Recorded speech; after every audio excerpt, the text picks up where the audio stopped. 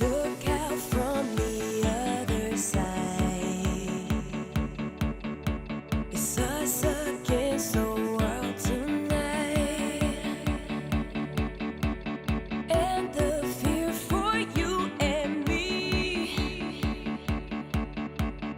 We can build eternity. This secret we're fighting, we're hurting, don't be afraid. This secret we're bold, shining in the dark. When opposite worlds collide, you know there's nothing but space between us. We will crash under the burning sky. Only when opposite worlds collide. Cut the tightrope we walk on. Watched us falling for so long. We both know it's not too late. Without you, there's no other way. This secret we're fighting, we're hurting, don't be afraid. This secret we're gold, shining in the dark. When opposite worlds collide, you know there's nothing but space between us. We will crash under the burning sky. Only when opposite worlds collide.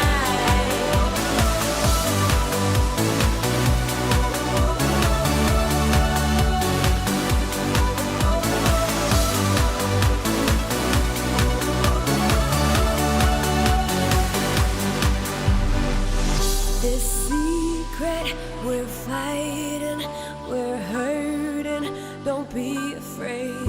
This secret we're gold, shining in the dark. When opposite worlds collide, we know there's nothing but space between us. We will crash under the burning sky. Only when opposite worlds collide. When opposite worlds collide, we know there's nothing but space between us. We will crash under the burning sky. Only when opposite worlds collide.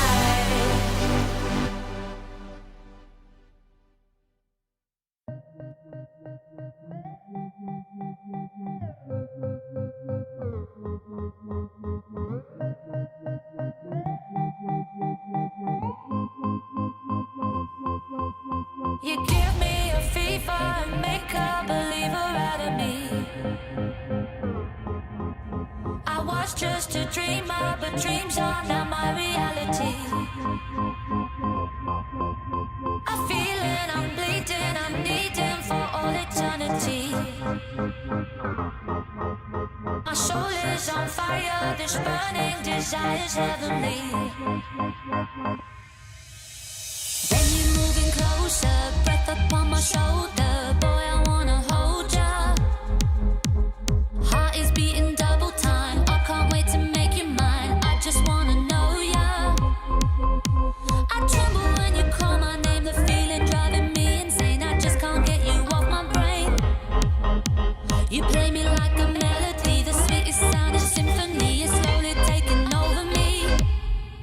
I feel the bassline dripping down my spine. I feel it getting closer. Don't want this to be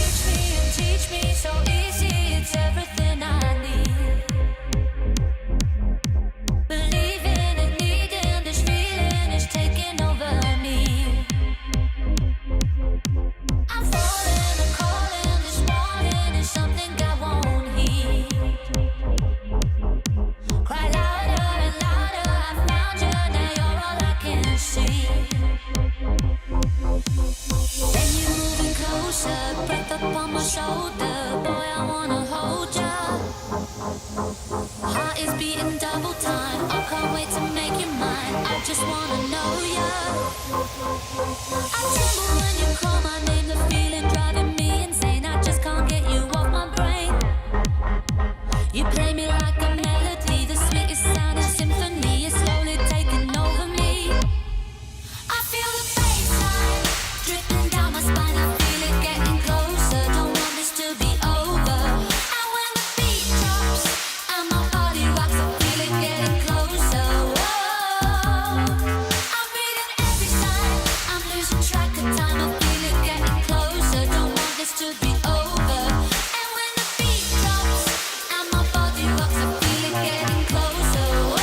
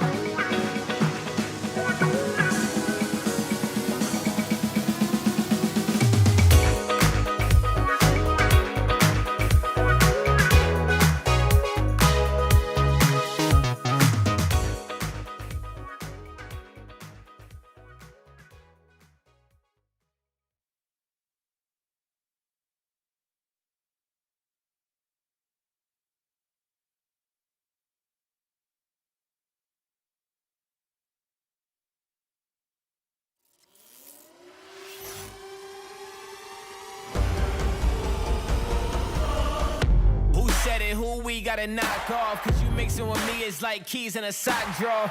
I'm on target like 30 from half court. Your 15 minutes of fame for more than a half short. Going off stage with down, eating that end light, coming back on, but that's a side stick on the wrong opponent, but it does not matter. Hideaway! Are you kidding me? Hideaway!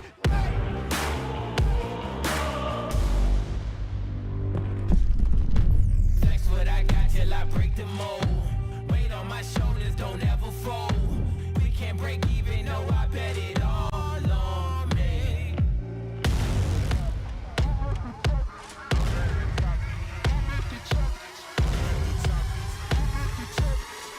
the top and that's where I'ma stay. Still in the orange. There's the GC sign sync. It's instantly punished from Hughes, and he is your two-time Brawlhalla 1v1 world champion.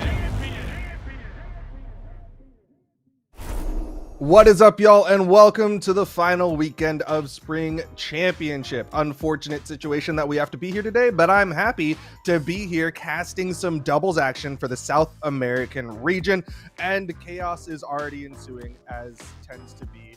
I'm Duke, joined with me is none other than Sparky. Sparky, did you look at the bracket yet? I have looked at the bracket over there on Challenger mode. I believe if you're watching on Twitch television right now, you can type !bracket in chat. That will give you, the viewer, a link to it. And we're dealing with group stages, so that's something new for me here on Challenger mode. Is there anything in particular you wanted to direct me to on the bracket? Yeah, so on the bracket that I'm seeing right now, Kaina Lores lost 2-3 to Kaido and Taif. Did we ever figure out how to pronounce his name? Had an amazing performance in the singles space for South America.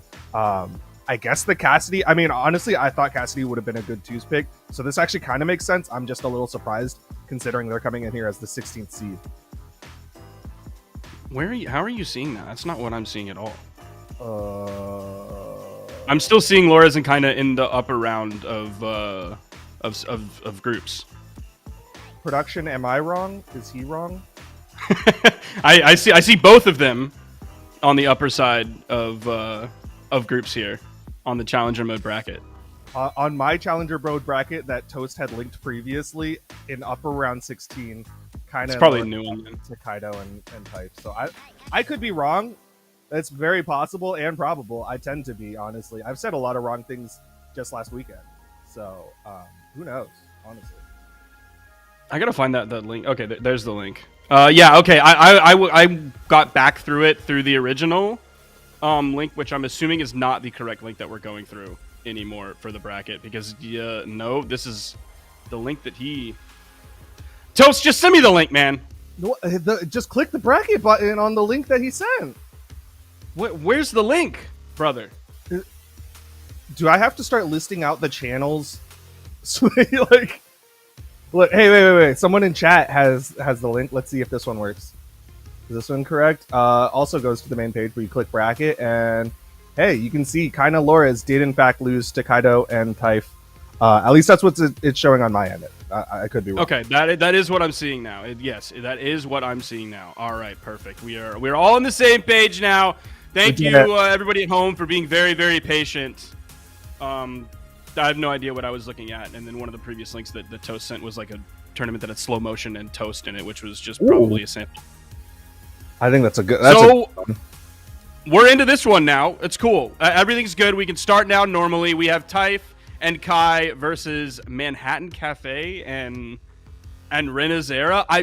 One of my favorite things is when players from other regions have like North American sounding names. Like my favorite name of all time is Hollywood Chillin', which is an EU player from back in the day.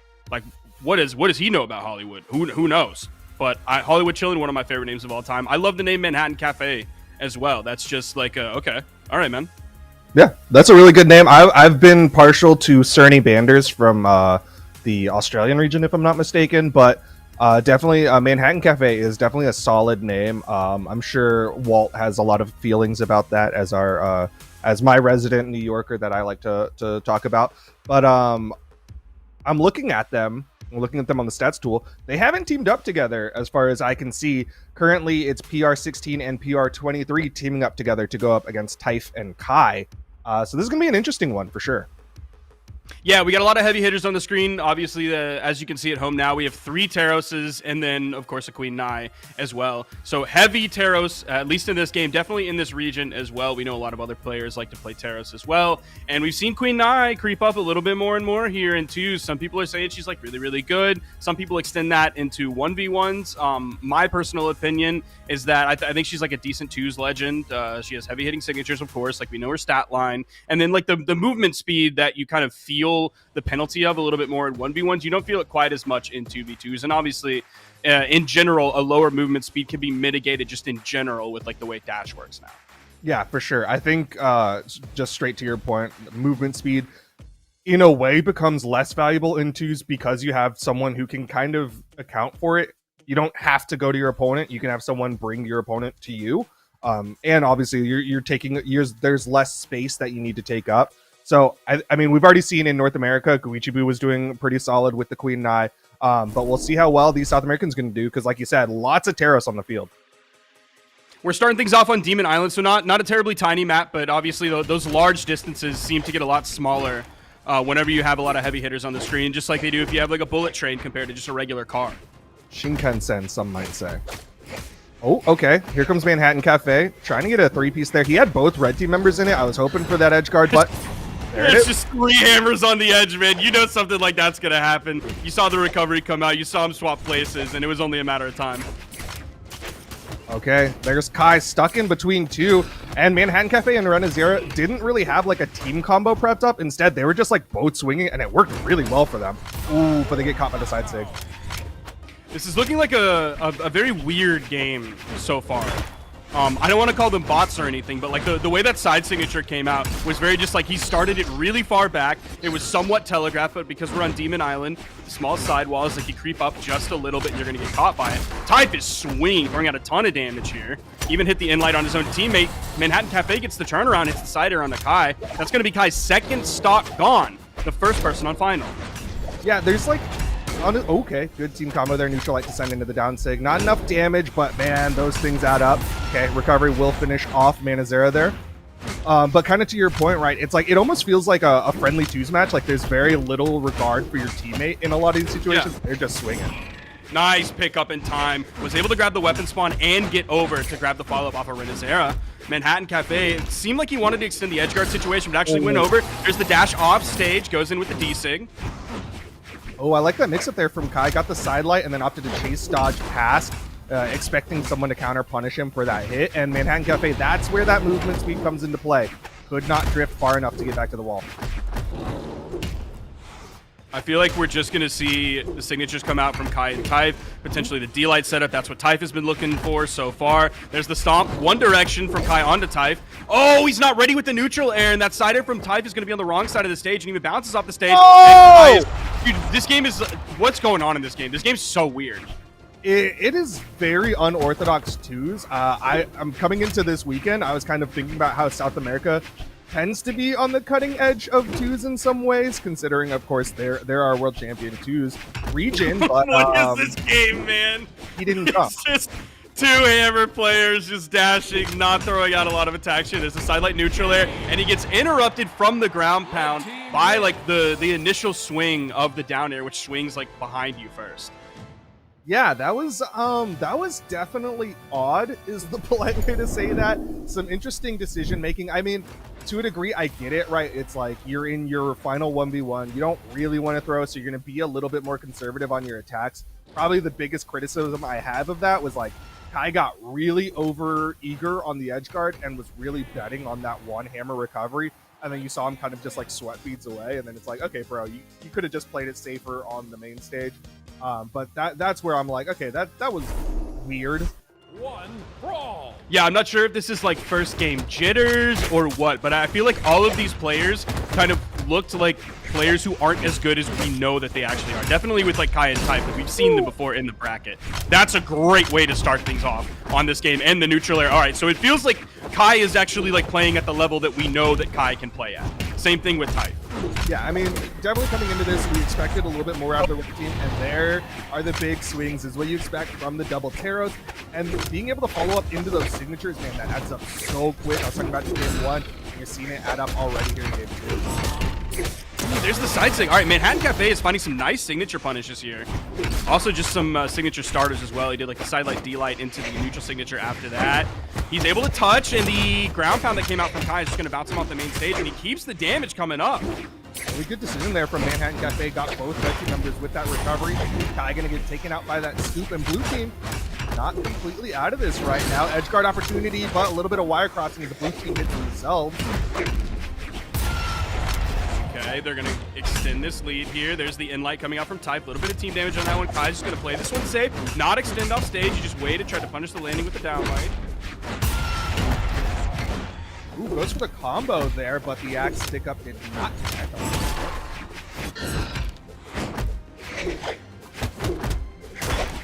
Oh, nice side air, bouncing off the sidewall. That's going to be it for Type stock. Manhattan Cafe, I feel like a lot. I've been mostly looking at Manhattan Cafe on this blue team. I need to look a little bit more at Renazera, but it seems like so far Manhattan Cafe has been doing most of the work here on this blue team. I kind of agree with that. Manhattan Cafe is definitely getting the bigger hits in. Like, you're seeing a lot of those pitchers come through. Right now, getting a little caught out by... Oh, no! Banair's gonna do it? Victory. So I thought he wasn't going to get the KO because he didn't have the recovery. Like, he had already burned that option, so that wasn't going to be a KO option for him there. But the neutral air that high up on a high-strength legend, like against a legend that has, like, solid defense as well. It's not like you're hitting someone who's, like, 3 defense or anything like that. Still was enough to KO on the unarmed kid. Yeah, that is wild to me. Like you were saying, not having that recovery, you saw him sweat beads, and I was like, okay, yeah, throw out the nair. Get that extra damage, make it a little bit safer. You're not going to get threatened on your way back to the stage. But the fact that KO'd, and then he comes down, hits a haymaker on that was Renazera, who was like in orange. I don't usually recognize that 9 strength hitting as hard as it does, but it is definitely hitting hard right now. Yeah, seeing an unarmed KO off the top on a light attack in the air is extremely rare here. Kai looking for the juggle game, though, and Manhattan Cafe has actually turned things around. He almost got the gravity cancel neutral signature. That might have been a KO, and the Cafe is over on the right side. That side air hitting Type is still going to let him get back over on the main stage. What is happening to the red team? It just ran off! Well, he tried to save Type there. Type was sweat beating. Nice pick up there with the gravity cancel down heavy. Kai really wanted to help out Type, although I think they just didn't know how they wanted to help each other, so neither of them. And then Type fell, but Kai managed to make the most out of it. That ended up being a 2-1. Kai's still somehow living here, despite being extremely damaged. Gonna hit the D-Sig, even from the middle of the stage. That's gonna KO. Type is just gonna float around in the air. Doesn't want to take too much damage here, being on second stock. Punish the. Oh my gosh! How do you get? Okay, man, you're there. You're gonna get that after full charging the D-Sig, attempting to punish Manhattan Cafe, and you just get lucky enough to get Ren in the timing.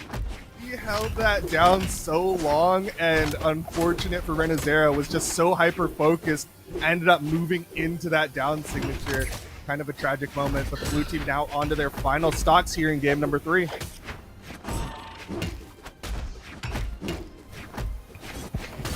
Okay, that'll be one. The neutral signature. With all of the big signatures that Manhattan Cafe has been throwing out, I feel like the amount of team damage he's been throwing out has been next to none. There's going to be a KO on Renazera. Likely clean up here. Type didn't have the timing on the side sig off of the D-Light side air. What is... This game is so weird. I don't know what is going on with these players. First set on stream goofiness, I guess. Little bit of spaghetti, but you know what? It works out. Like trying to be on the optimist in this situation, right? Like in that situation, and he was like, "Okay, opponent's gonna chase dodge up. Might as well try to make sure he doesn't get that wall touch accidentally. So just grab pounds on top of it." It was a weird situation, but you know what? Like, red team still cleaned it up. It's okay. You don't see the mess on the table anymore, right? So if Kai and Typh were playing like that against Manhattan Cafe and Renazera, dude, what happened in the kind of Lores game? I mean, it went to game. What possibly could have happened there? Looking at okay, so we have the set. No, never mind. I was trying to see if we could see like, who won game 1 versus 2, 3, 4, as that progresses. But that doesn't show up on Challenger mode for me right now. So yeah, definitely a very interesting start here to the tournament here in South America. It's spring doubles. We had to delay it a week, and some of that goofiness follows us from one week to another. So we're going to be moving on to our next set here. It's going to be more familiar names that we're used to, and then some that we're really not as used to here. We're going to have Sack and Reaper. Those are going to be the main names that we know all the time from this region in 2v2s for South America. And then on the other side, we have Kay and Kaiser. They're going to be coming into this one seed 21, so relatively low. It definitely, if we're looking at like Sack and Reaper, who are coming in seed 4, but they beat Mac and Vicina. Yeah, okay. Their team name is Mac and Vec, and I was confused by that. It's going to be Mac and Vicina, of course, from South America at seed 5, and they also won a game 5 set against them. So we're getting a lot of upsets here in South America this year for the Spring Championship doubles. I can't hear you. I think you're, I don't know if your gain is cooked or what's going on. We're going to be going to a short break real quick while we figure this out. We will be right back with our next set of Reaper and Sack versus Kay and Kaiser here in just a few moments. Bear with us and we'll see you soon.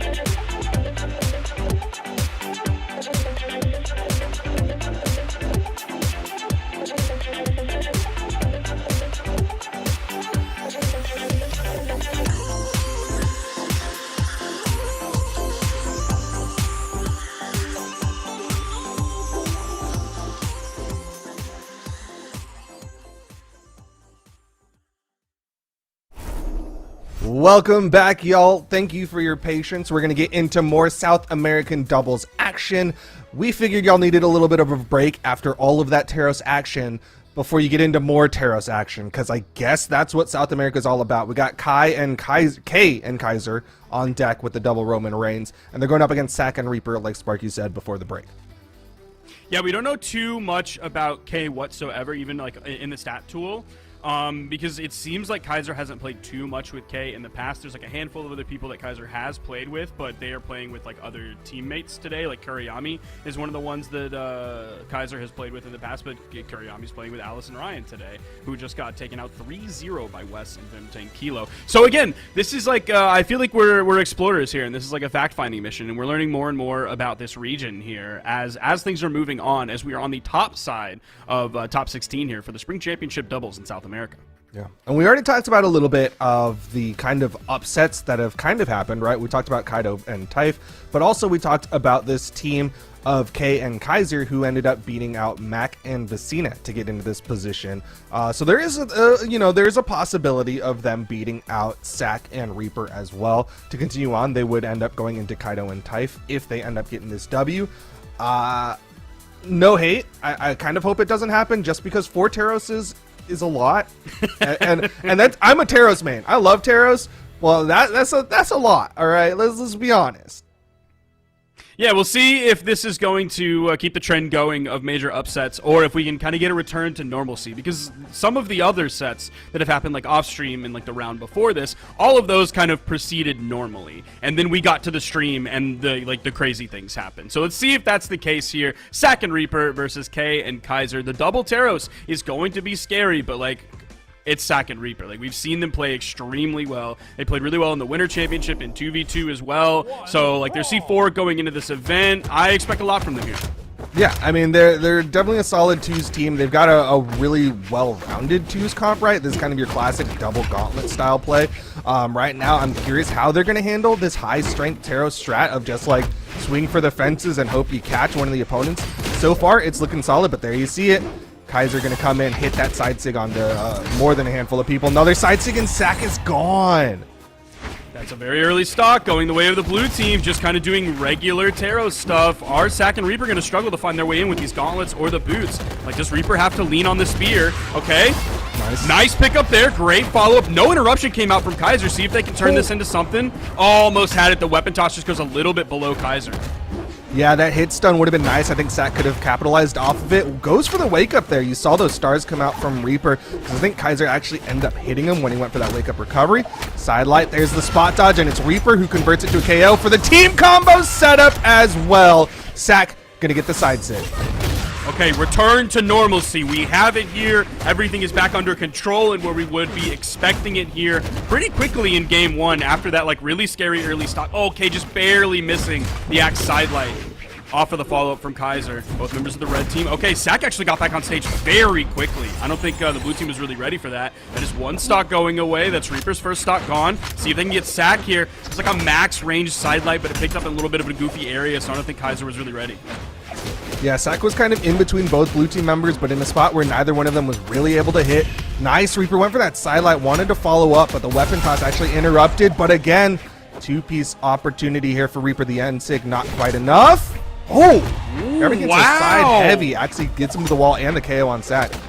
And that was like pretty solid coverage, covering a large amount of the area coming up from Reaper and Sack. Like, Reaper threw out the spear down air, which covered a lot, and then Sack kind of covered the wall area. But still, K was able to get through that. Unfortunately, K ends up losing final stock. Now it's Kaiser in the 1v2, hoping to get that little, maybe that was a bait there, because you saw the recovery come out right after that whiff GC Insig. Combo opportunity. Okay, keeps it going to the left, but the side sig actually launches left. Reaper was definitely expecting the pass back. You saw that down sig. A little bit of a bump there. Oh, Kaiser, okay! Okay, gets the stock off of Reaper. Putting on final, Sack's just gonna run away, respecting Kaiser's ability to get the stock here now that Sack's in orange.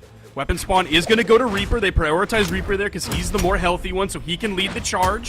Weapon toss, Harpoon gets the hit, and that is going to be game 1 going the way of red team. But Kaiser was showing some real comeback potential there in the 1v2. Yeah, that was a solid start for Kaiser and K. Obviously, we talked about that big side sig that really opened things up. It kind of, like, not to over distill what happened, but if they avoid the team combos, I think Kaiser and K actually have some potential here, because when they're kind of left to their own devices and they're just putting out those big hitboxes and big damage, it looks like they're W. So that game, if we do a little bit of a damage breakdown between Kaiser and K, it was K doing most of the damage that game, 425 compared to Kaiser's 249. Most of the damage from Kaiser was done on Axe, where most of the damage from K was done on Hammer. Definitely, like, the more serious moments of that game that were in blue team's favor were definitely, particularly on K's Hammer. Just the position switch opportunities, the ability, like the beautiful GC Insig that was a whip into the recovery as, like, I think the Sack that pushed off stage. That was just like some really good situational awareness and mastery of the weapon. Well, here we are into game number 2, Western Air Temple. Once again, high ceiling, closer walls, and you're going to see a lot more horizontal attacks at the very least. Okay, with the big side air, first stock again going the way of the double Taros. That is very impressive. They've been able to do that both games now. They ended up losing last game, of course, but still fighting first stock here. Very Nice impressive, pickup. but Reaper, he's just ready for it. He's ready for the follow-up right after Sack gets a hit.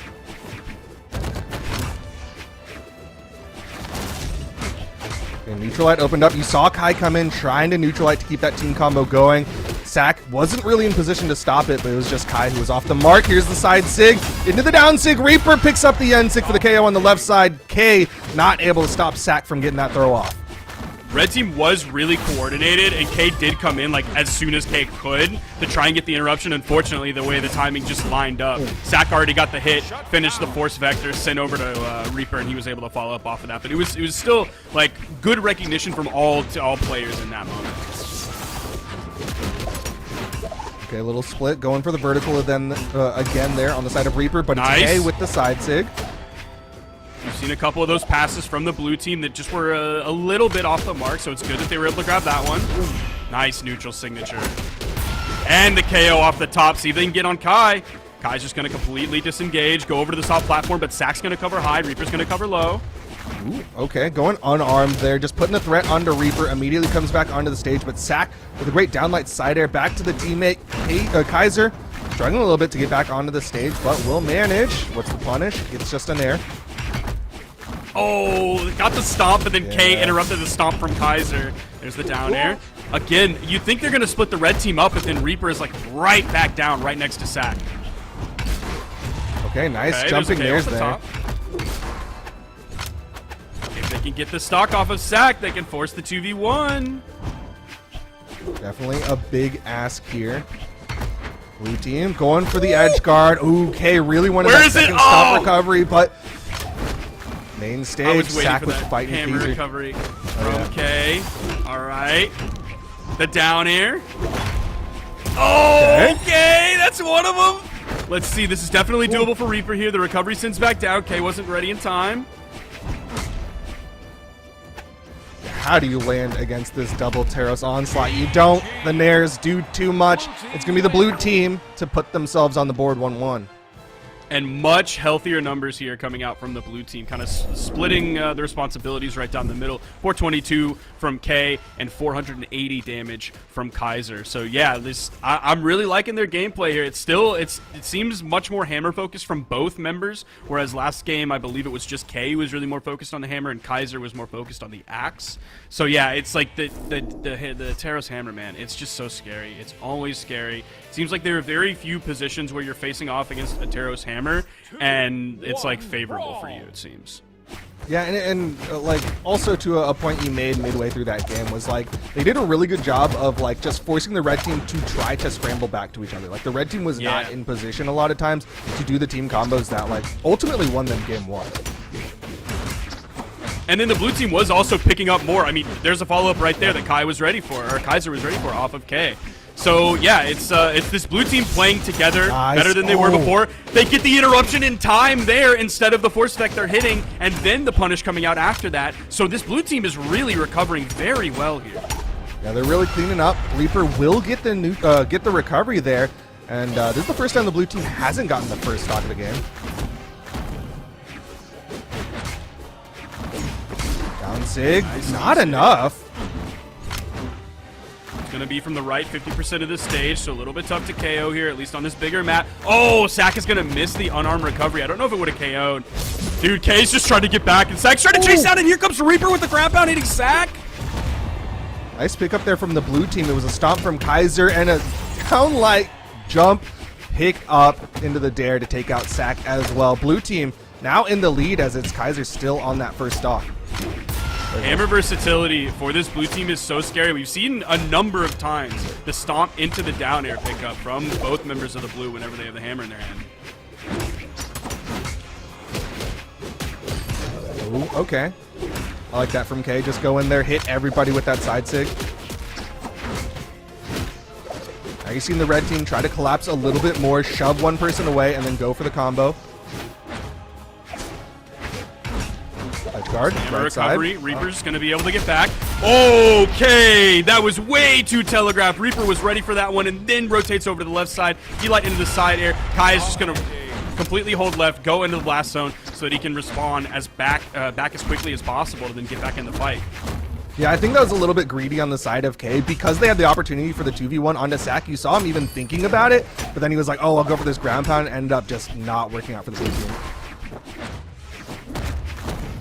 Okay, edge guard again. Reaper putting that threat out, but it's going to be Sack. Again! His teammate. This time it's the opposite. Last time it was Reaper hitting Sack. Now it's Sack hitting Reaper. Both with the gauntlet ground pound. That's so tough.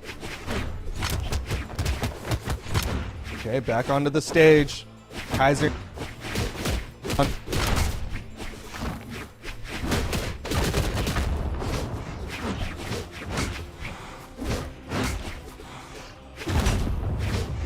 Blue team a little bit more damage. You can see them not wanting to get too greedy there. Nice, got them both into the recovery. Not enough though. Oh, the neutral air also not enough. Goes for the insig. I thought that was like perfect like downlight into neutral air territory. Oh, it K. Oh, what are you doing? Yeah, Just I don't the think hammer sidelight was the sidelight. answer. Oh, Okay, made up for it. Trade. Okay. K here to relieve the Reaper. pressure. Didn't want to get too close. Reaper! Dodges again. He's three. Oh, Can he get up? He lands! okay. Oh my gosh. I didn't know if that inlight was gonna be enough to get the KO there guaranteed. So I'm glad the other member of the blue team was there to hit the unarmed recovery. Oh my goodness. Dude, South America's different today. You delay the tournament by a week and it's just, I don't know what happens in this region, man. The whole meta shifts every week, and apparently we're at the weird side of it where everything is just different and confusing to my North American brain. But you know what? Right now the blue team is on the cusp of an upset. They're up 2-1, potentially gonna take out Sack and Reaper. Which again would be a massive upset, a gigantic upset for both of these two extremely well-known players. See if we can see a little bit more Boots gameplay coming out from Sack this game. What did he do on the Boots last game? He actually did more on the Boots last game. 255 compared to 149 on the Gauntlets. Oh, what a weapon toss there from K. Down sig from Reaper, still not enough to finish off K. Yeah, to your point about Sack's boots, he was doing a really good job of getting those downlight side airs. Unfortunate that they didn't quite lead into KOs too often, but it is Kaiser who falls first here. K is going to fall shortly after. Tried to do the gravity cancel side heavy to use absolutely everything to get over to the wall, and then whoever was the red team member there wasn't able to punish it in time. I believe that was Reaper. Did ultimately get the stock in the long run. K a little bit off the mark there, but man, K, That's it. like, it was definitely Kaiser in the first game doing most of the work, but last game, dude, K did 713 damage. So definitely doing big work. Oh, this could be Ooh, really that's bad huge. for the blue team. Okay, and a side air from Reaper puts Kaiser down to his final stock. This is definitely looking like a game 5, unless the blue team clutches up huge. Alright, they'll get their first stock, denying the 6 stock. Reaper looking for some more recoveries. Might think about trying to take out K here. Nice bounce pass off the wall. Uh-oh. Combo. Oh. Okay. Was able to get away in time. Didn't have a lot of damage, so it didn't send him very far or very quickly while he was still in stun time. So red team wasn't able to fully capitalize on it. Oh, just a little bit too high with the neutral signature. I think Sack was like kind of falling as he hit that side air, just not quite the normal spot, but he reads the dodge, goes for a down air, and Kaiser's going to turn that one around. Kaiser will fall. It's all left to K in the 1v2. Like I said earlier, definitely game 5 territory. Yeah, this one's going to be really difficult. It's 3 stocks to 1. Every time K misses, you got to be worried about a punish coming in. There are double gauntlets on Reaper and Sack, so DI potential coming in here if they're able to like form up, which they haven't been able to do so far. K's been all over the stage. Haven't really given them an area to get the regroup. Even that was just a single hit. There's the D-Light into the nair, but Reaper wasn't ready. Reaper wasn't ready! Just slightly off the mark, but Sack gonna just dip down, hit that ground pound, and we got our game 5. And bro, this is just qualifiers for the top 16. Oh wait, no, top 8. This is qualifiers for the top 8, and they're scrapping here to get to game 5. Yeah, what were the seeds again of this? Yeah, it's like seed 21, which is like that's wild. Seed 21 against seed 4 here, and we're going to a game 5. Like this is showing me like this is where like the Kaido and Typh game against Manhattan Cafe and Renazera is like weird, right? Because like we saw the way Kaido and Typh played, and like okay, y'all beat Loras and Kaina playing like this, but then like now on the other side of things, we're seeing Kay and Kaiser and seeing like, oh, okay, this is why it went to game 5 against Mac and Vecina. Like I'm seeing something juicy here. Yeah, I really like how they're playing the double Taros, because it's like no hate to the earlier set, but it's not just like hit and hope that a big Sig connects. Instead, like they're playing just really solid Taros game, and they're doing a really good job in the 2 space of just like separating the red team, picking them apart, winning out in their positions. Nice combo. Sat gets in there, and K gonna stop that toss over, as Reaper likely would have converted that into a lot of damage on the Kaiser. Side Sig not gonna hit. One thing I like to see from Sack so far is we've been seeing him like turn around his side airs quite a bit on the boots so that he can like send it back to his teammate, but also there are times where he's like, okay, I'm actually going to take the lead here because my teammate is not ready to capitalize off of this, so I'm going to do the side air in this original direction that we were going, sending over into the blast zone. Definitely a hard call to make in that moment, but Reaper making the right calls here. Gets the double onto both Kaiser and K. Combo goes for the side light there. I think that likely should have been a neutral light, but maybe just a little misinput. Oh, K's really slow off of that, especially with the D-Sig. Like the bounce came, and then it seemed like K decided to go in with the D-Sig after the red team member was like way above. Nice. Okay, you got to get in there. Ooh. K went for like a hard punish. You saw that side Sig come out, but he was just a little too far, and it didn't come fast enough. Kaiser took a little more damage than I think he would have wanted. Still, red team pushing this lead further. Nice down air to pass towards Reaper. Reaper's going to just add on more damage with the recovery. Down Sig from Kaiser. Nice. And a side Sig from K. That's the follow-up that we needed. It felt like K, for a while there, for like maybe 30 seconds to a minute, it just like kept going that like K was a little bit too late. Even though it seemed like K was right there and ready, the response or the punish or the counter punish just came a little bit too late. But now K's back on board. Oh, unfortunate though, as K does get launched far. You can see K has a lot of damage, so every time he gets launched, it's going to be a team combo opportunity onto Kaiser, and red team fully knows it. You can see the way they're hunting towards Kaiser. They're going to just take him out. Go for the power play here. Ground pound. Kaiser's in a lot of trouble. He can't make it. It's all left to K in the 1v2.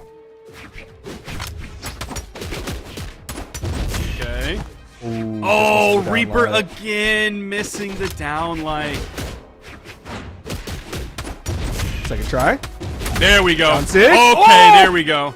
Weapon toss Weapon goes just toss. a little bit too low, but it doesn't matter, and that is a 4-stock for Sack and Reaper here in Game 5. Congratulations to K and Kaiser for pushing it that far, but you see the domination in Game 4. In Game 5, it was a 4-stock for this red team. Sack and Reaper really showing their team coordination when K and Kaiser like started to fall apart. They were doing great in some of the previous games, but it seemed like their timing was just off that game. They really weren't ready to follow up every single time or like interrupt what was happening to their teammate, and like Sack and Reaper were on. You saw even when the D-Light was dropped by Reaper, the second time he was ready. Yeah, it really felt like the red team found that tiny gap in the blue team's play and just kept pushing it, right? They found that small moment where K's just not able to interrupt in time and use that to build up a bigger damage deficit between the two of them and then just really take out Kaiser. Really well done from the red team. That is going to put them into the top 8 to go up against Kaido and Typh, but we still got to figure out who they're going up against as we continue on in the bracket. We got Wes and Vim 10 Kilo, and this is RTG and Tavares. And then lower down, we got Lopez and Hughes to go up against Kant and Power.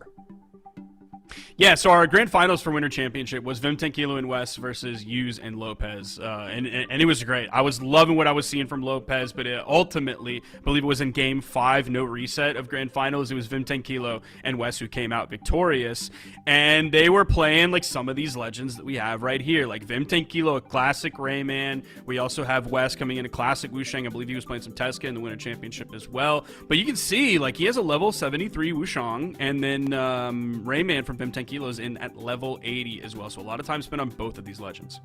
Yeah, and it's worth noting that Vim 10 Kilo currently sporting his Monarchy title. He's running that King title because he is, in fact, the Winter Champion, Winter Royale champion, as he is our current King.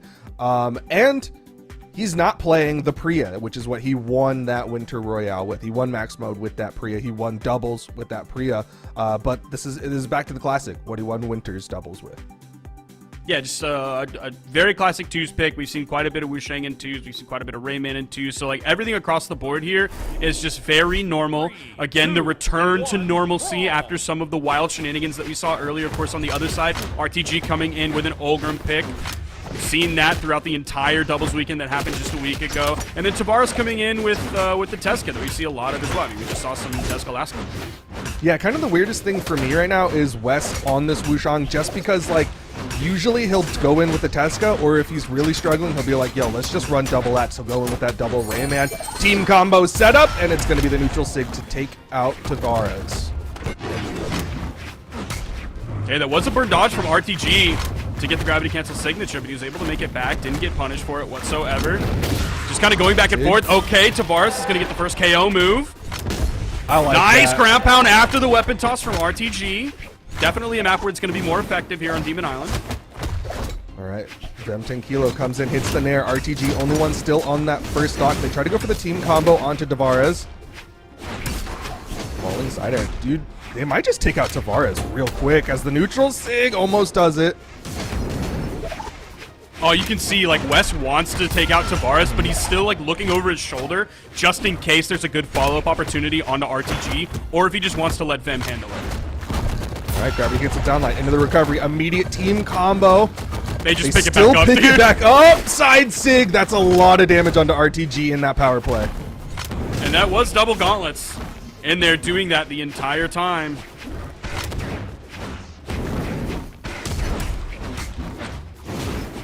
Okay. Good avoidance there from RTG. Avoids that follow-up side air. Could have been a knockout tool. Tavares target swapping, gets to the recovery, and that's going to be a double for the blue team. They have a stock lead, but once again, Tavares, man, if he gets taken out, this is going to be really bad for the blue team.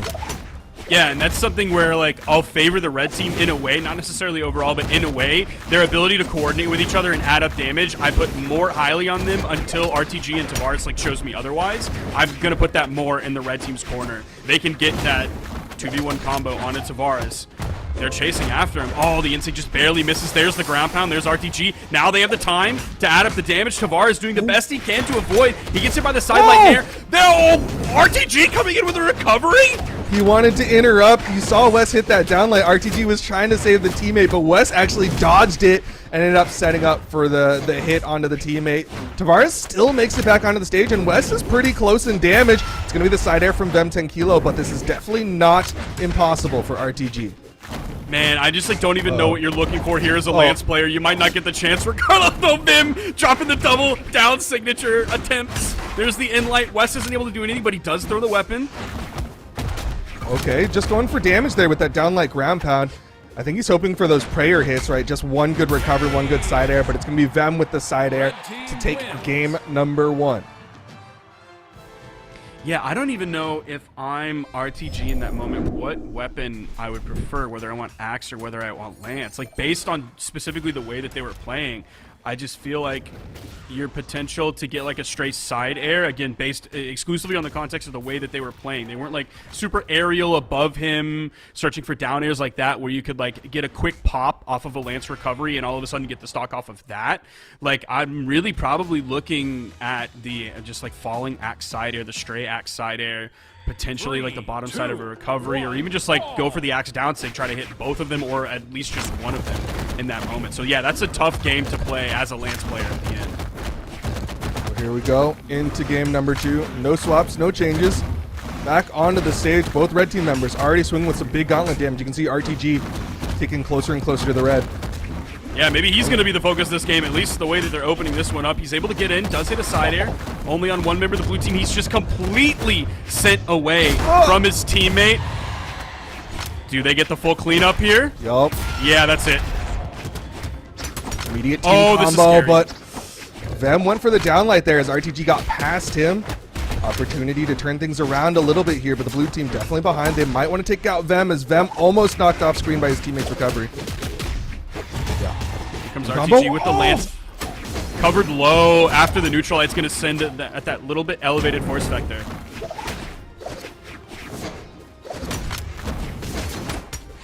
Right, nice movement there from West, just getting in, breaking things up.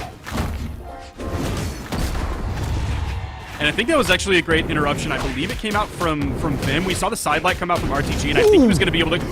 Okay, almost gets the attempt at carrying off to the side. That ground pound, that's going to be RTG's stock. Weapon toss goes high. Oh, nice dodge down, but he gets caught on the landing by Vim Tenkilo with the accent light. And the weapon toss to guarantee it. No time for the reaction from Tavares. They're down to their final stocks here. Vem and West just looking healthier and healthier. From West onto RTG, the turnaround, a little bit of team damage coming out from Vim. He's able to land. There's the sidelight into the neutral air. Oh. Almost had the perfect angle on it. What a sick combo attempt. Almost had it. You're seeing Scary immediate for edge Tavares. guard. Dude, if we were on like a map with a pillar, that was a stock loss there potentially from Vim 10 Kilo, but the side air actually ended up helping. They're gonna clean this one up. He goes for the D-line and the turnaround grab back. All right, Vim. All right, man. And the stage spike off the bottom. Like, all right, guys. What? You know, they had enough of a lead that they could play around, but Yes. you know, that gravity cancel down like ground pound, that was an odd decision to say the very least. They're going back to the same map. Instead, it's going to be Tavares with the swap over to the Terros, hoping double axe will help them stop the rundown that's happening from West and Vem 10 Kilo. We have the RTG and Tavares here from the 2v2 Theory clan. Never seen that one before, at least hasn't registered in my brain here. So now I'm going to be remembering that. And what do they say about plans? It's like plans never survive like first contact with the enemy. Oh, I was thinking of like everyone's got a game plan until they get punched in the face. Was the Yeah, literally, the it's phrase? the same thing. Yeah, Okay, same exact meaning. Dude, Tavares just got completely juggled by Vem. Like, he's locking in an Axe Legend, and Vem is like, yeah, brother, it does not matter. He's like, the problem wasn't the legend, man.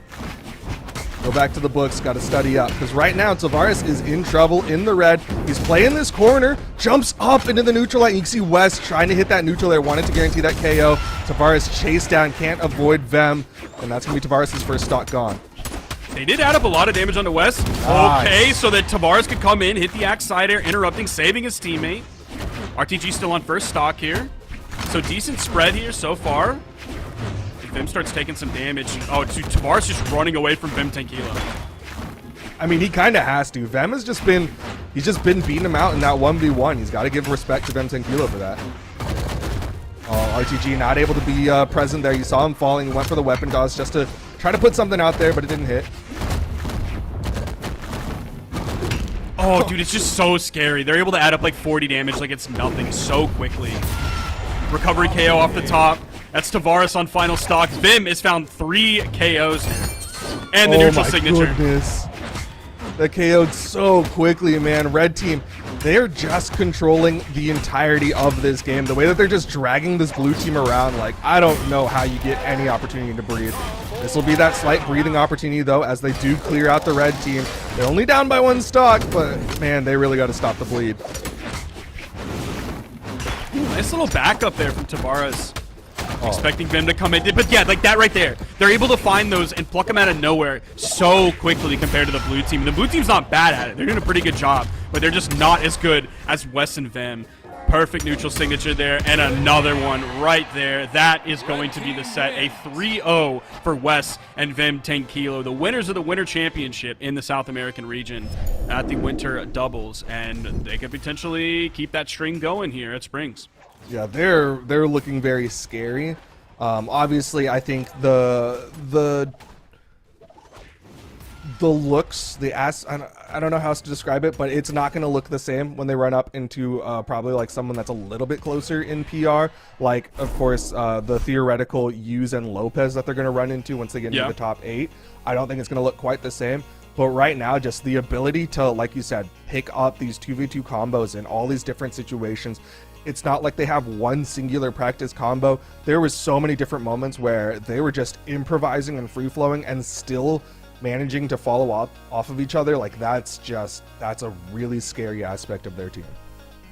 Yeah, it feels like in any given moment, they know more or less like how much time they have to fit a combo in, and they have something like already queued up for that length of time. Like they don't have to go like, okay, we're gonna do a 10 hit every single time, and we're gonna try and get as far through that 10 hit combo as we can. They're like, okay, this is a 4 hit. The window before we get interrupted, this is a 4 hit. I know exactly what 4 hits I'm going for. Oh, this next one, this is a 6 hit. It's different than the 4 hit. It's not just the 4 hit plus 2 more hits. We know exactly what we want to do here. So it seems like they have all of these different practiced instances, and it's also second nature that they're just able to grab it. They don't have to think about it. It doesn't have to be like the perfect setup where they have the 2v1 and nothing else is there that's going to interrupt them in the meantime. Like it's all so practiced, and it's also disciplined, and they know exactly what they can get away with more or less in an extremely chaotic environment. It's very impressive. It is very impressive. They are going to continue on, and it looks like we're getting ready for our next match. Unless production comes into our ears and says, hey, we got to take a short little break. We've been burning through the South American region, and we got to get a little bit of a breather in so that y'all can get your channel points and whatnot. So of course we're gonna take a short break. When we come back, we'll be bringing you that matchup of Yuz and Lopez versus Kant and his teammate Power.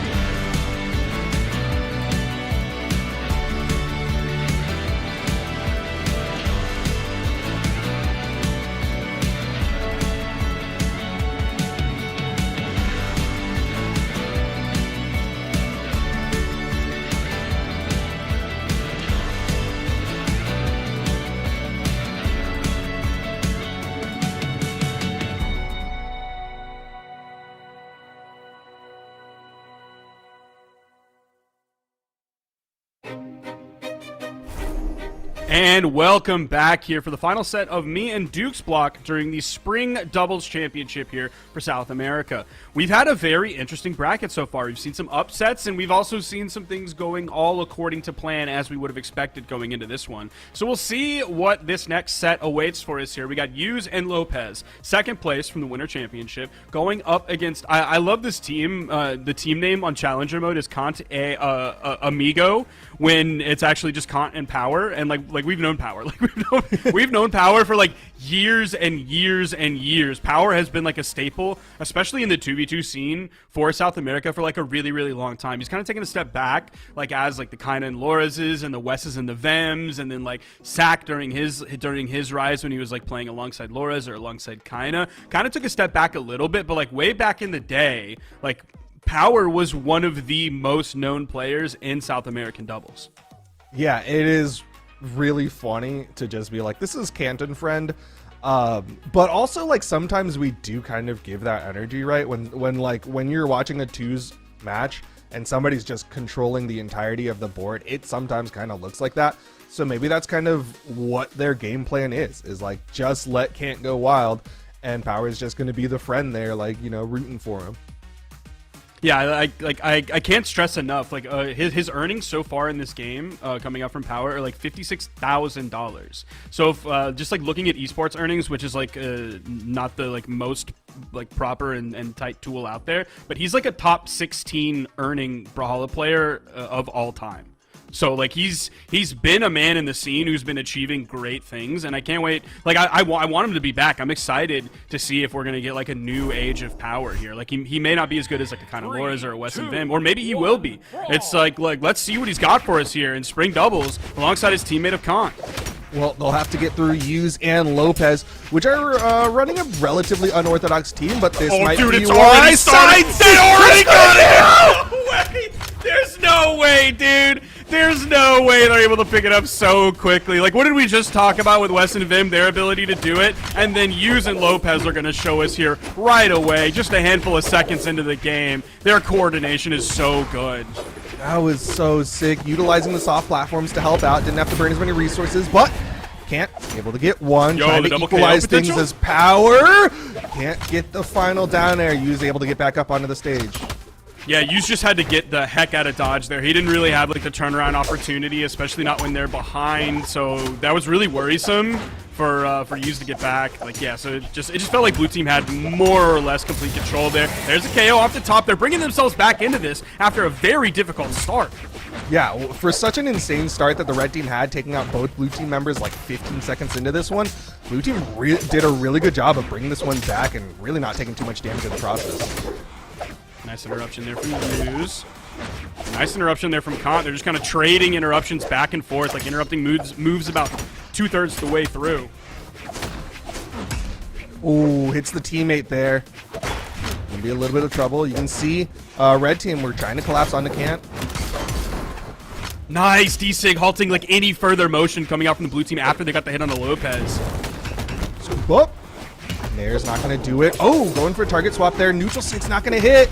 Weapon nice toss to weapon save toss Power. for the save. Fantastic work. Oh, and the target swap.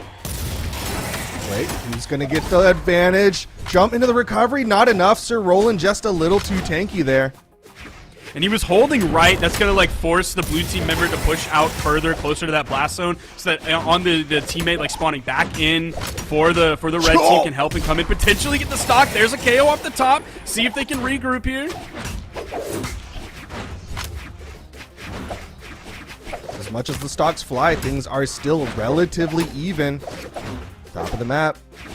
Can't trying to get that turnaround onto Lopez.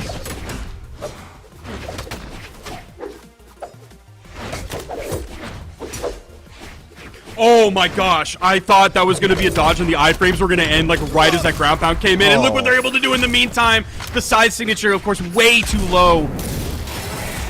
Oh, but they get the stock advantage. They get used now onto the final stock here against both blue team members.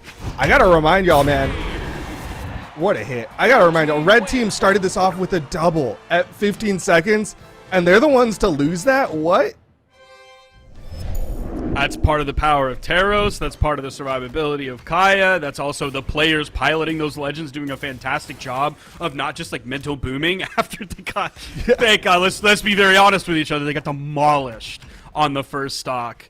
The coordination that the red team had then, like, it extended throughout the rest of the game, but they were never able to capture that moment again. Of course, like, you can't. It's so hard to rely on that moment again. And so the blue team just being able to get a grip and keep things, like, at least under control. Maybe not fully in their control, but at least under control and not letting it snowball.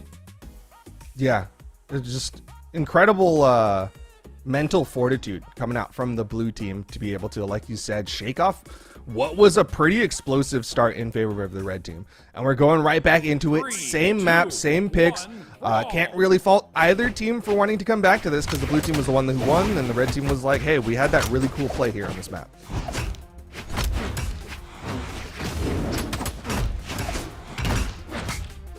Oh, picking up 3 people with the sidelight into the neutral air on that Axe of Khan. Goes down, tries to go for that ground pound there. Use, trying to hit everybody. The signature on the left side from Power. Lopez able to hit that recovery so we can chase dodge back towards the stage. It's crazy that the side air from Power's spear almost got the KO onto Lopez, especially from a low strength legend such as Kyle. Ooh, okay. I like that. Nice. Goes into the side air. Right side, you can see Kant trying to get that edge guard. Lopez catches out the recovery, and he's going to get the first stock off of the blue team. Oh, recovery's into Power's recovery. A little bit of awkward movement there. Ooh, okay. Neutral air KO off the top. Oh, the attempt was there again from Kant.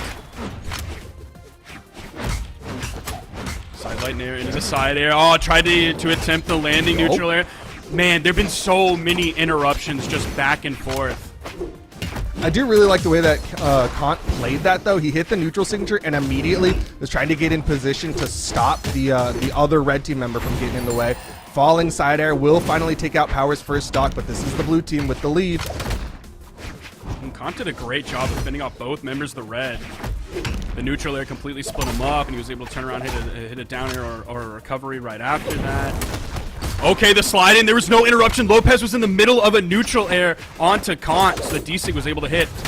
Ooh, okay. Side Sigs past, ends up hitting Kant. Kant down to his final Oh, stock. he's ready for that one, Ooh. dude. You can't be telegraphing your ground pound as a spear player like that, not against someone like Lopez. I don't know, man. With how little damage he has, I think he can get away with 1 or 2 greedy ground pounds like that. It's definitely not going to like be the make or break there. Yeah, for sure. But I know Lopez was ready right there to punish that right in the middle. He hopped over the D-Sig? Excuse me?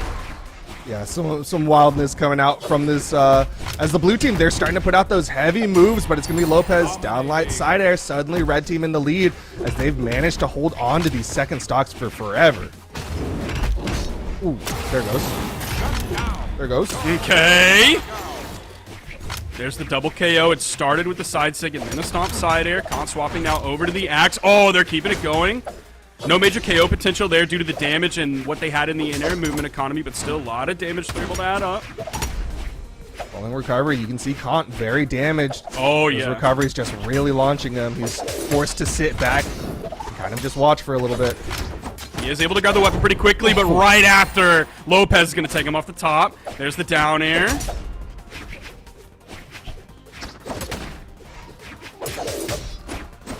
Oh, Lopez not able to land down. You saw that side light come out. Likely what it's going to be a falling side air. Won't matter. Use with the side air of his own. We'll tie things up 1-1.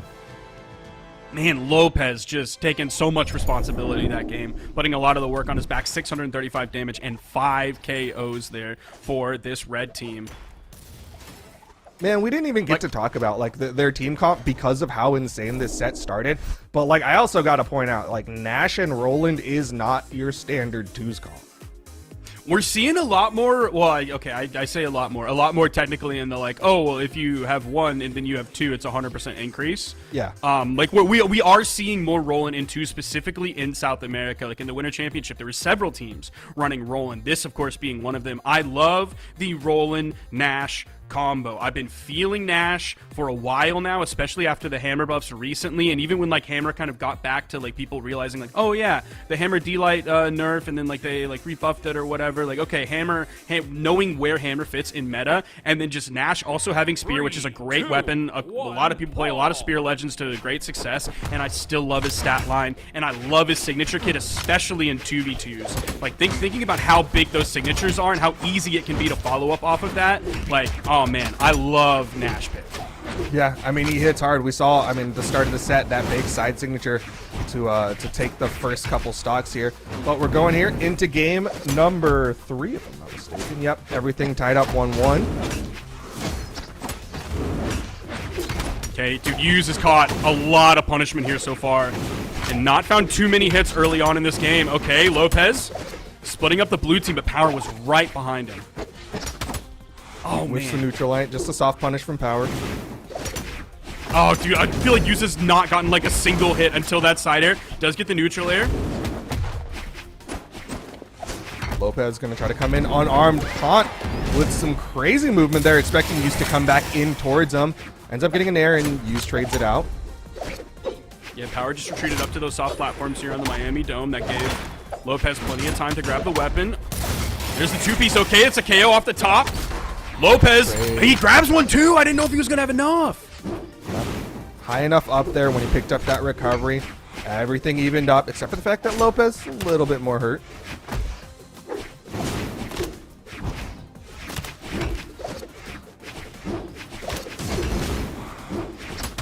You can see a lot more like fighting for positions. Like they're just getting to the outside and going for like one hits instead of like really setting up for those big combos or like trying to get those big swings in. Yeah, it seems like neither team is really able to organize here just because of how disruptive like the other team is. There's a stomp side air. Goes all the way on the left side. Still not enough to KO. That's one of the reasons people are playing Roland now. There's the D-light into the side air. No follow-up there from Lopez. He eats a down sig in the middle of the stage from Power. Blue team really forcing the split here onto the red team, making sure that they can't stay close to each other. Lopez still holding on to that stock, but it might just desync here. Lopez was looking for the KO there. Unfortunately, he picked up the stomp on the left side. It would have been sending right for the stomp side air. So he wanted to get the KO, so he went for a non-true follow-up with the turnaround neutral signature, trying to catch a dodge so that he could actually confirm the KO. He wasn't able to get it. Ooh. Big swing attempt there with the side sig on the side of Lopez. It's the ground pound. Here's a team combo opportunity and the down sig from Hughes. Do they finish up here? Oh, I thought we were going to see the ground pound. No, he wanted to go in with a more precise dare because he knew that Hughes could follow up right after him in case he got through the dare. They're going to need another team combo, though. Hughes starting to fall apart here, getting very close to KO percentage.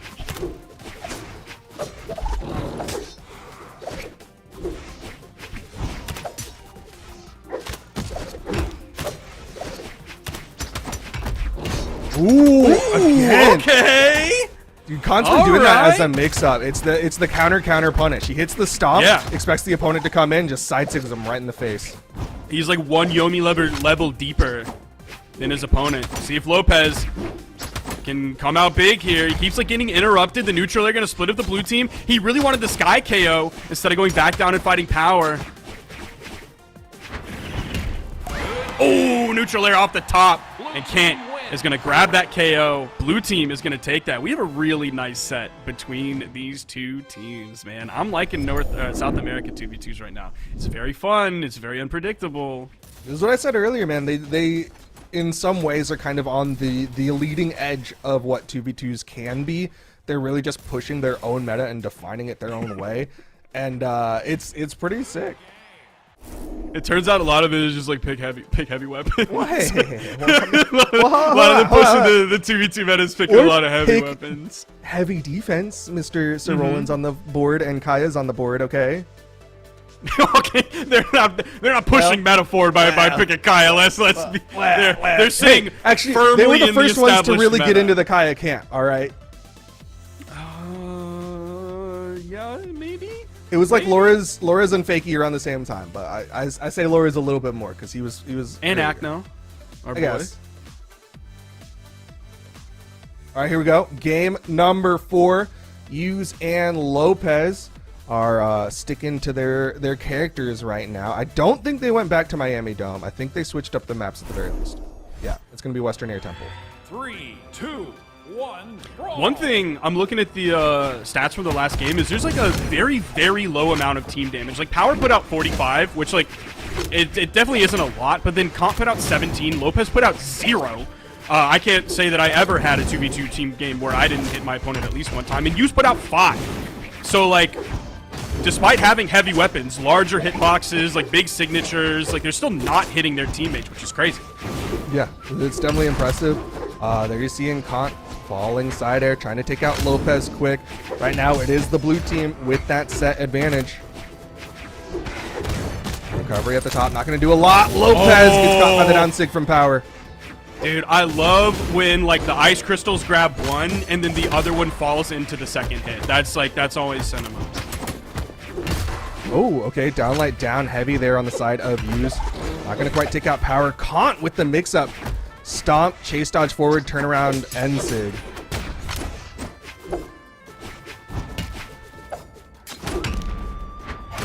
Oh, one of each.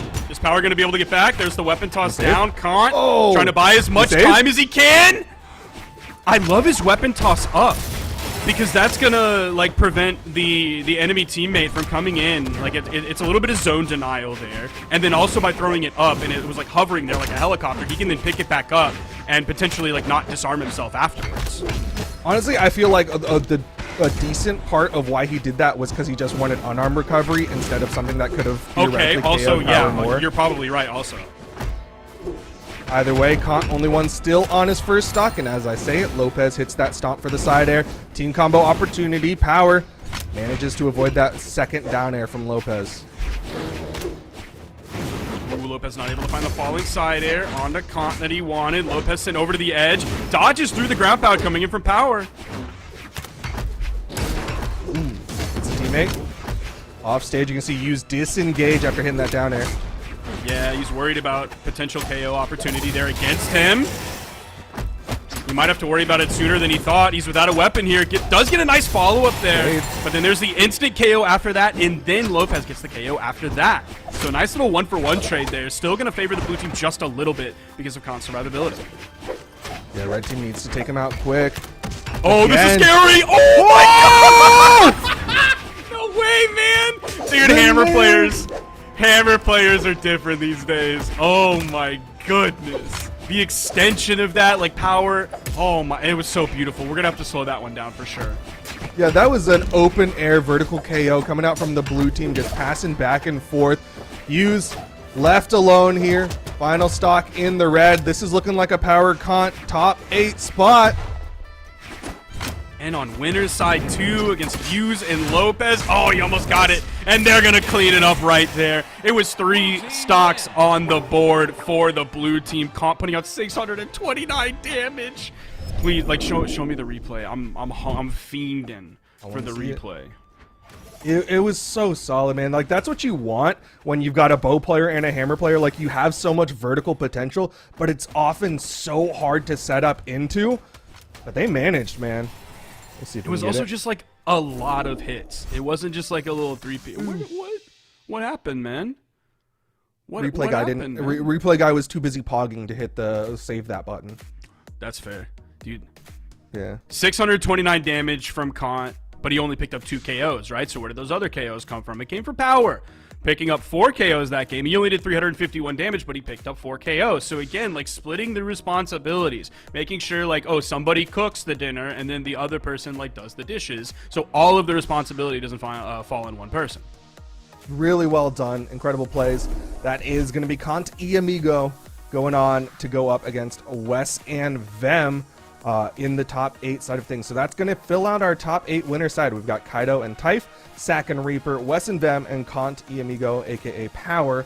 On the elimination side of things, still has to figure out who's going to be making it through that lower bracket. So that is going to be it for our block here. We'll be sending it to a break. We're going to get some new commentators in here, and we're going to be watching the rest of the South American Spring Doubles Championship. We'll be right back after this short break.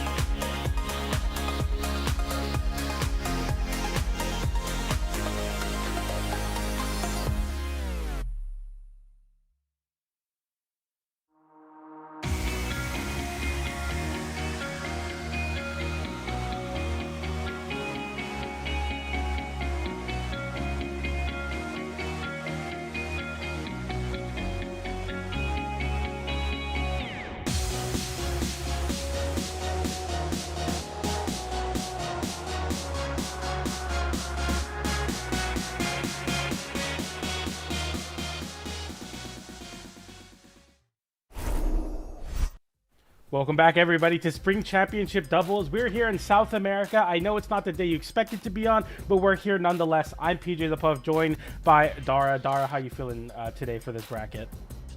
I'm excited. I'm looking forward to it. I'm a little bit upset that we did not have the pleasure of casting this last weekend, but that's why we have this great queue coming up, my friends. So I'm looking forward to it. I'm excited about it.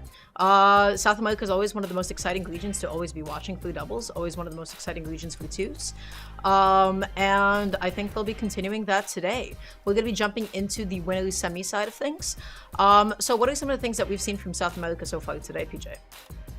We've seen a lot of Teros, and that's kind of like the motif of twos in general. I mean, Axe is really popular. We got two Axe players here. We got two Teros players here, Type Kai versus Sack and Reaper.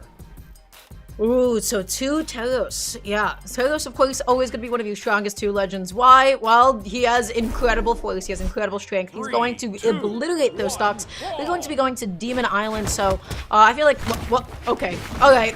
Already opening off with a bit of friendly fire, that's okay. Oh my gosh, Reaper already setting up with an edge guard. Sack following up as well. Kaito, can you make it back on? That's a lot of damage dealt onto Kaito from the get-go. Yeah, very important for the blue team that are both playing very string-heavy weapons and legends in general. They need to have the conversions online, and we see that already with Reaper getting that end sig. Immediately getting reversal by Kaito, though, as Kaito gets that nair. And a side sig off the end light from Tai for the red team to strike first. Wonderfully done. Now Reaper just off stage for a moment here. They're just going to go ahead and focus on the Sack for a second, try to get some extra damage. Oh, and the end sig to be able to close that out. Nicely done. And a two-piece to close it out with the recovery. Yeah, Reaper and Sack, they're positioning themselves very well. Yeah, I have to say, right now, blue team, their combos are coming out on top. That's exactly what you want to see for the blue team playing versus the Teros. The signature kits for the blue team are perfect for kind of leading into each other, getting those very strong team combos, or sometimes even hitting your own teammate. That side signature is going to hit his own teammate, but the blue team take a little bit of punishment for that. Reaper getting disarmed, gets hit, scooped with the down air, and now the blue team look worse for wear for sure. Yeah, Kaito just threatening with that D-Light, looking for the KO confirm, but oh my god, almost getting the ground pound. That could have been a crazy vertical combo. I think Sack was positioned for like another recovery as well as something. Kaito not going to be able to get the GC D-Light. Sack picking up both of them with the recovery on his way back onto the stage. That's going to be one stock gone. Sack looking for a way to land. The ground pound hitbox does it. Tries to go through the reversal. Reaper able to get the edge guard. That sequence was amazing. Yeah, that D-Light gets the ground pound absolutely clutch, but the red team just come back with a force. I mean, Sack getting hit with that side air, losing the stock immediately. The difficulty versus the Teros, double Teros, is no matter how big of a lead you have, the red team can steal it away in an instant, but that side air will lead to the blue team getting that stock lead back. Kaito fighting back with this axe, goes for a big side stick, but now the blue team have a chance, but nice interception from Type interrupting that team combo. Getting the recovery, Type and Kaito right now just winning the individual 1v1s, able to get that D-Sig as well, nicely done. And now Reaper just looking for any way to make it back onto the stage, but against two Teroses, I feel like that's a lot to ask for. Okay. Yeah, he's going to have to play some crazy gauntlet gameplay right now, and it might be off the back of some red team damage, but it doesn't matter because Type gets the end light, and the red team are confidently weapon-starving Reaper now. Reaper, I mean, greatest comeback of all time. I say that a lot, but it's really going to take a lot for him to do this. Okay, able to get the side light. D-Light goes for the fully charged ground pound. It didn't get Kaito. If the ground pound connected onto Kaito, that could have been huge. You know, I gotta say, Kaito and Type, they've been stepping on each other's toes a little bit here. They've not been able to cover each other's space too well. Reaper able to swap them away. It's so scary because the recovery will hit. Spear so good at isolating the 1v1s, but the red team get a little bit of damage onto Reaper, and Reaper holding onto this wall for dear life, rising with the siders, can get a pogo now, doesn't swing. Such discipline from Reaper, knowing that he has a chance to win this game and steal the game away for his teammate. We'll see it here though, but the red team get a big axe conversion. This is slipping away slowly for Reaper. Yeah, especially now left without a weapon against two axes. I have no idea how you land. Oh, the team damage! He gets the side six! Reaper with an opportunity. He has to close out the edge guard. Kaito can't make it back. The red team throw it all away with the team damage. Reaper steals the game. It's just game one, but tragedy. Oh, he stole the game. Red team. He stole the game. That wasn't okay. I mean, you know what? Congratulations. Oh my goodness. Great job, but the amount of friendly fire, the amount of capitalizations that he was able to get off of, you know, the team combos that the red team started up for him, you know what? He kind of had that game handed to him on a silver platter. He worked really hard. He worked really hard getting back onto the stage and getting out of disadvantage. So I have to give him some credit there. But red team, guys, I don't know. I don't know. That was tough. That was tough. That was a lot of friendly fire. That was a lot of damage that they dealt onto one another. And ultimately, blue team won the game because of it. Because of that fatal mistake at the end. So we're going to get right back to Demon Island here. We'll see how this ends up going. But man, red team? PJ, what happened? I mean, it was subtle foreshadowing meme format right there of you saying they're stepping on each other's toes a lot. It could be very bad into immediately hitting your own teammate, KOing your own teammate, and then the game going south. And now the blue team momentum swing in a big way. They get a double KO onto the side of Sack, and the blue team look unstoppable off of that stolen game.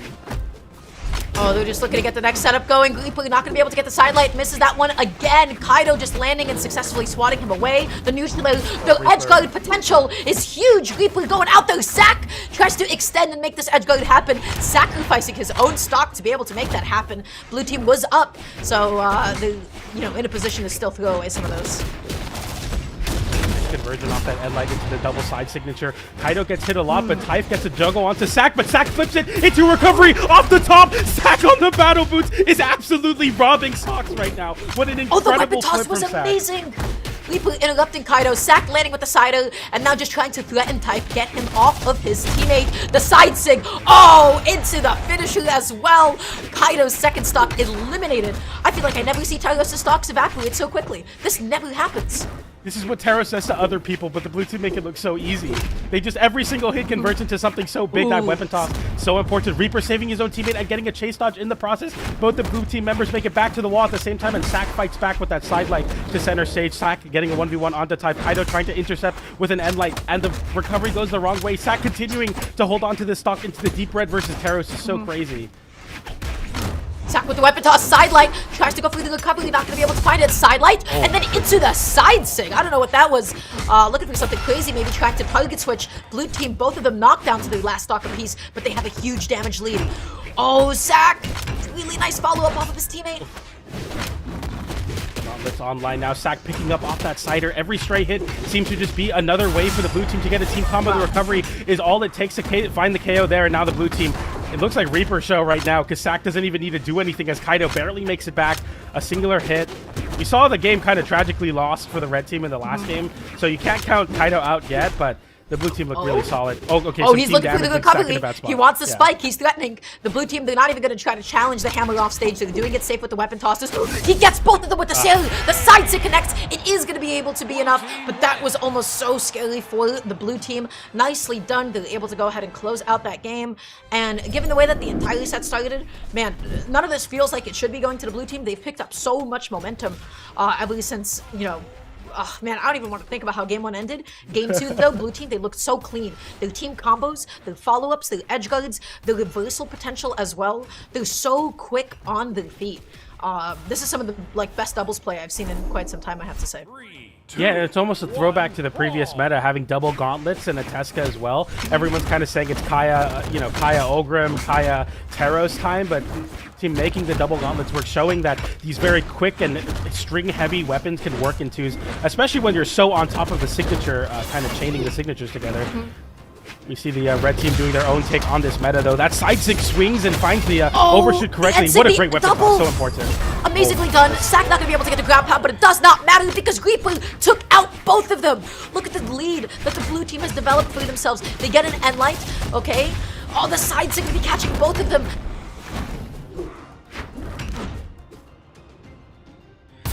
Reaper's saving his teammate.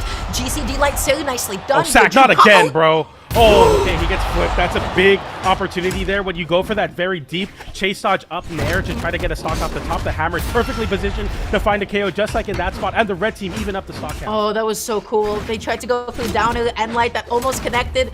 That's okay.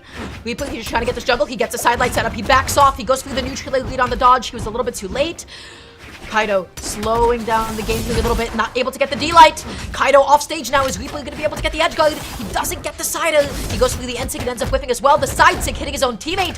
Typh off stage. Is he going to be able to make it back on? Wow. Sack going to be dropping his GC D-Light ground pound, gets his dodge back, makes it back on, but that was a bit of a misplay. Big opportunity for the red team to try to seize some control of this match, but as I say that, Reaper getting a sidelight into recovery on the gauntlets, gets the KO onto Kaido. Typh now fighting off the wall, looking to get a reversal or something going here, because you're the only person on the red team with your second stock. You want to play that aggression. Kaido lands back down with an unarmed nair, but it's nothing leading to anything crazy, and the blue team get a big opportunity. Oh, Okay. but he ends up hitting Sack in the process with the D-Sig. A little bit unfortunate. Blue team members getting caught stacked. The weapon toss didn't hit anybody. Reaper using the momentum from the sail to make it back on, and he lives another day. The game is so even. Oh, what a big side air from Kaido to force Reaper back to the other side of the stage. Give himself time to get back to the stage. Typh now fighting back and going for a deep side to get punished with a downlight in the side air. And that's a big punish because now the blue team have a lead, but if Sack loses the stock, the 2v1 can ensue. The red team with an opportunity. The mismatch comes out. The power play attempt, the sidelight into side air. The power play cashes in. Can Sack make it back? No, he cannot. Now the red team with an opportunity to force game 4. He got caught in his jump. The weapon toss actually ends up interrupting minute, what are we Typh. doing? Reaper is going to be able to make it back on. He drops the mistimes it. He charges a little bit too long. Neutraler, not able to get the third neutraler. That is so much damage dealt onto Reaper, but we have seen him do this before. Can he do this again? I just got to pick up a weapon. You need to have something with range to interrupt that gauntlet. You got to make every time the gauntlets do anything be much more punishing. Pick up a weapon, please. Don't be unarmed. Yeah, thank you. We pick up an axe now. The sidelight into the nair comes out, or the nair just continues to juggle. But Reaper's been in this spot before. He knows what it takes. You just got to make the red team heat each other. Can you find it? This is so tricky for gauntlets because of all the multi hits. Reaper is now disarmed, off stage, left weaponless, eating the neutraler, and that is going to be red team. Typh and Kaido going to be taking game number 3, coming up 1-2 in the total game count at the moment. Wow, what a set. Yeah, that was really these games are getting really crazy, Dara. I mean, it's kind of hard to see who really has control of the lead of the match when, like, literally, not only are they hitting the other team with a lot of power, but they're hitting their own teammates. There's weird stock trades going out, so the red team forced game 4 in a big way. Yeah. Very important for them. I mean, it's just been, it's like literally the two schools of thought in the twos meta, the very string heavy signature chaining blue team versus I'm going to hit you 4 times and you're going to lose your stock. Really fun to see the you know, duality. Polar opposite. Duality, polar opposite, yeah. So what I think is really interesting about that game, I feel like red team has gotten a little bit better at interrupting some of the blue team's combos. The trouble before was I feel like, you know, they just weren't really in a position to. They were a little bit too far away, or they ended up getting caught stacked. That time around, though, we especially saw this at play in the 2v1 when red team was 2v1ing Reaper at the end. It can be so tricky, I think, especially for Gauntlet, to make those kinds of comebacks more than anything because it is a multi-hitting weapon. A lot of your most important moves, I'm thinking specifically Downer and Enlight, and even Cider, right? You get the 2 hits of it if you end up actually connecting it. Each one of those, if you end up hitting one of the members of the red team, because of the fact it is a multi-hit, it is just going to be active for so much longer. The other member is able to react easier and punish you. So I actually feel like Reaper might have preferred to have gone unarmed though, just so that you can get like the single hit siders and stuff, so that you can land with the downers a little bit safer. That being said, blue team, they did get caught in a lot of friendly fire with each other, right? We saw like that D-Sig unfortunately connect onto Sack that was from Reaper. We saw them hit each other quite a little bit. And so that was just giving Typh and Kai a lot of extra damage. They seem to really prefer playing and looking for like some of the more offstage cheese, like some of the hammer and sig attempts. We saw some of like the hammer recovery attempts, and we didn't really see it pan out too much, but I'm curious to see if that is going to be something they carry into this next game. Yeah, I think that there's a lot to be desired, like you were talking about in that for sure. I think as you get into this next game, it's going to be a lot of onus on the red team to not let the game get out of control, because the blue team seem to be the kings of chaos so far. Every time the game gets really crazy and sloppy, the blue team are just so much better. That's just the nature of their team composition. We see some team damage there as Reaper gets sent low, and Sack now having to contend versus the double axe. A lot of damage swings onto Sack, but nice interruption from Reaper getting a double N-sig there onto the red team. Oh, Typh able to get the neutral, the chase dodge up, but it's still not going to be enough as he eats a fatal downer, beautifully spaced. Kaido now fighting this 1v1 briefly. Reaper able to catch him. Can he get that landing? The Sailor gets punished with a stop. Sailor nicely done. Oh, Kaido, he gets the recovery spike. That is where they have been consistently winning, but Sack making sure to punish him for it. If he's going to take out one of his own teammate stocks, he's going to find Kaido's as a payment. it's important there that you get those edge guards, you get that recovery on the hammer, but you immediately respect the other teammate. That's just the nature of doubles. It's you know, a very common hammer player thing to hover around the wall there, but you just can't afford the time there. And there, the red team finds some time to get a recovery onto Reaper, and KO very early. Sack loses his stock as well, and this is what happens when you allow double Taros to take an inch. They take a mile, they take your stocks. Now they have a stock lead apiece for both of the red team members. The blue team have so much work to do here, but it's so tough when the red team just pumps out so much damage for a neutral interaction. Nice downlight into recovery though. Great way for the blue team to get started on this comeback attempt. Down in, oh no, side light pickup, Kaido just gonna be dodging to safety. Able to get the side light again, no big follow-ups that time around. Reaper just gonna be tossing his weapon away, probably not wanting to double gauntlet with his teammate.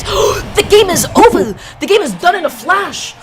Oh my god, it just evaporated, obliterated before them. I felt like they had a little bit more fight left in them, but wow, that was just amazing positioning from the red team. They set that up, they got it, they connected it. What was the finishing attack thing? What was that exactly? Side sig? It was a side sig on Taro's hammer, I think, right? Yeah. I see. I mean, man. Yeah, I mean, like, that was devastating. I don't know how they just like go into the next game after that. Like you lose in a, that's like a tragic way to lose. It's kind of just like a car crash. Everything just kind of happens in an instant and you lose the game. But the blue team are just so ready to get back into the next one, change onto a different Wushang skin, but it's nothing different. And we just get into game number 5 now. So quickly, it seemed like the blue team had all the momentum. It was impossible to beat them. And now the red team have an attempt to reverse 3-0 here. We'll see if they can do it in game number 5. I do still feel like blue team, they have a lot of fight left in them. We're going to Mos Eisley. I forgot exactly how to pronounce it. I don't know anything about Star Wars, but we're going to this game 5 right now. Let's see what we got. Sack already just gonna be patrolling the ground, able to get the neutral. Of course, no follow-ups off of rising neutrally like that. Kaido off stage for a second. Typh off stage is so scary with the hammer. Oh, a little bit of friendly fire, unfortunate for the blue team. Typh able to get an end light. Sack is off stage. Kaido just going to be opting to help his teammate, hopefully get a couple of extra hits on Reaper. This has been a very slow game so far. People are playing a little bit slower. They're slowing down. Yeah, the introduction of this middle soft platform definitely helps out the blue team in utilizing a lot of these dash jumps and looking to shark and whiff punish the red team. They find a big whiff there, goes for the nair into the side stick, doesn't connect. That's a big drop. That's potentially a KO. Now the red team will be able to rebuttal. Downlight into side air, gets interrupted by Type's downlight, and a signature gets interrupted by Sack's side air, and no one can get anything started on this smaller stage until Kaido gets a punish. He got the edge guard that he was looking for. He got the series. Sack going to be committing for the grab pound. Kaido instead going to be finding one of his own. Reaper and Sack, they normally back each other up, but Reaper was not able to find the counter quite yet. Oh, is what I would say. Kaido getting caught in the startup of his recovery. Amazing spacing. Reaper has just been so consistent in the offstage. Wow. Nice interruption there from the blue team to get a punish on that sidelight on the hammer. Nice big they got him stacked. Combo there. It's a 2-for-1 deal. That is huge. Type is off stage. Kaido is able to successfully land. The end light's able to come out. What is Reaper looking for? He's looking for the neutral pickup. Okay. The side light. The recovery coming out on his teammate. Oh no. Somehow that connection there onto Kaido gets a ground pound. Psych is going crazy on the Tesca right now. Looks for the downlight, but Reaper is able to cover the jump with the side air, and the blue team sees a stock lead, but it's never over till it is. Typh now in a 2v1 Sack going for the ground pound on the wall and gets reversal by a ground pound himself, and now the red team have an opportunity to 2v1 into Reaper, but Reaper fights back, gets hit with the side air. The reversals are the interruptions, the damage. Look at how much damage Reaper ended up eating on a second stock. The fully charged Ensig. If that was Reaper, that stock might have been gone. Sack a lot healthier though. Now Reaper is off stage, down there so deep. Sack is off stage on the second side. Typh going out there for another crazy ground pound. The end light connecting, recovery friendly fire. The Seri doesn't actually connect. Sack and Reaper are still hanging onto these stocks. Reaper, he is so deep into the red, but that's not enough. Reaper getting the downlight there off the wall, very important. Typh getting the end light to whiff punish it, and now the red team have a chance now. If you can KO Sack here, it could be all but over for them. Sack has to dodge through that, and now Reaper in a 2v1 on the centers of the stage. Sack getting back to the wall. That's very important. We hold on to the numbers, but this is tough. They still had the combo. They still had the follow-up. Amazingly done. The red team has been split up, but Sack, who are you hitting? The downlight comes out, interrupts the sideline, gets a ground pound there. The blue team with an opportunity to nair connects Kaido now. It all rests on his shoulders. Can he make this clutch? Sack having to play backwards, knowing that Reaper has less damage, tacked on 15 damage, gives an opportunity, but a recovery interrupts the recovery of Kaido, and the blue team are able to snowball that stock lead in the second stock and win game 5, denying the reverse 3-0.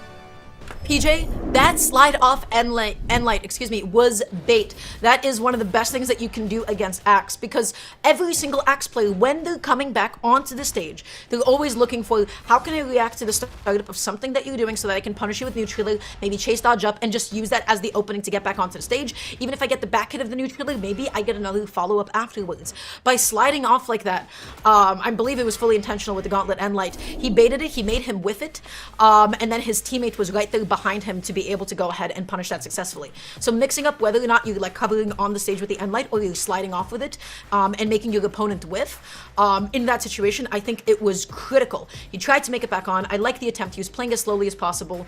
That comeback was definitely possible, especially with the Teros, especially with how deep the blue team was. But, you know, sliding off with an end light like that, baiting him to whiff the neutral, and then his teammate following up and punishing, that was optimal. That was such good play. So very nicely done to the blue team. They started off winning the first 2 games, lost the next 2, but then they were able to clutch it out in the game 5. Yeah, absolutely. Congratulations to them, making sure to prove that the double gauntlets meta is still strong in 2s. But I believe we're moving forward into our next set now. We got Wes and Vem Tankilo, one of the longest tenured 2s teams in South America, one of the most winning teams as well, getting second at max mode, and of course being your winter championship winners in South America, facing Kant and Power. Kant and Power are going to be adopting the Teros and the Kaya pick here into this. But I mean, Wes and Vem Tankilo are known for the double gauntlets, Rayman and Wushang. They look really, really strong here. That's right. So yeah, it's going to be interesting. We have the Kaya, we have the Wushang, as you mentioned, we have the Teros, we have the Rayman as well. I'm excited to see the Rayman from Vem Tankilo. Of course, one of my favorite legends in the game, I think. You just have like so much mobility. You have like such tricky movement. You have such difficult to punish signatures as well. So we'll see how Vem is going to be able to utilize that. But otherwise, we're seeing all the same weapons. The only new thing from last game to this one is now the addition of Bow into the mix. And I feel like Bow is such an interesting 2s weapon because Bow demands a lot of space for itself. It also catches, you know, stacked opponents quite well with like neutral, and then if you really space out the end light well, but you need a lot of space to get some of the big stuff going, especially with D-Light. So we'll see how Power is able to find that space for himself. Yeah, absolutely. It's going to be very important that the blue team play this team comp successfully. You have a lot of damage and defense between the 2 of you, but the red team, of course, introducing the double gauntlets here, saying we're going to interrupt the walling playstyle of the blue team and get some big damage going. And we see that already as Vem Tankilo is breaking through at that wall with this axe play. West going for the big ground pound there. A charged up down signature doesn't connect onto Kant. And the initial start for the red team where they look for those very early KOs hasn't been working out. This leads to the favor of the blue team now. With a big edge guard, the downer comes out. Very, very clean stuff. The spacing from Power was immaculate. Vem, how do you land here? Oh, and the answer is they just wanted to go ahead and focus onto Wes. Can't looking for the extension. Wasn't able to find it. The N-Sig is able to come out a little bit too close to center, so it wasn't able to actually spike. Ended up just sort of bouncing him on the stage instead. Oh, the D-Sig, really good interruption, very important. That could have spelled the end of Can't Stock, but it's still gonna disappear anyways. Now Vem tossing out the D-Sig. The D-Sig is bait. The teammate, Wes, was right there behind him, ready to cover. The side sig comes out. Power is still hanging on to the stock. Very narrowly here, and that's so important as the Kaya player, the red team getting a big extension there, and Kant is able to flip it with a recovery of his own. Vem Tankilo getting punished accordingly for the insane aggression. West potentially losing his stock here in this ground pound. Yes, he does. Power finds the ground pound, but West getting in there. He gets met with another ground pound immediately. Power with a big, once again, Bow edge guard on the Kaya to make something happen and find that KO. Yeah, Power has been incredible on the edge guarding. These are 2 phenomenal edge guarding weapons, but West with the interruption, able to get the recovery. Vem, no end light pickup. I like the stops from Kant just to make sure that his teammate is not going to be there to punish him. He gets the same stage spike as well. So important that he started and stopped his combo so he didn't get punished from them. Could be a big upset, and it's a big start for the blue team here. They have a stock lead of these, and we saw how long it took to find a KO onto Power. He gets a punish on that down tick from West, and Vem Tankilo stuck on the wall here isn't really that active. Can't get much to help his teammate versus Power. Power gets a sider onto West, and all eyes on Power. Okay, that's a KO onto Kant. That's a big opportunity for the red team with the mismatch, but Power avoids most of the damage, and never mind, the ground pound. That's a big D-Sig. If Power doesn't make it back, okay, I lied. That's a big swing for the red team. Oh, but look at the 2v1 Vem. Not in a position to connect the Sailor. Should have been the Dale instead, but that is still going to be Wes's last stock gone.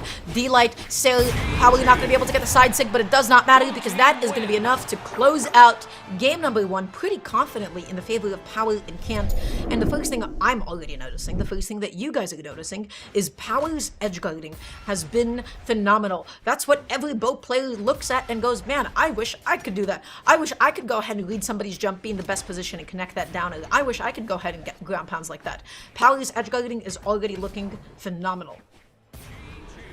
Yeah, it's been pretty exciting to see. And I mean, these high energy sets that South America present us, it's so difficult to be able to catch everything. But the amount of like aggression, but also precision that both of these teams display, especially on a legend like Kaya on Bow, where you're basically always having to hit the second option and get those things going. It's really, really impressive to see. We see Wes and Vem Tranquilo with an attempt to stop the meta, change it up with the double gauntlets. But the blue team showing, hey, you know, it's a strong pick for a reason. We go over to Mos Eisley Spaceport. We see what happens here into game number 2. I'm looking for the Sailor, not going to be able to get it. Okay, Power beginning a juggle. He's trying to potentially now threaten with the landing neutral. He hops up behind his teammate. Power is just going to be the one that's really controlling the ground. Bow has so much space there, but Vem! Oh, the GC sideline recovery doesn't actually take him off the top, but that was an amazing attempt. Oh, we flip it again! The stocks are flying off the top. It's a dream for the Hammer players to get a downer like that, but it's a pain for everybody else. We've all been there. We try to get a KO off the top versus Hammer, and it gets flipped immediately, and your stock gets robbed. The blue team with the stock lead now onto West, but it doesn't seem like the red team are planning to stop anytime soon. Decides to connect onto his own team, but also finds Cant, and now the red team evening up the stock count. Power in a much worse spot than the last game, already potentially losing his stock here. But the game is just about even. Power, though, he does keep getting swatted off stage. Can't left to fight for himself. The D-Light, Sailor, and Sig. I can't believe how close that was to KOing. But is he going to be able to make it back? The Sailor comes out. He was able to land. He does get his jumps back. Power goes out there, says, leave my teammate alone. But Axe recovery, even when you don't think it got you, it always has your back. Hitting from behind. Can't looking for a way to land. Blue team well behind now. Looking for these options here. West getting hit in a 2v1 combo. Nice side stick from Power to get some damage going. Can't get the sider on the jump as well. And West is getting active, not holding back there, getting the recovery, and that's a big opportunity to find that KO, and it works out in a big way for them. And now the stock lead going over to the red team once again. He gets a neutral. He's there in a position to be able to follow up off of his teammate with that sidelight. Nicely done. Power is still threatening with the unlight. Okay, nice recovery. Goes for the GC sidelight. sidelight. The downer. We almost saw it again. We almost saw the Hammer steal again. Power side sig didn't connect. The D sig did anyways. Whoa, what a the recovery. Spike. West somehow makes it back with double exclamation points, and Power is the one that's worse for wear. And this Edgard opportunity to dash through, jump side air. Power dodging his own teammate side air to get a hit onto Vem Tranquilo, but it doesn't matter here as the down sig comes out from Power. Oh, finds the KO. The interruption was too late. He couldn't get it in time. The D sig was so well placed. Okay, big 2v1 combo now. They're looking to get some big damage off the top. The sider comes out. West now jumping around and looking for this recovery. Vem Tranquilo with a little bit of team damage there. Can't punish the ground pound from the spear. Power puts himself down, though, as the downer comes out, goes underneath the stage. West doesn't go for an edge guard, is preoccupied hitting Cant on the stage, and the red team don't capitalize on that, but do find a way to get that side air and find the KO at another side air. To 2v1 just now. like that. Look at this deficit. Power has to fight 1 stock versus 3 stocks. I don't know if he has it in him, especially with this weapon spread. I mean, it'll be tough. It'll be definitely a miracle, but in my mind, red team has this game at the moment. Yeah, I mean, you know, greatest comeback of all time moment. If he does it, it's hard to say. I mean, I keep saying that, and it keeps working in the favor of the 1v2er, but I don't think it's going to happen here. We find the nair onto Vem Tranquilo. It doesn't even KO. The red team are basically happy to take these trades where you're getting poke hits in exchange for poke hits, because eventually anything will lead into some big damage. But that team damage, yeah, all of a sudden, it's like, oh, wait a minute. But if I'm Power, I'm looking at Wes. I'm looking at the fact that Wes is on his last stock. He eats the recovery. Of course, that's not going to be enough, but it puts him in a nasty position off stage. But Vem, he's there to help his teammate out. He's making sure to punish Power on his overextensions, and he gets the sail into the weapon toss. But yeah, you know, at any moment, the situation can definitely flip on its head. I like that Power still kept himself into the game. So what ended up happening this game? Man, blue team, they were split apart. They were so far apart from each other, and I really like that red team, instead of really focusing for like super deep edge guards, oftentimes They were just kind of opting to focus on whoever was stuck on the stage. The combos looked a little bit more consistent that game. Yeah, absolutely. And I think that that's kind of the name of the game for the blue team composition is like play on top of your own teammate, create a metaphorical wall where you're able to kind of sit on top of your teammate and hold on to that space. But when the red team, once you, like you were saying, split them up, that's where you find the success into these walling comps in Brawlhalla 2v2. And already the blue team starting off in a big way as some team damage leads to the red team losing some momentum there. But we get some more The pickups switch and was huge. exactly Nicely that. done, getting the targets are so end sig. important. Oh, the neutral. Wes just able to find that as well. Just maximizing the damage, falling off with the end light. Power with the reversal too. Is he going to be able to get the ground pound? Wes, he's not able to touch. He's not able to get the neutral. His stock is eliminated. I'm not too sure what Wes was going for there, getting super greedy with that nair. Just leads to you losing the stock in an unnecessary way, and now the red team has quite a bit of a comeback to make, but can't lose the stock there, and Power in a bad spot. The downer almost converts in the sider, but that endlight will convert into the nair there, and Vemtequila going for the GC side stick there, unarmed, doesn't find it. But man, they were swinging for the fences on Power. They got a lot of damage nonetheless. Oh, the damage onto Cat is Stocking such back so down. big there. Wes just controlling the ground, looking for the D-Light anti-air. He's able to get it that time, but Power interrupting the true combo that was imminent. The Sailor is able to come out anyways. Oh, Power interruption gone. Edge guarding gone. He didn't make it back. That was just an SD. Nobody The hit him. recovery went underneath the stage, and he didn't have enough juice in the tank to get back to the wall. That's so unfortunate there, and that's such a big swing as you had some momentum. But now you lose your stock. It's even stock still, but I mean, this is looking real bad as the damage desync leads to the red team getting split up very easily. The friendly fire, that was Power taking out his own teammate stock. He's still stuck off stage. He's looking for any way possibly to get back on. Power, you're not going to be able to punish that. That sideline recovery comes out once again, the true combo. Power is now on his last stock. What was so much momentum for the blue team was an SD from Power. A bit of friendly fire, catching everybody stacked, but okay, this could be a potential edge guard. Can't. Nicely done with the down heavy. Okay, a big end-sync attempt from Power. I like that attempt to anti-air Vem, trying to land back to center stage. The blue team now looking to close out these stocks on the red team. And the red team playing very elusively. They're also playing super far from each other, so you can't get any 2-for-1 deals. Very, very important when you're both at very high damages. You don't want to give any double KOs. You don't want to give any mismatches. You gotta get undo. You gotta find that recovery. You gotta find that KO off the top of the Oh, Cat dodges into the side air. You lose your stock for it. And the weapon toss comes in. Wow, the red team steal the game away in that moment. The blue team looked like they had chances, but as you dodge into that side air, you lose your stock, and the red team say, it's all but over. That's crazy. Yeah, that ended up falling apart for the blue team very quickly. What started off as an amazing sequence offstage for Power ultimately ended up in an untimely SD, and then he ended up side-sticking his own teammate, and then by that point they were so behind, there was some more friendly fire, they caught them stacked. So, you know, a little bit unfortunate here for the blue team because it felt like that game was very doable for them. The red team, I feel like right now their offstage play is amazing. The evasiveness out there, the elusiveness is looking really solid. We're going into this next game now. Let's see what they got.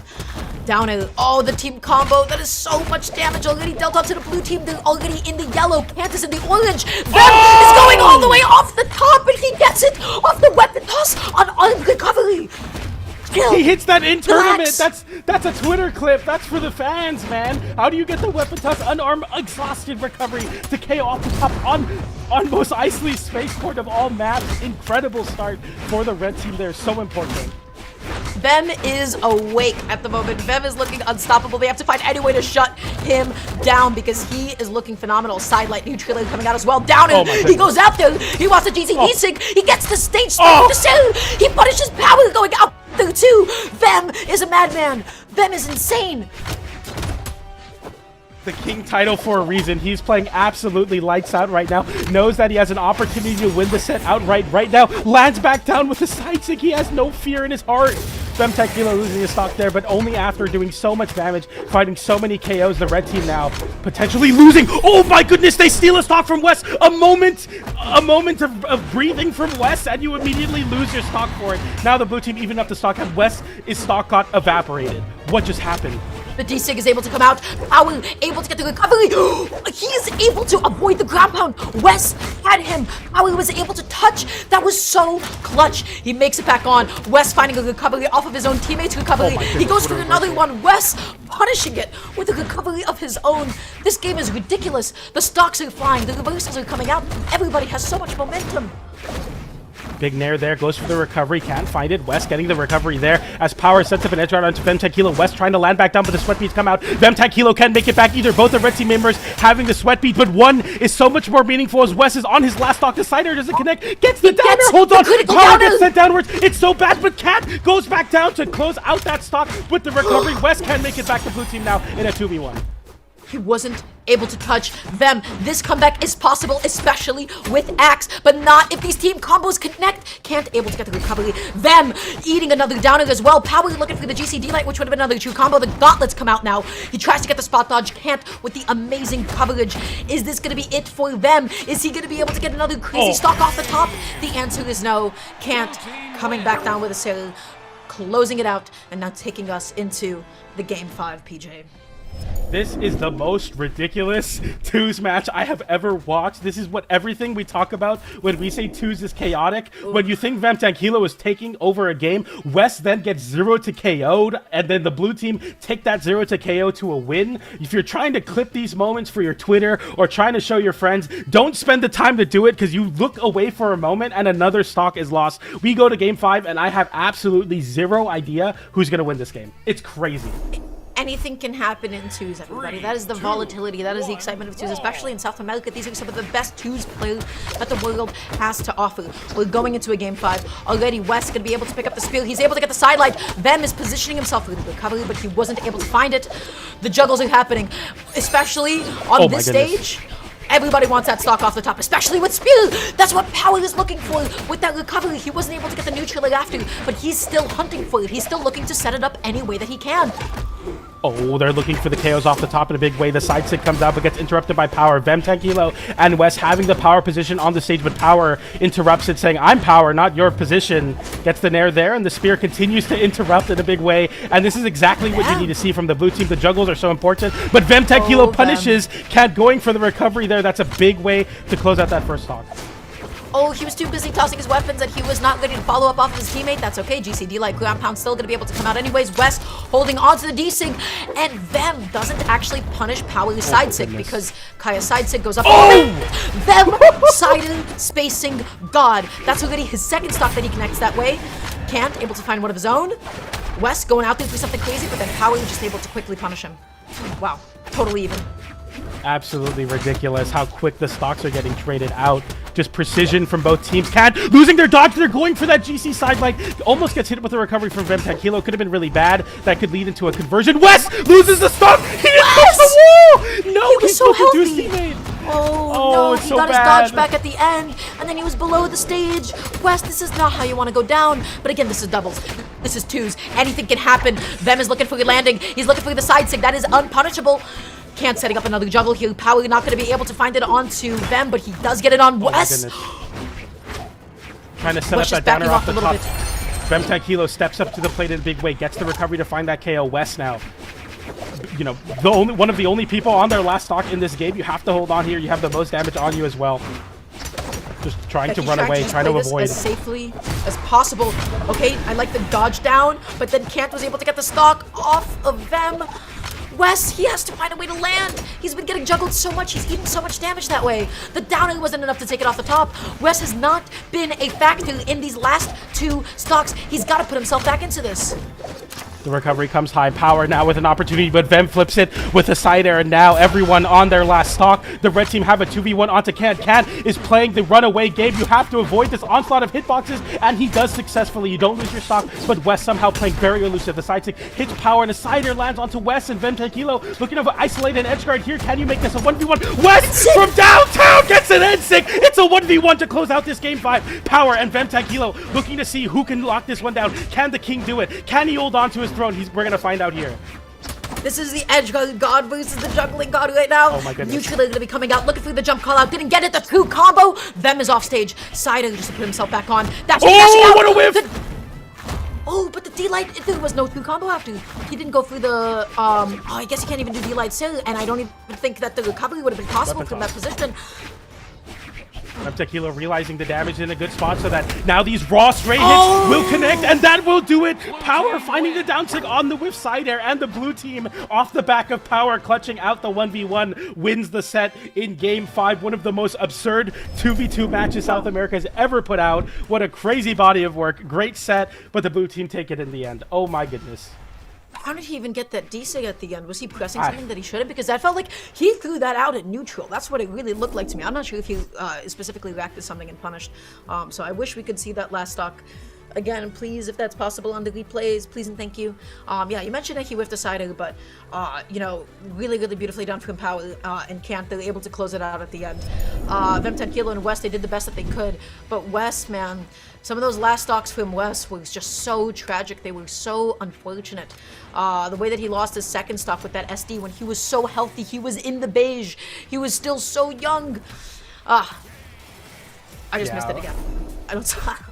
I didn't see what Vem ended up pressing. That's okay. You guys saw it. But yeah, that was just a raw desig, man. That was crazy. Yeah, an incredible showing from both teams there. One of the most enjoyable sets I've ever casted, like ever. I mean, a crazy, like you literally couldn't look away for a moment because the stock would be lost. A great showing, and congratulations to Power and clutching out that for his teammate Kant, beating Vem 10 Kilo and West, beating the King in a 1v1 and going into grand finals, or sorry, winners finals. That was a great way to start off our block here. Yep. I mean, what a ridiculous start, for sure. Yeah, but then in the elimination side, let me tell you right now, Vem and West, they're still going to have a lot of bite. This is still looking like a very potent team, but the biggest thing that they have to look out for, without question, is where did some of those stocks go? Because those were some really unfortunate and, quite frankly, pivotal SDs. So a little bit unfortunate for them. Really amazing stuff. You know, to Power and Kant, they'll be moving on throughout the winners side, meaning that their opponents, I believe, sitting in winners finals is going to be Sack and Reaper, and then I believe, PJ, that you and I are going to be jumping on over to a quick little break. Everybody, stay tuned for some more South America Brawlhalla action for doubles. Don't go anywhere quite yet, and we'll be with you guys in just a few minutes. See you soon.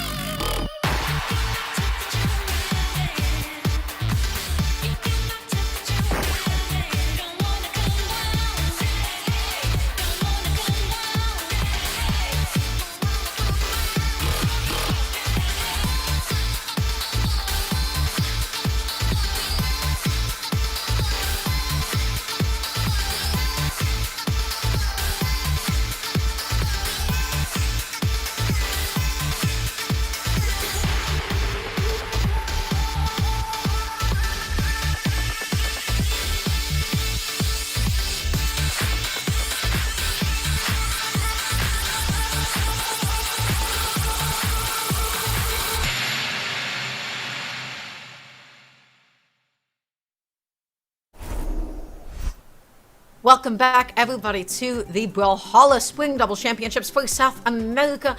PJ and I, we had some incredible winners side sets. We got to see the 2 winners semi-sets, and now I believe that we'll be jumping on over to elimination side. And this is a bit of a crazy matchup that we're about to have. This is in contention. That's the word. This is in contention for 9th place, I believe. So this feels like it's really early on, and yet the teams that we'll be seeing is Kaina and Loris up against Hughes and Lopez. So how do you feel about this, PJ? I'm feeling pretty good. I mean, this is literally some of the best twos teams in the world. I mean, obviously, Kaina and Loris got first at BCX last year on the Kaya and the Teros, a team comp that a lot of people weren't adapting, and they were able to adapt it, and now the whole meta is shifted around them versus a very unconventional team comp in Sir Roland and the Nash on the side of Hughes and Lopez. Crazy that this is going for 9th place. I mean, I cannot believe it. That's great. So, we got to talk about the Sir Roland on the screen, right? Because I feel like that is one of the most unconventional picks. Oh, also the Nash. I still feel like I don't understand the Nash, but the Sir Roland, for any of you that have had the misfortune of fighting a Sir Roland at one point or another, you will know that his signatures occupy what feels like half of the stage, especially his end sig on Lance, his side sig on Lance. That thing is ridiculous in the actual coverage that it provides, as well as on Sword. Let me tell you right now, in a 2 setting, it is a phenomenal signature kits have. Let's see what the Nash is going to be able to do for Lopez. And then Kaina and Loris, the more conventional team composition with the Teros as well as the Kaya here. We'll see how it works out for them, but obviously using Lopez, I mean, having some pretty crazy early KO potential in this team comp, and Hughes is also very strong on Sword and Lance, respectively. It's going to be cool to see, but the red team have just a very, organized team comp. They understand what they need to do very well. They stay on top of each other in a big way. Loris getting a good start there with that ground pound. Not going to be able to KO, but yes, it does actually. Hughes isn't able to make it back, but Lopez gets a side sig, but gets immediately punished with a side air from Kaina. Red team starting off with a big lead. Huge opening for them. Loris trying to get back down safely here. Lopez not able to find the sail. Right now he's able to get that one. Whoa. He just went through that straight. He wasn't even looking for a D-light. He just kept occupying the stage. He just kept pushing him out there. He played with so much confidence, so much control. Kaina, okay, eating a stomp sail. Loris tries to get a punish. Lopez finding a counter hit. And now it is Kaina who is deep off stage. Is Hughes going to be able to do anything? He tries to get in between the red team, maybe help out his teammate. It wasn't successful. Eating the D-light now. Eating a good recovery as well. Hughes going to be put off stage for a second. Forced to find landing. The end-light friendly fire. Ooh, the friendly fire all over the place, actually. Hughes looking for that downer onto Kaina, does find it eventually as Kaina goes for the slide off down sig there on the unarmed. Loris gonna immediately punish Lopez though, as Lopez loses the stock, and the blue team are slowly slipping away out of the contention of this game. The red team finding so much there as Loris gets a down air into the nair, sending off stage, and that will KO Hughes, and Lopez now in a terrible spot in this 2v1. The juggle ensues. Nice damage. Nash has high defense though, so you can hold on to that for sure. Kind of chase dodging up, he's looking for the extension, but then Loris on the other side, able to get the side sig. Lopez is knocked out of the game. Hughes, I feel like the set is just about over because he is down 1 stock to the 4, and so that team needs just about anything to be able to secure this game 1.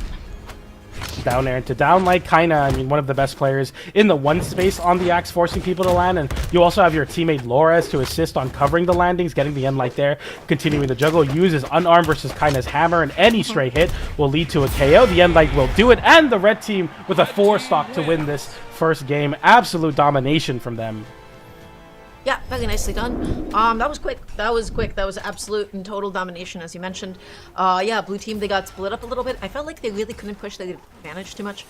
Whenever one of the red team members were off stage, I felt like they just really didn't go out there. They didn't go for any crazy stuff. But that was just game 1. They haven't played in a little bit. They're just getting warmed up again. So let's see. Again, I want to see if what this unconventional team composition has to offer for us. With the Nash, I'm really getting the hammer, but Hammer and Spear are both such good 2s weapons, but I still don't understand what is it about Nash's signature kit. I suppose that side sig on Spear is quite unique and how quickly it's able to jump in there, but I feel like we haven't been able to see any of the big stuff from either of these legend picks quite yet, to justify them. So let's see what happens in game 2. Already kind of just able to find an end light. Loris able to find a really good combo, but Hughes with the interruption. Yeah, already showing kind of like the red team and the symbiotic nature of the world champions. You know, Kaina is going to sacrifice picking up a weapon. Lores will immediately capitalize on him picking up the weapon. Like you said, getting a big team damage. And now Lopez getting juggled without a weapon. Use having to struggle to land. He's looking at Lopez. He wants that D-Light. Oh, but then Lore is able to sneak in there with the side sig. It's not going to be enough to KO. Kind of just going to be backing up a little bit here. Lopez with the true combo, getting the two-piece. Coming back onto the stage. Nice interruption from Hughes, stopping the D-Light. Neutrally, the punish on the D-Light as well. Kind of able to find a stock of his own. Hughes forced to fight the 1v2 for just a second here. Looking so good so far for the blue team. This is a much closer game, but you're still down a stock. You need to even up here quickly. Downlight into Cider. We'll connect onto Kaina, and Hughes able to convert off that downlight into Cider on Lores. Really, really important. Very nicely done. Okay, gets the D-Light recovery. It's not going to be enough to KO off the top. He's looking for another one. He needs one more of those to be able to take out that stock. He gets the N-Light. Kinda tried to find something. He wasn't able to get it. D-Light recovery does do it that time. The true combo coming out there. He looked for it. The unarmed combo that is so much damage dealt onto Lores, and the recovery as well. The damage doesn't stop. Lores taking a beating on his second stock.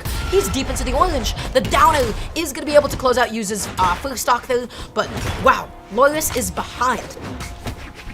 Sidelight there from Hughes, who's looking to get some action, even unarmed there. Gets hit with a sidelight into downlight from Kaina, though. The damage continues to build up on the BCX 1v1 world champion. We got three world champions in this game. Crazy, this is for 9th place. Down air hits onto Hughes there. The downlight into the down sig. The backhand, but can't find anything more than that. No KOs are getting exchanged so far, but the damage is slowly building up onto Lores and Lopez, who are both at the sunset of their stocks. And that will be the end of that one as the Nair comes in to close out that day for Lores.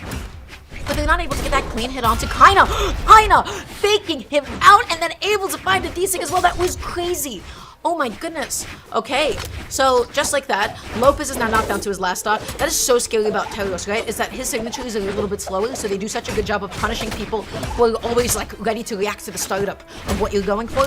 And so it's just able to really trip up opponents sometimes. Recovery there from Hughes, and Lopez getting the Nair on the spear. You love to see the interruption and a great follow-up there as well, as the recovery hits Kaina twice, but no KO. At the same time, Lores is able to find the KO onto Hughes.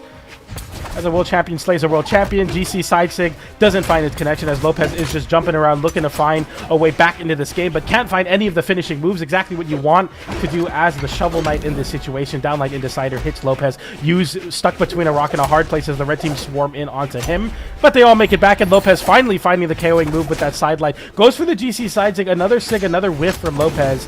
Hasn't really been working out, and that's kind of why you pick this Spear Legend. Team was split up for a second here. Hughes able to get in between them. He's being so patient, but Kaina is being so scary. Kaina is so scary, especially when he presses nothing at all, because then he mixes up your timing. He's looking for the end light. He's looking for some sort of an opening, but the blue team with a massive team combo. Loyalist is off stage. Hughes just trying to get something going against Kaina.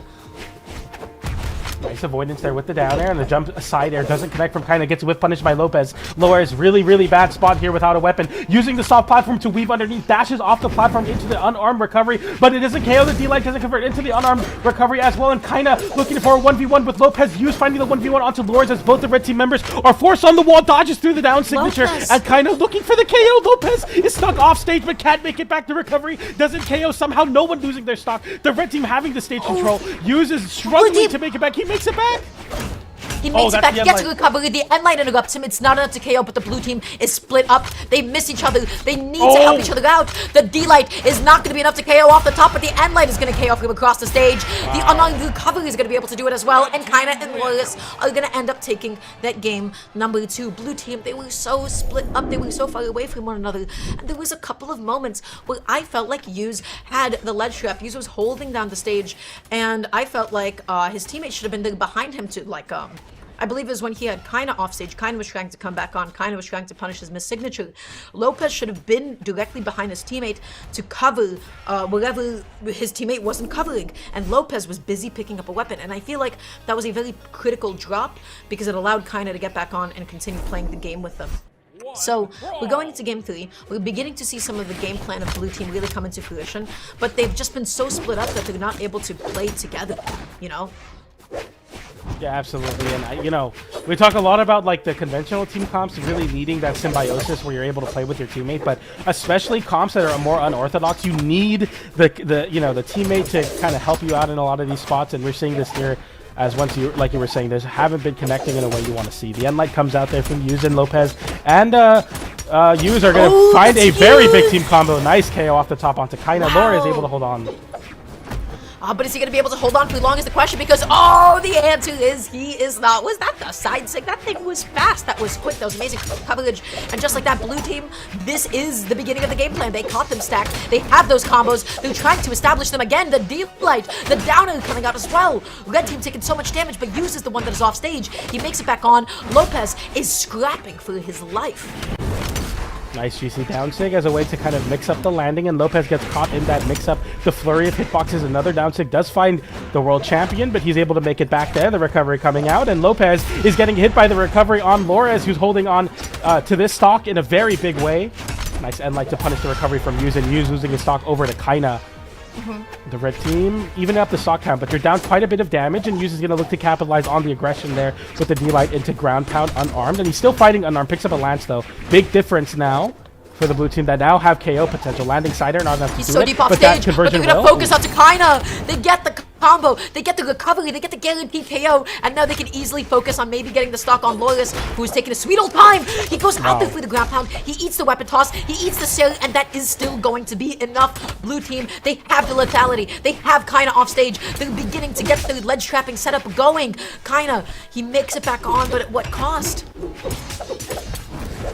Rising side air there from Yuz, who continues to fight back there. The Enlight comes out, and Lores is looking to try to give some space to Kaina, but Kaina gets caught in Lopez's side air, and So deep.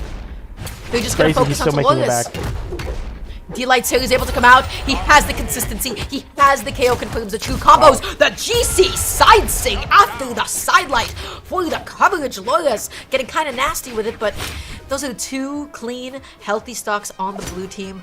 Loris is behind so much. Blue team has established the combos, and just like that, the recovery doesn't do it, but the next one definitely will.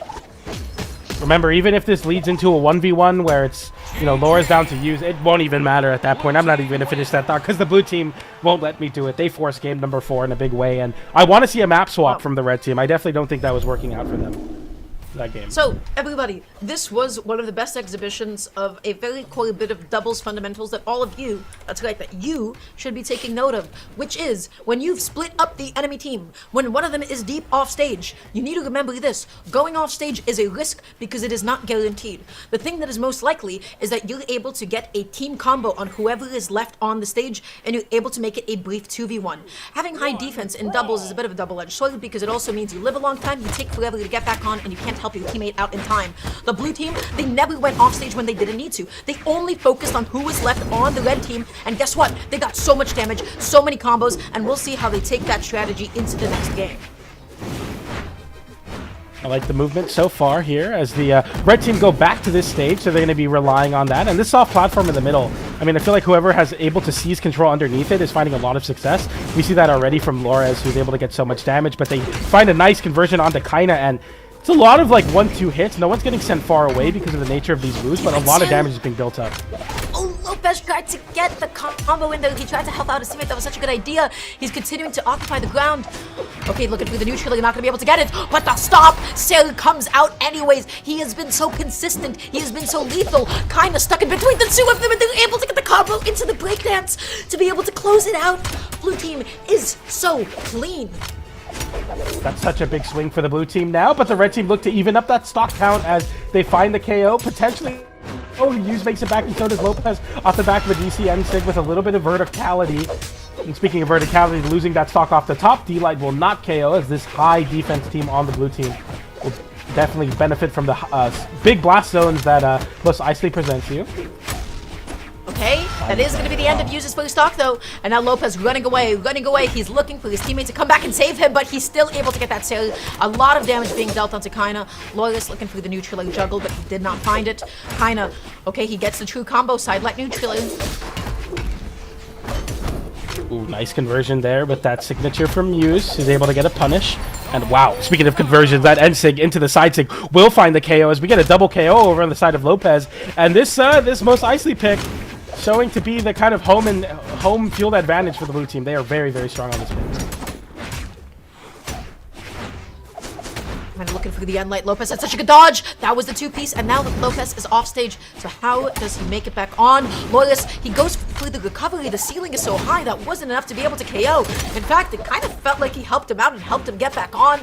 Let's see if red team is going to be able to close the D-Light interruption in the middle of the combo. Nicely done. Good choice. And Light, Loyalist dropping the follow-up. Oh no, that should have been like a side sig. That should have been an end light. That should have been anything, honestly. Okay, Hughes is gonna lose that stock very early there. Lopez in a very bad spot as the sweat beats come out. Laura's looking to find the KO off the top, and new Hughes now in a similar spot who has nothing. Laura's continuing with that GC sidelight into the Nair as well. He's playing absolutely crazy vertically. He's going for it. Wow. Lopez spacing himself out so safely. He gets the neutral. It's not enough to be able to KO. Red team occupying the left side for a second. They're breaking the formation. Lopez, he's hunting for the D-Light. Oh, huge anti-air.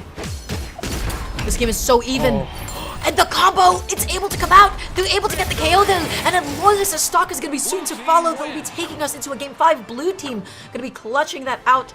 They're just able to find the two pieces. They're able to find the closing, lethal combos exactly when they need to. Their positioning is so good. It's so consistent, PJ. Yeah, I wonder if this is a product of them like benefiting off of the way they're playing, but also the stage pick being so bad. And we look like, yeah, kind of immediately bans it away. So now we're getting a change of scenery here for sure. But man, it was looking really, really tough there, as that soft platform made a lot of problems for the red team strategy of juggling the slower legends that the blue team is presenting. And now we go to a different stage. Could be different, but we go to game 5 nonetheless. I wouldn't want it any other way though. These two teams incredibly evenly matched. This is very for close the to that count. Let's make this clear, PJ. Is this for the 9th? These two teams. Oh man, South America is a crazy region. I don't even remember who even set up that into elimination time. But this is for the 9th. These are two teams that are quite frankly capable of taking it all, and they're here on the elimination side, which feels so premature. So let's see what they got for us going into game number 5. Kinda whips that sidelight. Lopez, he's just so good at finding every single whiff punish. He spaces out those D-lights. He finds those siders. He occupies the air. That time, Loyalist was able to catch his landing. Nicely done. Nice. I like that movement from Loris. He's kind of feinting forward so that your opponent is scared to land in the corner and using that soft platform as a bait and going for those high nairs. Really great micro movement from Loris to get the most damage out of these juggles. But speaking of the most damage, the blue team get a conversion on the Kaina, and Loris also gets caught in it as well. And Kaina losing the stock so early. The blue team looking to reverse 3-0 off the back of that. So crazy. But Lopez gonna be just jumping into his teammate's signature. A little bit unfortunate. The KO off the top. He was able to find it. He was able to find the spear side sig. And just like that, Loris, he hunted down that stock. He got the toss. But Lopez, he keeps patrolling with the siders. He's able to find him on landing. He's able to punish the jumps. He gets them every single time whenever he needs it. Alright, here we go. Going for the downlight there. We see a side light from Hughes, and Lopez with another side sig will find his connection, and now we have a 2v1 combo. Hughes and not in the greatest of spots there with a slower legend to continue the unarmed damage, but still is on last stock. He's got to play this safe. He's got to play this so safely. But the combos, the damage, it doesn't stop. He's already in the orange. The blue team is not stopping the damage anytime soon. The interruptions, they keep on coming out. Kaina, is he going to be able to land Lopez? He didn't find the D-Light. Kaina, the two-piece true combo. Sidelight, neutral light, keeping it classic. Sidelight doesn't go for the true combo. He chase dodges just to keep himself evasive and elusive. Loyalist holding it down with the D-Sig. The red team, they're controlling the space. They're keeping the blue team away. They're keeping them in disadvantage. They know what needs to be done, and Kaina is the target for the blue team. Loras, no matter how much he does, cannot give Kaina the space to avoid the backhand, the end-sig from the Sir Roland, and now it's all but over. If Loras can make this happen, this is actually the greatest comeback of all time in Brawlhalla history.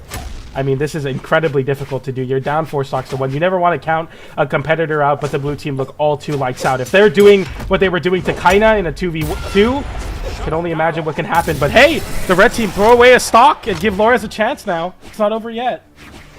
He's still sticking it to the spear. Let's see what he's able to make happen. But now he is off stage for a moment. I don't know if he has it because blue team has established the combos. They've established the dominance, the control of the space. Loras, he's able to get a neutral, but he has to constantly fight for 1 hit at a time and constantly backing away.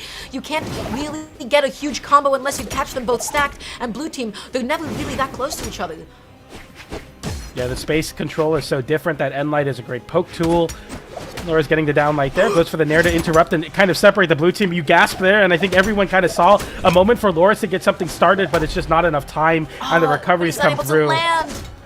He's not able to land. He's able to trade that time around, but he's sweating. He gets caught in between both members of the blue team. Uses being so patient. The D-Light Sailor, the true combo comes out successfully, and just like that, Loris knocked out of the game, knocked out of the set, and knocked out of the tournament. Use and Lopez, after being down 2 games, they made the comeback. They made the reverse 3-0 PJ, and now they have found themselves in the top 8. Loris and Kaina are eliminated before top 8. That's crazy. When was the last time that happened? Let's go look at Loris and Kaina's like doubles placements. I mean, it's definitely been a while, yeah. They got 3rd at winning championships. They got 1st.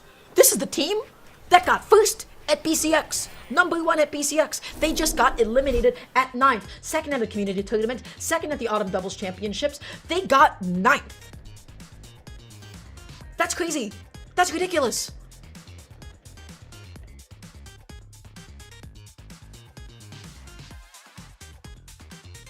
Sorry, I was muted. They're literally the world champions, and they weren't able to take it there. They couldn't even make it in the top 8, and that's just sometimes how the bracket pans out. When both of the best teams in the world get upset, they play for top 8 qualifier in the elimination side. Absolutely incredible.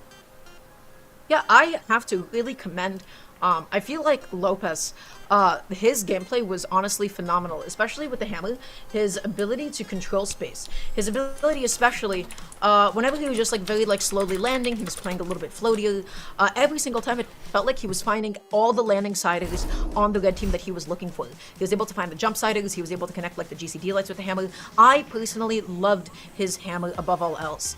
And I feel like I'm not necessarily as familiar with you know, like Nash's signature kit, but what we are noticing is that like, hey, this is disjointed and like pretty non-committal. So he was able to like really quickly control space exactly when he needed to and call out the red team. So really nicely done to the blue team. Lopez and Yuzo are going to be moving out throughout the elimination side. Definitely the most exciting doubles composition that we have so far in the form of Sir Roland and Nash. These are 2 anti-meta picks at the moment, and the fact that Kaina and Loris are out of the tournament is just crazy and unthinkable, honestly.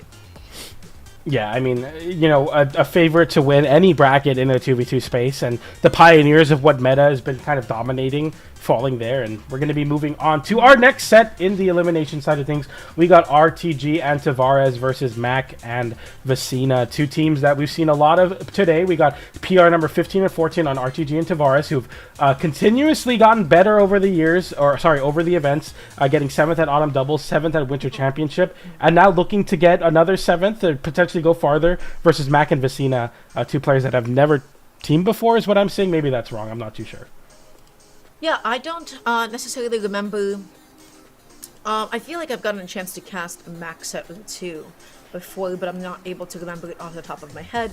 Tavares we're going to be seeing on the Tesca. Vecina is going to be on the 7, which I think is really interesting. That's really exciting. RTG on the Wushang and the Chun-Li Classic. Yeah, so a bunch of standard doubles picks. Definitely the 7 is the super unconventional choice at the moment. And you know what? I love 7 and 2s, I have to say. 7... you know, cannon is like one of those weapons that as soon as you get something going, you get that dodge read, you're just able to just chain so many hits, get them all the way off stage. Spear is a fantastic doubles weapon because of how disjointed it is. So when Vecina's on the spear, it's going to be Vecina just like slowly spacing out his opponents. When Vecina's on the cannon, that's when he's like turning it up to 150%, going off stage, going out there through the edge guards. Let's see what Tavares and RTG have in store for the blue team. We get into game number 1 here, as we have 2 kind of X-Factor teams that were not necessarily projected to make it this far in the bracket, but look to put an exclamation point on their upset runs with the top 8 qualifying spot here on the line. Look for the down sig there. Vecina is looking to get some double spear gameplay working out on the 7. It's cool to see some 7, as we were talking about. These are 2 really strong picks in 2 strong weapon picks in the 2v2 space. Wow, that's crazy. The double down air, and RTG is out. That was amazing. That was an incredible punish that was saying, hey, you cannot press D-Sig like that. I have one of the most disjointed down airs in the game, and it's going to punish your blind spot, buddy. So, gotta watch out for that. You're never really safe against spear off stage. Mac getting a couple of big hits, but then Tavares sneaking in there, finding a D-Sig, getting another big hit onto Mac, who slowly makes his way back onto the stage. We have an even stock count here, but everyone is looking very, very close now. As the side stick comes out and whiffs, the blue team looking to play very vertically in the air to try to find their whiff punishes onto Tavares, who's playing very forward, realizing that, you know, you have the stock advantage, but now you leave your teammate in a 2v1, and Vecina getting the side air into Max Nair all of a sudden makes it very difficult. Okay. Oh, but then the D-leg recovery. Yeah, the classic, the true combo. It is able to come out, so that was nicely spaced. I feel like I never get to see bow cannon team combos, so even if it was just like a side of neutral leg, it was nice. That's cute. It's cool to see. Light there, and oh, what a big read there, covering the dodge away or dash away attempt with that end light from Vecina. Tavares getting hit with a big side air there, puts him in a bad spot, and Max able to capitalize on that 2v1 with that conversion into the KO. Great stuff to cover onto RTG. Oh, but Max spacing is immaculate at the moment. Tavares is able to land with the end light. RTG on the left side, able to get the weapon toss. Tavares on the right side. Is he going to be able to get the edge guard? Yes, he will. Red team coming together, joining forces, winning the respective edge guards. You know, they've got like their backs against each other, and then they're winning both of their fights. Amazingly done. Very, very important. The red team now realizing we have a lead, and we're going to put Tavares in a very similar spot in the previous stocks, playing very aggressively there. Gets reversaled with the recovery, but you're happy as long as your teammate can avoid this 2v1 and some team damage from the blue team, stifle their advantage. And the red team now with Tavares on a fresh stock, looks to find the KO and looks to steal the game away. Tavares is my MVP of this game so far. He's absolutely going lights out on the battle boots. What a round. And he's able to go out there. He's able to get the stock. He gets the edge guard, and just like that, the red team comes up in this set, taking game number 1. Yeah, they seem pretty dominant. The edge guarding seemed phenomenal. Aside from like that, you know, like one really good edge guard sequence we got to see from Vecina against the Chun-Li from RTG, right? Where he was able to get like the double down, which was really nice. I feel like the red team has been the one consistently winning a lot of these edge guard sequences. You mentioned that Tavares is your GOAT, he's your MVP for that game 1. He has to be the same for me as well. His signature connection percentage must be quite high.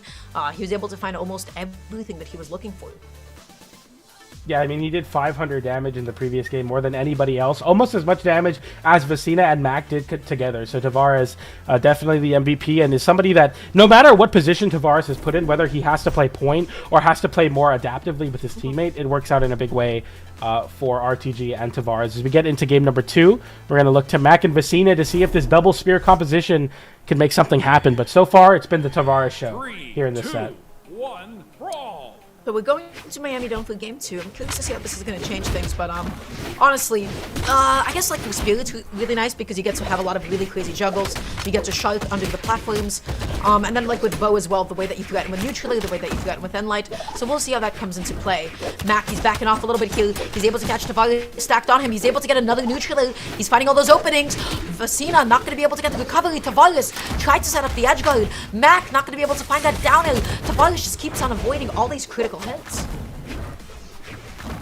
The movement so far has been looking better and better. The side air comes out and Vecina getting sent off stage. The red team seem to be kind of leveling up here at a big whiff side signature. Because of the stance swap into the flames, it has a lot more end lag. It's a bigger hitbox, it lasts longer, does more damage, but because of that makes it more punishable. So being the punishable, that side air is going to get interrupted with that downer, and Mac is going to find the KO on the bow.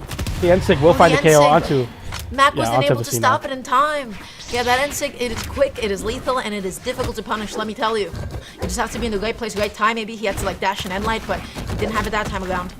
Neutral comes out. RTG is still just looking for a way to be able to land. The next neutral does come out as well, but they've got to find that stock. He's off stage. Can Vecina find something? RTG just makes it back on. Side air there is going to connect onto Mac, and Vecina is looking to avoid anything. Tavares looks to get a flip there with a GC downlight, potentially trying to find an early KO onto Vecina. Mac getting disarmed there is a big opportunity for the red team to isolate Vecina here, but they do find another hit onto Mac. An N-Sig comes out from RGG and it gets punished by the side air from Mac, but a recovery hits his own teammate and his opponent, finds the KO onto Mac, and Vecina with the flame side stick is going to have He too much almost had lag. the weapon toss. But he didn't even need it because Vecina is now knocked down last stock. RTG has had somehow amazing survivability. The side sig into the GC and light as well. That is so much damage. RTG finally knocked down to a second stock. Tavares, he's dash jumping, he's dash landing, he is schmoving, and Mac was like, okay, slow down, buddy. Watch it. Side light there into the Nair. Mac looking to find that KO very early onto Tavares, relatively early in this 2v2 space. Side light into the turnaround side air. Tavares puts himself in a bad spot. RTG avoids any pressure. He thought that Mac would cross him up. He didn't get the N-Light. Instead, he got hit himself here. He's able to punish the D-Sig from Vecina. That's the first time that we saw that D-Sig all day. GC downlight into the recovery, doesn't connect. Another side light attempt there as RTG gets hit, but Vecina finds a signature, I think, or maybe a sider, or might have been a cannon recovery, actually. Recovery, yeah, I missed the move, but it definitely found the KO. But right now, Mac is knocked down to his last stock. RTG almost had the punish on the whip cannon side of Vecina. Oh my gosh, RTG, he keeps committing off stage. Vecina, he wasn't able to get the sidelight in time. The neutral. Hey, whoa, what happened? What happened to you? How'd you SD? How did that happen to you? How do you let that happen to you? He wasn't ready to go. You're so young.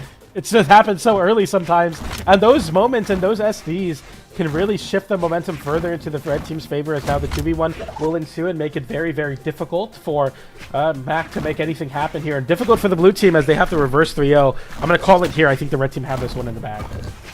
Wow, that's a tough bet, man. Yeah, I mean, they're really ahead. Their combos have been phenomenal. Tavares' advantage to is ridiculous as well. The survivability has been on point, but let's see if Mac is able to make anything happen. You can always get that one early KO off the top. If you catch them slacking, if you catch them without a dodge, if you read their dodge, you get the recovery, you get the GC D-Light, anything that can happen, PJ. Have to be so careful as Tavares looks for that KO. Mac on the spear, I mean, like, spear is good, but it's not like Rocket Lance in the 2v1 where you can really, like, separate people. Why did he dash in? Was he trying to catch Tavares? That's my only guess. I don't know why he misspaced his D-Sig like that. Another D-Sig attempt, a no punish from the red team. Miami Dome is kind of the a great spot for this to be on, but there, okay, you got a jump caught with the end light, down light into the side air, and gets hit with the ground pound. Mac getting the chase dodge upwards. Wait a minute, okay, there it is. That should be it. Yes, it is. The end light from the Nair into the end sig will close out that game for the red team, who take a 2-0 lead in the set. Yeah, and you're seeing why people are consistently picking Wushang intos. Why? Let me tell you, that N-Sig is phenomenal. It's how you pick people up. It's able to catch them, you know, just landing. It's able to catch them jumping. It's an amazing finisher to combos as well. And because of just how active it is so easy for your teammate just to be able to find the follow-ups into it. This was a bit of a sad game. This felt doable for Mac and Vecina, but then Vecina ended up just SDing on his last stock out of nowhere. It was also doable. It was all fine, and then he just never touched the side of the stage. I don't know what happened. You know, sometimes controllers have a tendency to spontaneously combust in their hands. So that's you know, definitely a possibility. But we're going into the next game, but I can't help but feel like a little bit bad for the blue team, because that game could have just gone so much differently for them had it not been for that premature SD. We see quite a bit of a swap here as we see the level 100 Sidra come out from Vecina, a cannon player at heart looking to pick up a sword, which is interesting because sword maybe not in the greatest spot in the 1v1, but we just saw Yuz find a lot of success in the previous set on stream with the Sir Roland, so maybe trying to get some inspiration from that. And the red team will stick to the double gauntlet comp with Ong and Tesca. We get into game number 3 here as the blue team needs to reverse 3-0 to make this win happen. Yeah, so you mentioned it. You know, the thing about Sword, though, is that it still brings a lot of consistency onto the table. Just having D-Light into recovery, D-Light into Sail as well. It's a lot of reward that you get off of it, so we'll see if Vecina's able to get anything. But at the moment, Vecina knocked off stage here. Tavares going in against Mac, who is just stuck in the corner. Tavares, he keeps looking for these big openings. He wants his dash jump neutralized. He's backing off. He wants to catch a landing with a sidelight as well. Man, these double gauntlets from RTG and Tavares are menacing. Get into... Okay, that's a big conversion for the blue team, but they both miss their N-Sigs there. They lose a lot of that momentum, and now the red team have an opportunity, but they send Tavares off stage, who hits a down air, gets back. Wow, that was crazy, almost getting the flip. But that's why Vecina is playing the sword, because you get the D-Light and you're able to connect it, I feel like, a lot easier than Spear D-Light, right? While Spear also has, like, you know, D-Light recovery, D-Light sail, D-Light is very explicitly an anti-air or a dodge read, as opposed to something that you can always initiate with, like you can on sword. Vecina, deep off stage. Tavares, is he going to be able to get the edge guard? He goes through the weapon toss, but instead he plays it safe. He goes in and just converts onto Mac instead. That's why you always help out your teammate first before you go through the edge guard. You get the 2v1, you get one stock on, and then you're just able to focus on the other. I like this team combo from the red team. They get a double connection there, but the Tesca Sig can only hit one of the blue team, but they both get sent in the same spot anyway. Downlight into the side, like waits out the dodge from Vecina. I like that attempt from RTG to get aggressive, but also wait for the options, look for something more lethal. The recovery hasn't connected. The blue team now looking for the down Sig on Vecina's sword. A ground pound comes out, and Tavares avoids the very Hail Mary down here. I feel like a little bit too aggressive from Vecina. Oh, but Vecina, he's not going to lose his stock quite yet. He had to land. Now, RTG, he wants a sidelight. You know why? Because he wants that recovery. He's looking for the jump call out. He's looking for it again, but he just ends up sliding off with the D-Sig instead. Neutral recovery does it again. Red team with an incredible stock advantage. They have an opportunity here to seal out the set. Vecina having the most damage on the blue team, but both of them relatively fresh stocks there. A little bit of team damage with that Ensig on the cannon. Nice little double gauntlet combination from the red team. They get some big damage onto both of the blue team members, as both of them are in the yellow now. And that's a big Ensig to close out that stock for the blue team. And now the blue team even it up. It's very even now. Indeed. They just got a lot of damage to make up here. Vecina is off stage. Tavares gonna be hitting. That's why boots are so scary, because at any point you can decide, am I gonna send you off stage or am I putting you back in with my teammate? When you put it back in with the teammate, that's when he eats some of those side sigs. Tavares, he wanted the GCD light. He wasn't able to find it. He's still just dashing and dashing out. He gets Vecina! Vecina is going out there. Almost stole the game away there with that cannon, 0 to KO, but barely able to get the dodge out in time. Going for the slide charge down to get put into the Ensig. Why? The last Hail Mary. Gave it to him. And now the downlight and the Nair connects. Mac just has to hold on here, but he can as the sidelight into recovery comes in. And the red team take it 3-0. RTG and Tavares will continue their top 8 streak and move forward into top 8 in Spring Championship. It was doable. It was so doable, PJ, but at the end, man, that whiff on the D-Sig like that just kind of ends up speaking for itself. Really good recognition from RTG that he was able to get in there and find that N-Sig in time, but he gave him that opening on a silver platter. That's one of those things, if it's like, hey, if it connects, it connects, if it doesn't, it doesn't. I don't really know what he was looking for, and it ultimately ended up being quite unsuccessful. So, good job to Tavares and RTG. They get the win over Mac and Vecina. Yeah, you know, still we're seeing the consistency of Wushong, we're seeing the signature kit, we're seeing the power of boots in twos. You start up a string, you start up a combo, and then at any point you can decide, wait, I'm gonna cross you up. I'm gonna instead send you back towards the stage so that I can then combo into my own teammate. Having that kind of flexibility is so useful, and I feel like Tavares was able to make the most of that. If RTG was in a position, he was always getting that side sig or that end sig. If he wasn't, well, then Tavares tries to get you off stage and then find an edge guard on you anyways. So Tavares found his openings, he found his combo starters, and then he had just really good situational awareness of which way to send you.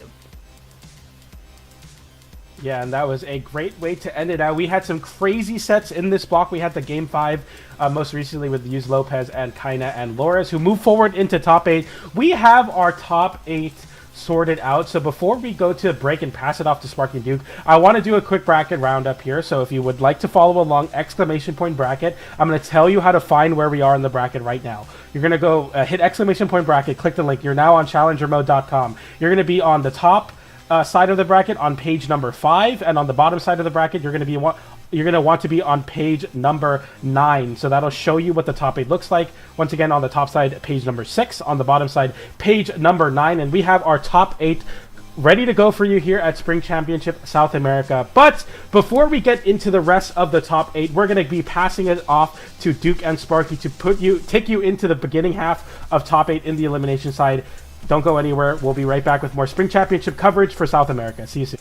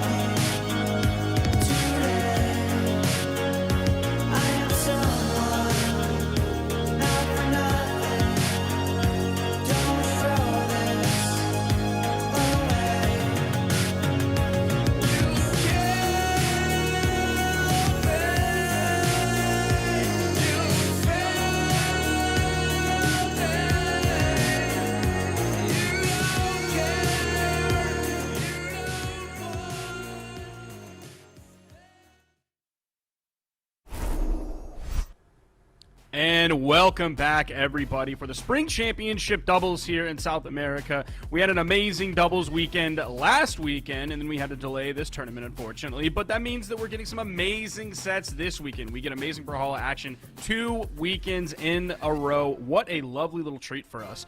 And we're going to be moving onto the elimination side of things. Duke, how are you enjoying the bracket so far? It's definitely been a wild ride, to say the very least. I've been following along. In particular, I watched that set with Hughes and Lopez versus Laura Zinkaina, just because, like, that's a heartbreaker of a set to be a qualifier for top 8, given just, like, kind of the skill level of those players, kind of the notoriety that they have. But either way, of course, only one team can continue on. And so very happy to see Hughes and Lopez still in the bracket. But of course, we are on that elimination side of things here in the top 8.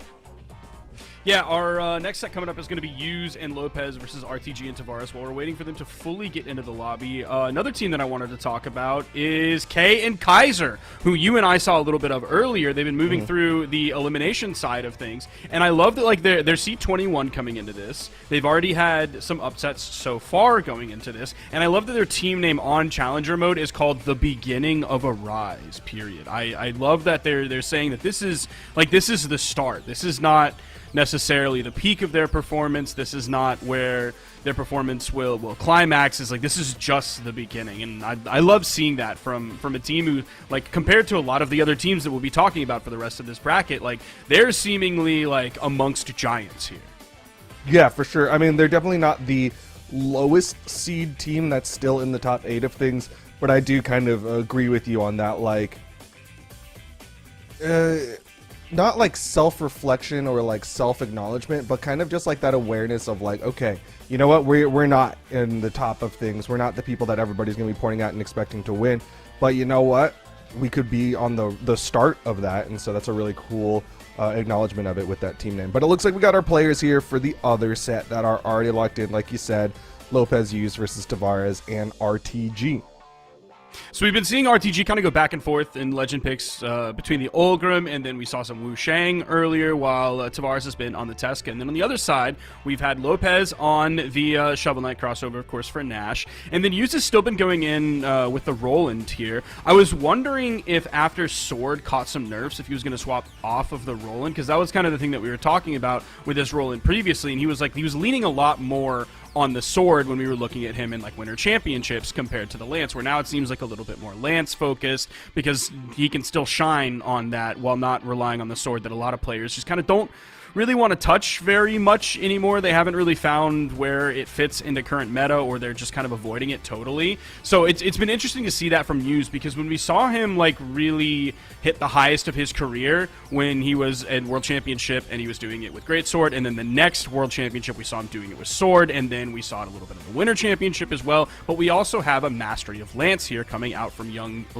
Hughes. He doesn't have a level 100 on his side like he does with, like Lopez does with the Nash, but still, he's making great use out of this Lance from Sir Roland so far, and the Sword as well. Yeah, I feel like we got to acknowledge the fact that, like, he also blew up on the Vector. Like, he's definitely has a Lance. Also, yeah, no stranger to the weapon, at the very least. But here we are, 2-space elimination side of things, and we're already seeing Hughes doing work with that Lance. Left side, we're seeing Lopez and RTG kind of fight it out in the open air on that left side. Yeah, RTG hoping he can land. Playing a little bit slow so far, really defensively for the very beginning of this. He is the most damaged in the game so far, but he was mostly sticking to, like, really high in the air or, like, the right 50% of the stage. Even Hughes is going to go for the D-Light and then completely disengage from RTG. Lopez comes in, hits the D-Light into the recovery for the KO. Hughes doesn't find the neutral signature or the second one after the weapon toss bonks Tavares on the head. Yeah, a little bit of awkwardness there as Lopez decided to run forward after that first neutral signature. They still managed to clean up Tavares there, and it is Hughes who's still sitting on that first stock. Nice recovery. Not even going to put Hughes off screen, so a little bit more work blue team's going to have to do to take him out. Yeah, Sidelight Nair's really coming out from RTG so far, putting a fair bit of damage on both Hughes and Lopez, setting up for the potential juggle. TVR hoping to get the KO off the top, still isn't able to do it yet. All of that Roland defense holding on. The Nair juggles coming out, even the Nair from Lopez as well. RTG just taking a lot of damage, has to be careful. Finally, Hughes is going to lose that first stock, minute 15 in the game.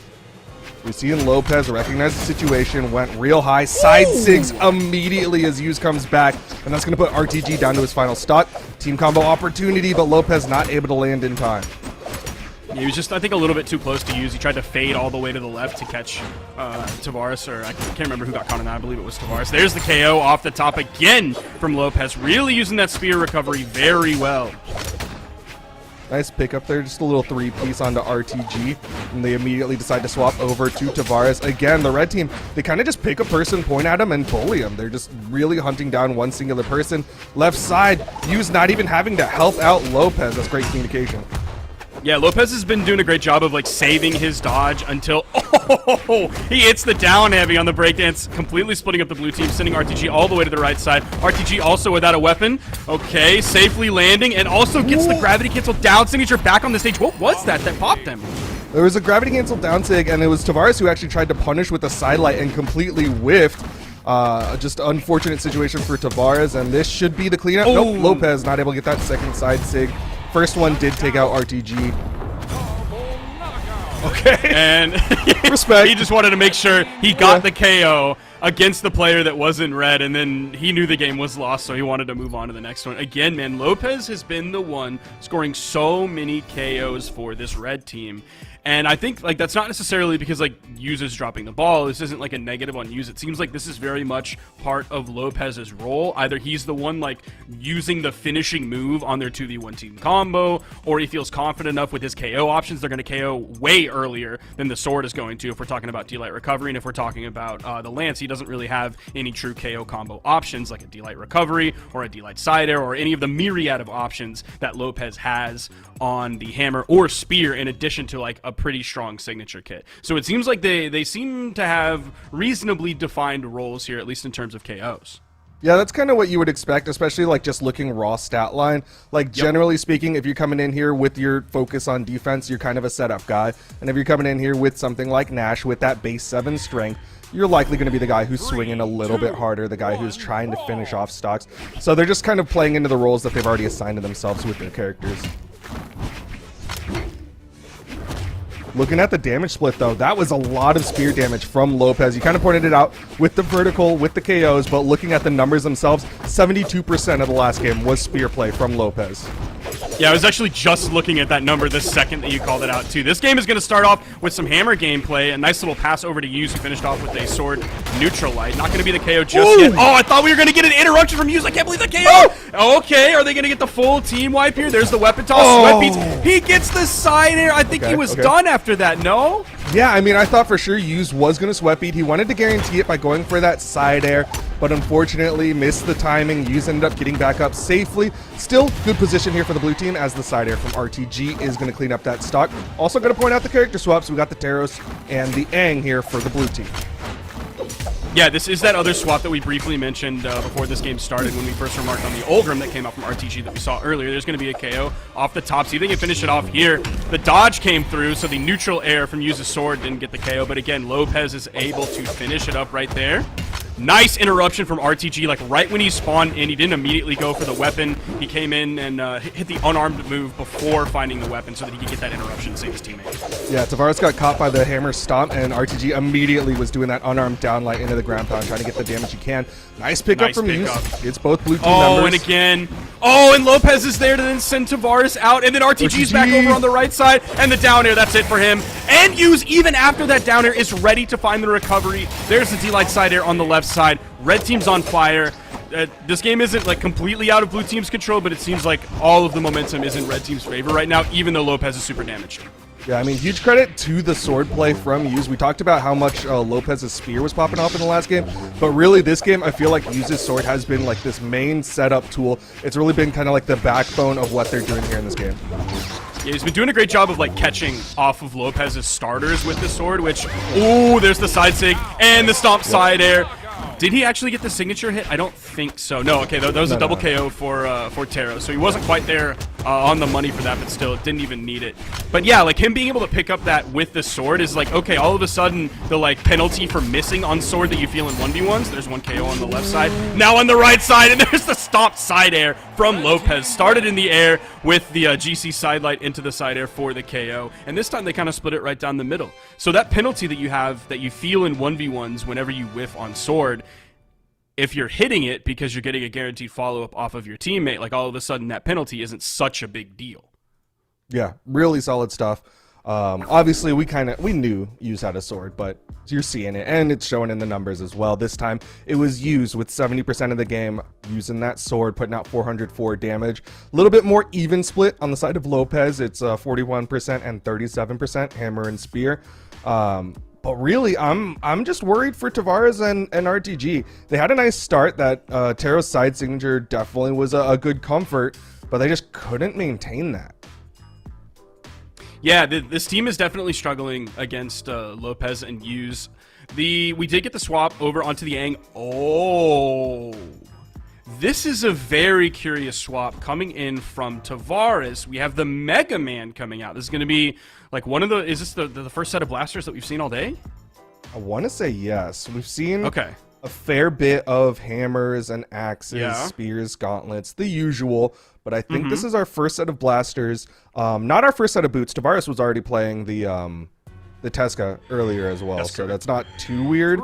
But yeah, this is a surprising swap. Relatively low legend level, right? I think it was like 26, something like that, compared to like the borderline hundreds on everyone else. I think Use is the only one who got 98 instead of the 100. Yeah, so we have a couple rare legend picks today coming out. Of course, we have the Mega Man here, and then we saw the 7 earlier coming out from Max. So we're seeing a little bit of variation. It's not the most variation in the world, but a little bit of variation. A little bit of team damage there coming out from Tavares. That neutral signature going to whiff on Use, who was way too high in that moment. Tavares not able to follow up with that down air. Okay, good target swapping from Tavares. He's playing in between both red team members and doing it very well. It is hard to thread that needle. Going for the weapon toss, but Uses down signature connects first, and that's going to leave Tavares unarmed. Stomp. Side air. Tavares first one to fall. He's just so quick at finding that, and there he finds it again, this time on the soft platform. That is a full team wipe off of Lopez's hammer. Tavares just trying to survive. You saw him recovering to get as high as possible. Use taking a decent amount of blasters damage here, but the blue team likely wants to get the KOs. Gravity cancel side sig is going to get one. Oh, tried to overspace with the sideline. He ends up getting punished by the sideline coming in from Use's sword. Ooh, RTG. Okay, he was in the air for a while. I was worried that he was going to get juggled, potentially KO'd off the top, especially with Lopez coming in with the hammer. It seems like he's looking for it. He's kind of camping around that soft platform, playing really high. He wants to sneak one off the top, and because of that, Use, he just ends up falling on the right side. Meanwhile, Lopez throws out that down signature on the hammer. Blue team was perfectly split in position for the team combo, but they didn't get the opener. There wasn't the blaster's neutralite connection that they wanted, and unfortunately, that just makes this even harder for the blue team. That very first sword that came out from the D-Sig on Use. Okay, just barely missing that side air as the dodge came out from Tavares, who was putting out some damage onto Lopez in that moment. The neutral, they're going to have some team damage, and Use right after that picks up the recovery for the KO off the top. RTG trying to float. There's the in-light, D-light down air into the side sig from Lopez. Just real quick damage. Okay, Tavares going sig for sig. Throws out a side sig of his own. Not nearly as beefy as the spear side sig from Nash. Oh, Tavares. Okay.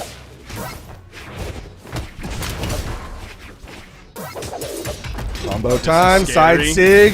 RTG trying to save, but he knows he can't get it. And that is a 3-0 in favor of Use and Lopez. Wow. Tavares actually put out more damage than RTG did. His numbers look pretty decent, 366.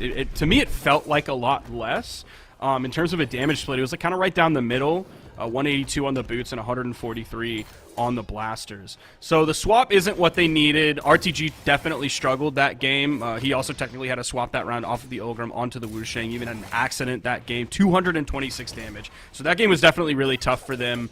Using Lopez, man, they just look like really, really, really tough to beat right now, especially in the elimination side of the bracket. Yeah, you say that, and then you look at the bracket, and you're like, wait. They're not that bad if you're who beat them. Kant and Amigo Power. I love that team name. Yeah. I love that team name. Well, either way, Use and Lopez are going to continue on. We're now going to the other side of the bracket. You talked about them earlier. It's the team of K and Kaiser. They're going to be going up against the team of Anto and Rek. Yeah, Anto's kind of been a name that we've known for a while. Like we used to call him Fornto back in the day because the A is a 4. And I don't know if we've ever been corrected until this moment, so I love when we get a correction like that. Thank you so much. I'm trying to remember, is Rek the teammate who used to play with Jesper? Because I know there was a Rek and Jesper. I don't know if that was South America or if that's another region. I don't know, but in my head, it's a yes, because specifically, I do remember there being a Rek in 2s.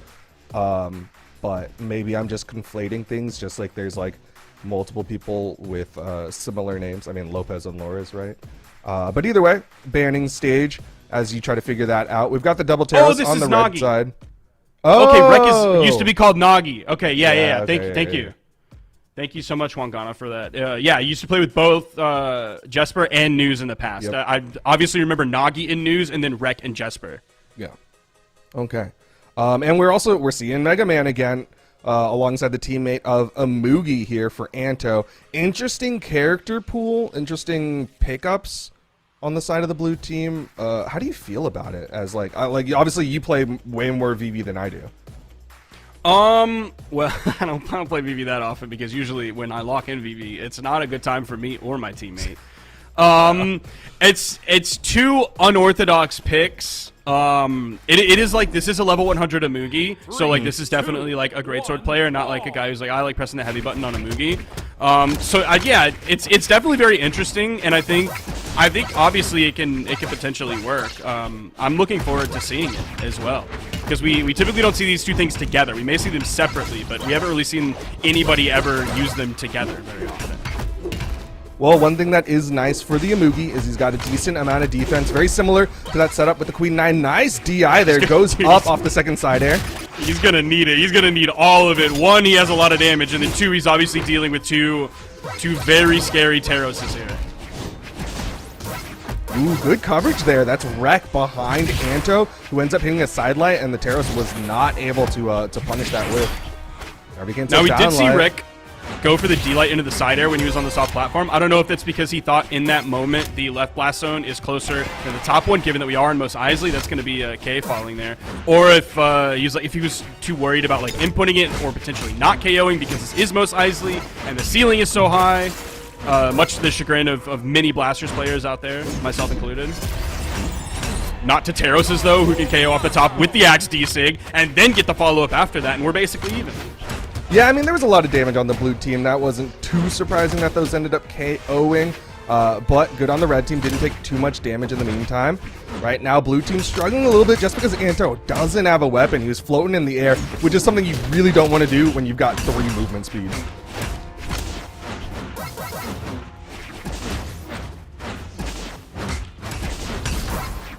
Okay, it was looking a little bit worrisome from Rek right. Oh, Anto's gonna fall into the blast zone on the left side. I saw Rek start to get active, and then like I started looking at Rek because he was kind of zoned out of the fight for a little while Anto was taking a lot of damage, and then Anto just ended up falling on the left side. That's tough. That's starting to really put. Okay, potentially Most Isley saving him there. Yeah, ceiling high enough that Rek didn't immediately get deleted on the respawn. You can see Kay and Kaiser getting a lot more eager there. They're starting to chase out. Anto will hit that side air. Things cleaned up, but blue team a little hurt. Oh, that's going to turn Anto red. He's over on the left soft platform. I was worried he was going to get punished after that dash in D-Light. Okay, falling side air, not quite enough. Meanwhile, opportunity here for the red team to just collapse onto Rek. Weren't able to do it. Just the Nair to take out Anto. It's like every move that he's going to throw out other than like a side light is going to lock you down for so long. That is kind of the pitfall of Blasters in the 1v2. Like, it's great in the 2v2, right? You got that setup. Wow, no punish on that dare. But when you're in the 1v2, you're just locking yourself down. Again, no punish. Okay, the Rek movement. Oh, that's it. Yeah, right there, dude. You're not going to get caught, or you're going to get caught doing that. You're not going to get off scot-free side-sticking like that in the middle of the stage. He did take 619 damage before all things were said and done. So, like, pretty solid amount of damage. That's partially, like, his positioning. So he's not taking, like, the KO moves really close to the blast zone or anything like that. The stocks are not getting stolen from him. But a good showing from Rek and Anto. But it's just, like, Kay and Kaiser. This double Terrace is so scary. Both of them going into the strength stance. It's just really difficult to deal with. Yeah, it felt like once they were able to lock in on their second stocks, then they were just ready to go. But like, I do think the blue team had a really strong start. They were able to extend those stocks a decent amount. But man, once the red team just started swinging, like you said, like they hit hard. Oh, okay. We're gonna need Anto to step it up here. Last game only doing 304 damage and also took less damage overall, despite being such a high defense legend compared to Rex. So yeah, this game is definitely gonna have to be a step up from Anto. He's gonna get caught by some team damage there. One side air from K, the other side air from Kaiser. Unfortunate there, Rek had both red team members locked up in his blaster's attacks, but Anto was busy. I think he didn't have his dodge because he ended up just doing a ground pound right in front of them, which likely should have been like a gravity cancel down sig or something. Chasing high, both red team members split. There's an opportunity for some KOs. Nice. Oh, okay. Oh, I thought that was going to make a connection, but he didn't have the frames for it. At least they get the full team wipe off of that. And the survivability of Rek, he has not taken hardly any damage so far this game. He's not even really in the orange, but one more hit from either of these Teros will do it. I mean, maybe this is them playing into their characters in the sense that, like, obviously Anto coming in here with more defense than Rek. He's going to be that front liner and kind of that, like, O-line, right? And then Rek's behind him trying to just put out damage. Yep, the job of the O-line is to get hit. Like, that's just the way that position is going to work. So yeah, like he's acting as the tank. Nice. Rex doing a really good job getting this damage up onto Kaiser and K, but gets caught by that side air. Ant needs to not fall here. Ooh, the down air. Didn't even technically send off screen. Nice. Oh. Weren't able to catch off that bounce from the down air. Rek immediately disengages once that team combo, but they're both caught, and Sig doesn't hit the side Sig follow-up. Oh, is K gonna get the follow? Yes! Yeah. I love when one member will get sent over to the edge, whether it's like the opponent or whether because of team damage, and then they get the follow-up off of that. I love seeing those. Yeah, just being aware of where you are, but that's the evener now. Everybody onto their final stocks. Kaiser a little bit more damage, but Anto, stuck between two Teroses, manages to get away without too much damage. Yeah, there's like 2 hits from the axe that hit Anto, like instantly put him on the same damage plane as Kai. Ooh, that's a risky down sig, man. The way that he got punished earlier for that, I'm surprised he's still throwing those. Yeah, I don't think he's really seen that much success with it, and he has been punished for it, so not really working out for him just yet. Uh-oh, okay, this could be really bad. Yeah, Anto is not in a good spot to be able to respond to this stuff. Finally now picking up a weapon with the axe. The insig gonna completely whiff, and the second swipe of K's down sig. Blue team's been split for too long. They're not able to get into their respective positions. That side air, the side signature. Suddenly blue team has what they need. K here. 1v2 unarmed. Ooh, okay, that's just going to do it. Yeah, that's going to be the KO move there, coming out from the level 100 of Mugi. Anto, this time doing 500 damage, only really took 486. So doing a pretty good job of avoiding moves compared to the previous game that we saw. And exactly what we said, that's Anto stepping up right there. That's also Rek doing better than he did the previous game as well. And all of a sudden, they have a victory on their hands. This is Anto doing 500 damage. Of course, you're an Mugi player, so we expect you to be a greatsword user. And looking at the numbers, that's exactly what it is. 332 damage on the greatsword compared to 64 on the axe. Yeah, I mean, K and Kaiser weren't sleeping either. They were able to put up good damage too, 515 and 467. But the blue team just managed to hold out at the very end. The red team had them split, and I was really worried because Anto left in the 1v2, I think would be trouble, especially because Rek was getting launched there in the deep red. But red team wasn't able to finish off those stocks. Here we are now into the next one, and red team double axes. That's 3 axes on the board now as Anto throws that one away. Going to be picking up a great sword here into his hand. Does get at least 1 hit off of that. 1-for-1 hit after Rek got hit there as well. Anto just kind of floating around trying to figure out where he fits into how the gameplay is going right now. The D-Light makes a connection, but then Rek pulls out of that and continues his pressure onto Red. I like that from Anto. Unfortunate he got KO'd for it, but he did try to cover for Rek. Rek ran in there with a little of a dangerous side signature, but Anto tried to cover. Neutral signature will get a stock for the blue team.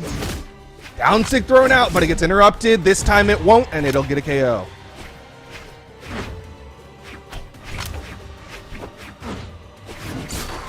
Oh, the ground pound from Anto. He's going to do it again. Okay, he finally got the D-Sig to connect that he wanted to. He's been waiting for that one. Yeah, he was definitely trying to do it. That time it was against an unarmed opponent. Much easier to hit and a lot harder to get punished for. Two-piece. Okay, Rek comes in, interrupts. He saw K coming over. There was stars that came out, so he was trying to recovery after it. Oh, that's gonna KO, man, dude. That KOing on the turtle. It was like, yeah, it was on the left side, but like it wasn't that far on the left side. Okay, can Rek get back from this?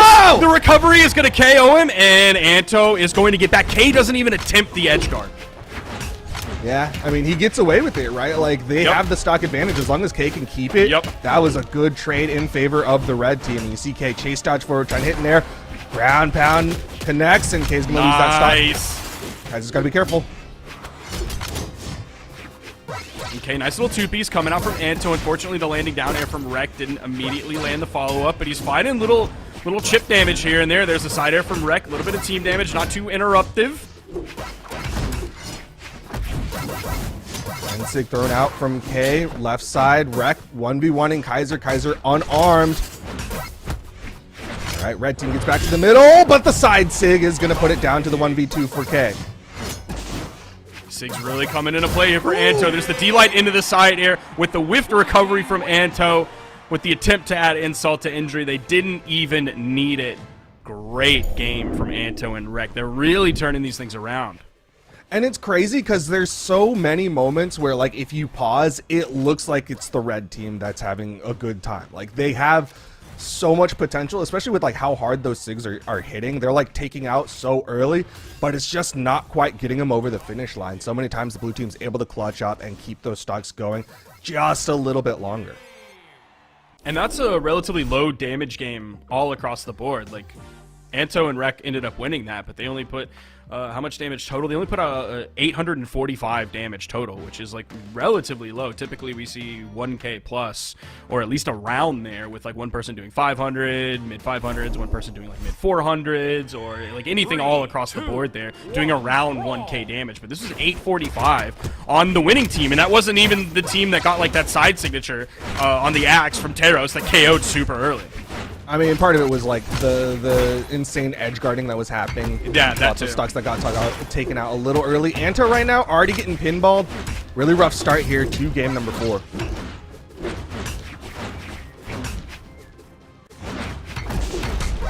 Okay, ooh, good falling side air from K. Wow. Rek gonna try and camp the wall as best he can. He kept the red team away with the side air, zoned him out. Nice target swap there coming out from Rek, hitting it down on both members of the red team. Now a D-Light into the neutral air onto K. Ooh, Kaiser not able to react in time. Rek was flying past him, but he didn't opt for the swing there.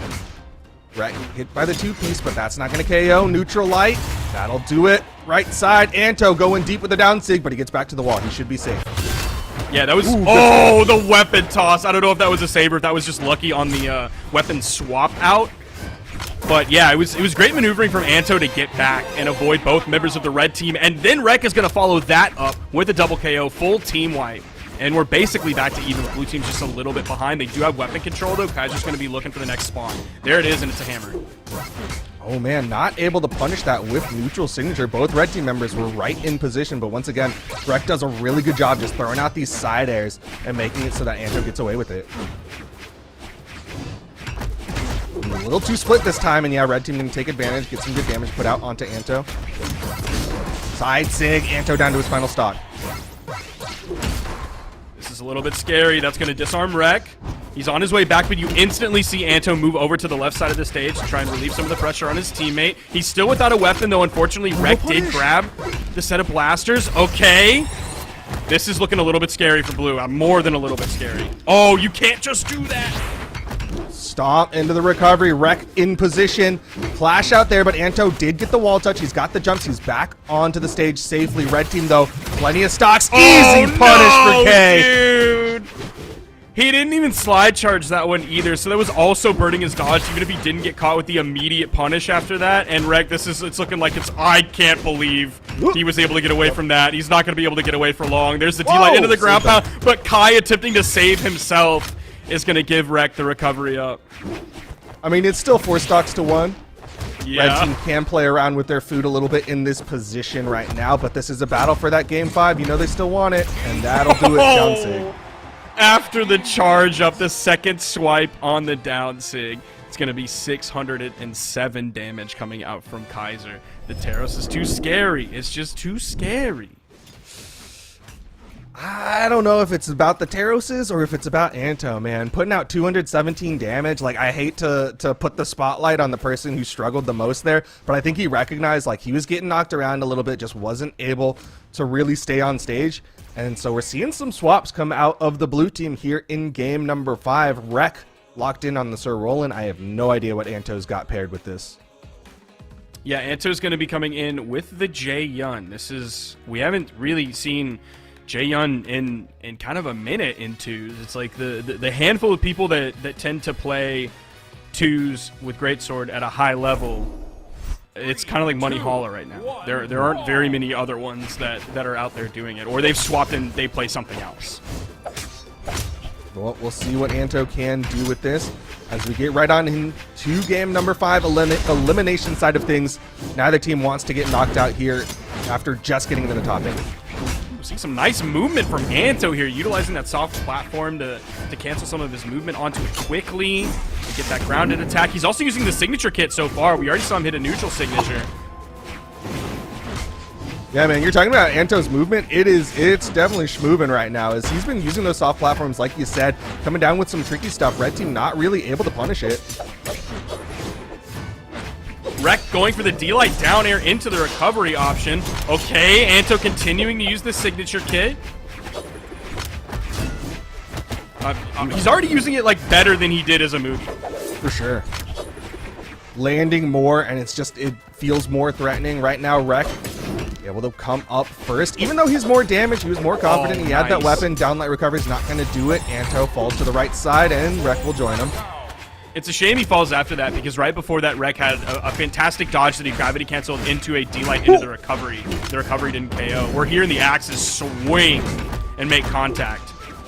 Yeah, man, K just hit a 4-piece onto Anto and was going for more, but now that they're back on the main stage, here comes Rek. Clean up the stock of K. Right side. Rek's in a little bit of trouble, but Anto's right there for the coverage. K with the punish. Side signature.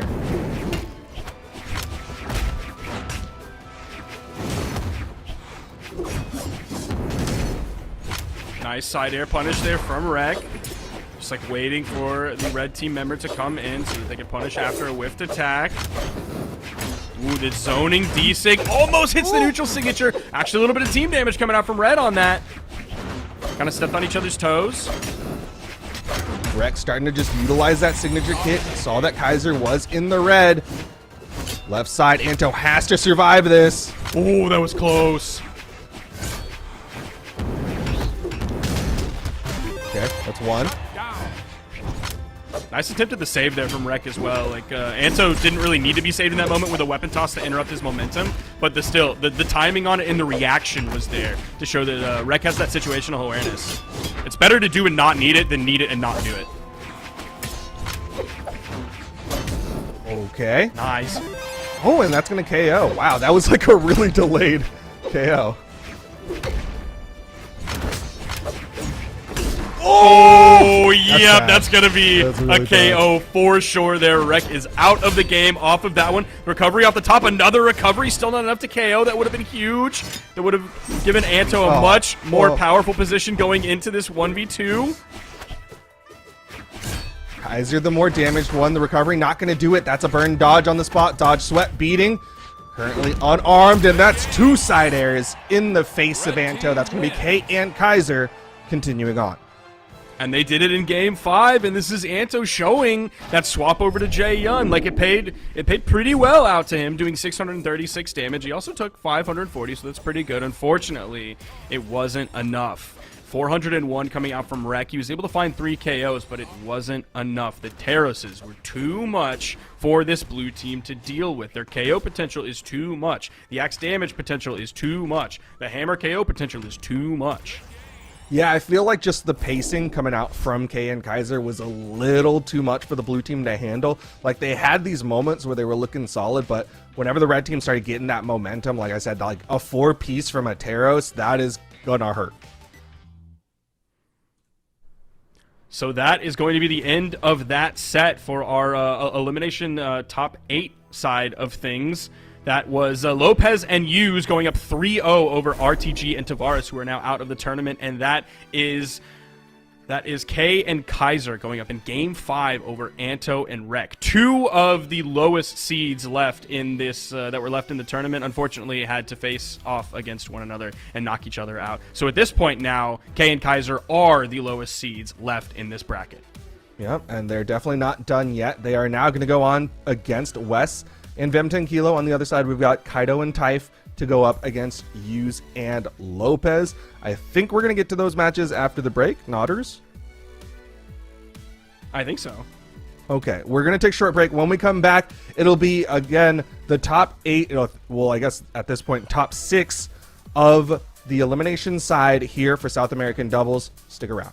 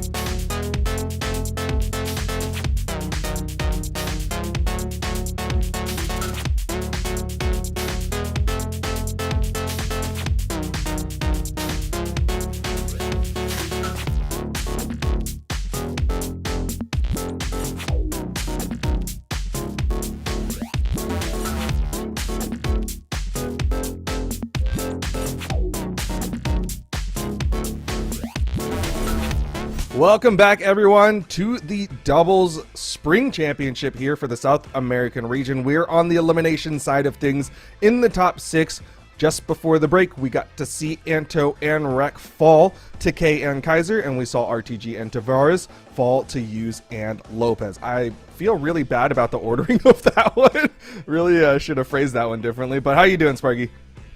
I am loving this bracket so far because we have the teams that we kind of expected in our top 6, maybe in a little bit different place. Or sorry, some of the teams that we expected in our top 6, maybe in a little bit different place than we would have predicted. But we have like Yuz and Lopez here, we have Wes and Vim 10 Kilo here, and then we have some other teams that we didn't expect to be here, like K and Kaiser, and then we also like we have Sack and Reaper like on the top side of the bracket, and then we have Kaito and Typh like they're seed 16, and they've made it all the way to the top 6 as well. So we have like some of our usual suspects, but in a different spot, which is exciting. And then we have like people we don't always necessarily expect to be here in the spots that we expect them. Like we have Sack and Reaper on the top side, man. We have Canton Power on the top side of the bracket. Wes and Vim were here. Yuz and Lopez were here. Lores and Kaina were here. A lot of other amazing teams that we might expect to see in that spot are gone. They've been eliminated, and that's because Sack and Reaper are up there and Cant and Power are up there. This is a really fun bracket. This is an exciting region, and I'm liking what they're showing us this weekend. Yeah, excited for the things that they've been doing and the things that they're showing. And we're going to see more, of course, as we get into this next match. Right now, we've got Kai, a.k.a. Kaido, locked in on the Terrace. He's been teamed up with Typh, also on the Terrace. And they'll be going up against Yuz and Lopez, who've been running that Sir Roland and Nash or Shovel Knight as their team comp. Yeah, I expect those to be the legend picks for everybody across the board while we're still waiting on them to kind of funnel in to this room. So Kaito and Typh ended up going down on the top side of the bracket in the winners semifinals. That was against Sack and Reaper. That's how Sack and Reaper found their way in the winners finals. And then Yuz and Lopez ended up going down to, who did they lose Cant, to? the amigo. That was Cant and Typh. So sorry, Kanta and Power. So yeah, we've had some interesting shakeups here, waiting on them to get in this lobby. That's the path that these teams kind of found themselves in, and why they're in the elimination side of things. Well, we do, I gotta point out, have a very real potential of an all-Taros match. If Kaido and Typh win, and if K and Kaiser win, then we've got 4 Taroses battling out to see who's going to make it into the top 3 of things. Using Lopez and Wes and Vem are all going to try to deny that potential. Man, this is what I was talking about when the Pro Brawlhalla, when the Brawlhalla Esports Twitter account like put up the picture of like all the Priyas. Like this is what I was talking about, man. I said don't let all the Priyas distract you from the real enemy here. It's all the Taros players, man. This is exactly what I was talking about. You're seeing it right in front of your very eyes. Chat, he's wrong. Be distracted. There are no Taroses here. So yeah, we'll now see. that we have Yuz and Lopez in here, we do see them locking in, leading in to this one with the Sir Roland and the Shovel Knight. I wonder when we'll see Yuz finally get to level 100. Like it is level 98 to 100. You're like, oh, it's 2 levels. That's not very much whatsoever. But like it's a lot. It's kind of a lot. It's a lot. It's a lot. It is, I think, exponential. Every single level, it gets a lot more. Like I think somebody pointed out that like the experience required to get from like 98 to 100 is like the same as 1 to like 30 or something like that. It's something ridiculous. But either way, Yuz likely won't hit level 100 in this tournament, but we'll find out. As we get into this, it's going to be Kai and Typh versus Lopez and Yuz. Already pointed out the legends. And we're going to be having, like we're on Mos Eisley, so the splash zones are going to be a little bit further away, but like we have 2 Taroses on the screen and an Ashe. So I don't think KO potential is really going to be a problem here, especially with the way like Lopez has been KOing vertically. Typh and Kai have been finding the signatures that they need when they need them, or setting up potentially the Axe ground pound. I don't really know what that Axe side air was. I think he thought Lopez was coming towards him. Like Lopez kind of moved to the right, and he was like, maybe I got to dissuade him. I think he was a little too focused on his potential threat instead of just trying to get that 1v1. Ooh, okay. Stomp, Typh? fake out. He kind of got caught there in between both members of the blue team, but that stomp also made contact onto Yuz, so Lopez wasn't able to do too much after it. Okay, man, that's gonna KO, dude. That was from like the right side of the left third of the stage. Yeah, that KO'd relatively early on a map like Mos Eisley. Yuz not able to hit the ground pound. Typh's a little bit bigger of a ground pound, and that is going to give the red team the stock advantage as Typh's still sitting on that first stock. They're going to be looking for the KO onto Typh here. There's the side light into the neutral air, and he's just ready, man. GCD light into the down air. He's just so ready off of the side light neutral air coming out from Hughes. Oh, that could be really bad. I was really worried that recovery was going to reach up and make contact with Hughes. Yeah, I really like that Lopez kind of recognized, you know what, that's a Lance off stage being threatened by an axe. I should go back over there and try to help out the teammate, and opted to go over there, hit that recovery onto Kai, and ended up making sure that his teammate stayed alive. Neutral air off the top, not enough to KO just yet, even with all that strength that Lopez has on Nash. Oh, nice fadeaway into the side air. Stomp, side air, not quite enough. Lopez able to hit a big side air. Ground pound from Typh, just raw on the top of Hughes, but Lopez not able to take him out in time. Yeah, Typh did a great job of waiting out that weapon toss that came to the right from Lopez. That was kind of all he could do in that moment.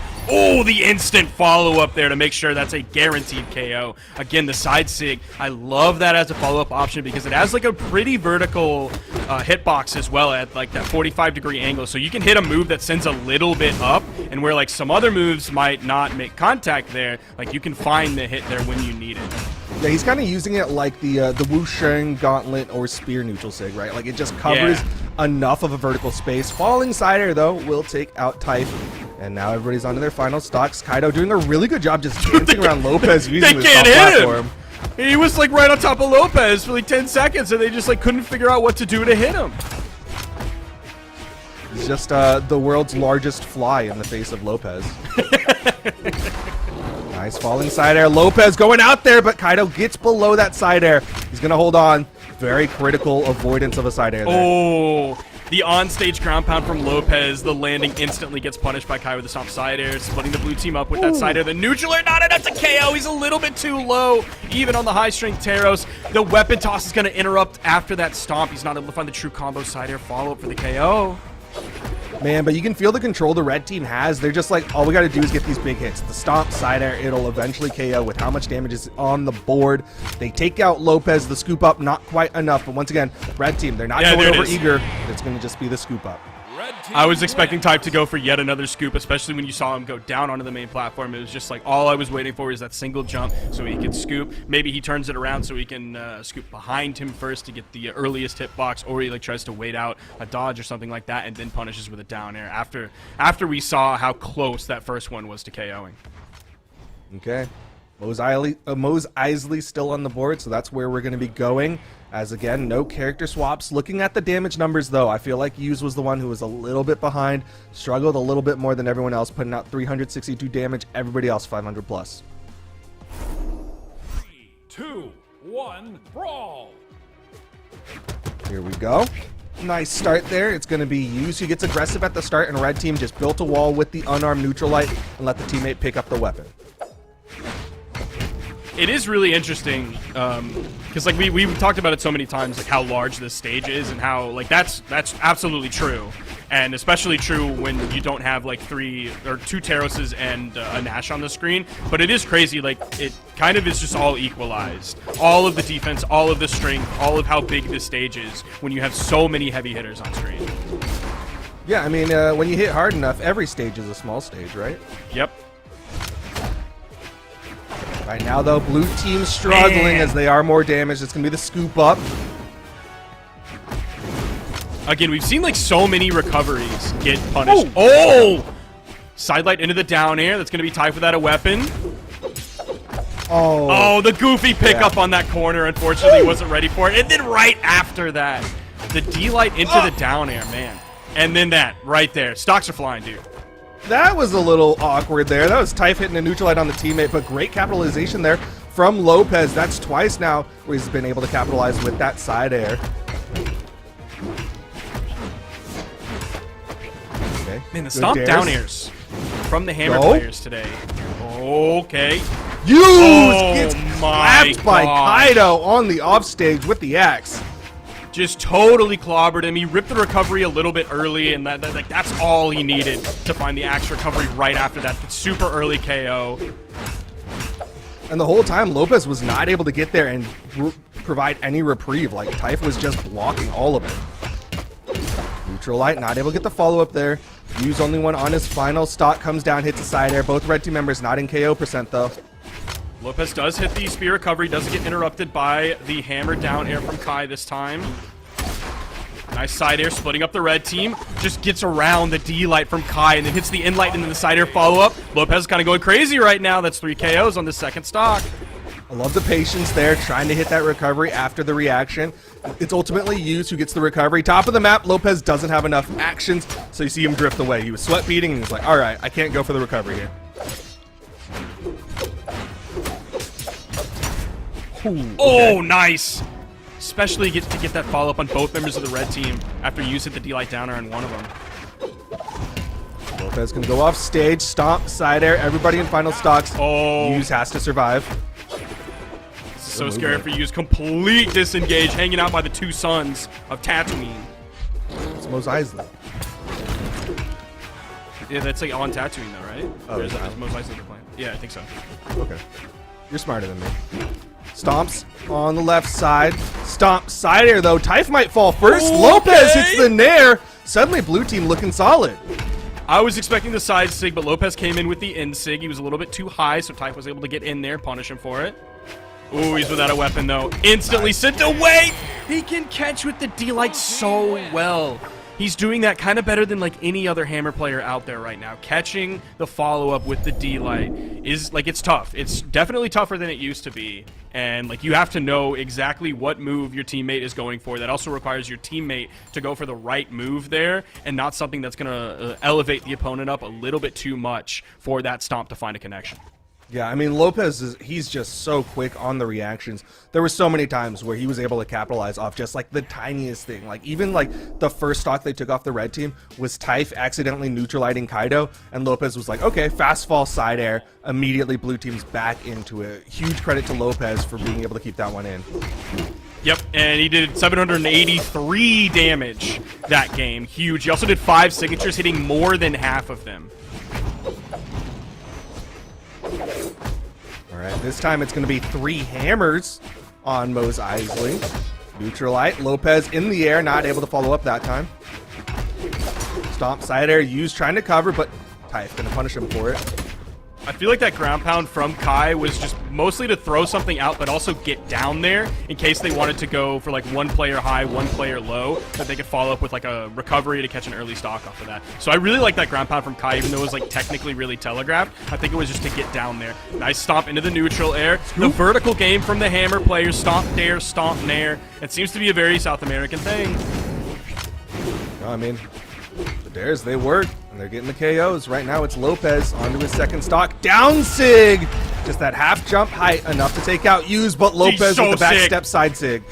He's so sick, hitting the stomp and then not going for the true combo follow-up instantly because he knew he would get interrupted. There's the recovery for the KO. Lopez again, showing that he is the KO master for his team.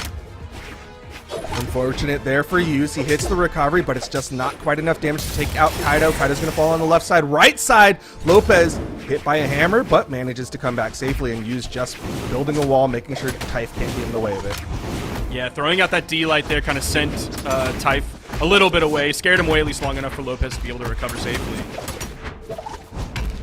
Nice. Ooh, okay. Double coverage. Mos Eisley might be saving him there against that nair. There's the neutral air, this time coming out from Yuz. Ooh, great He interruption. was able to there dodge from in time Lopez. there. Oh!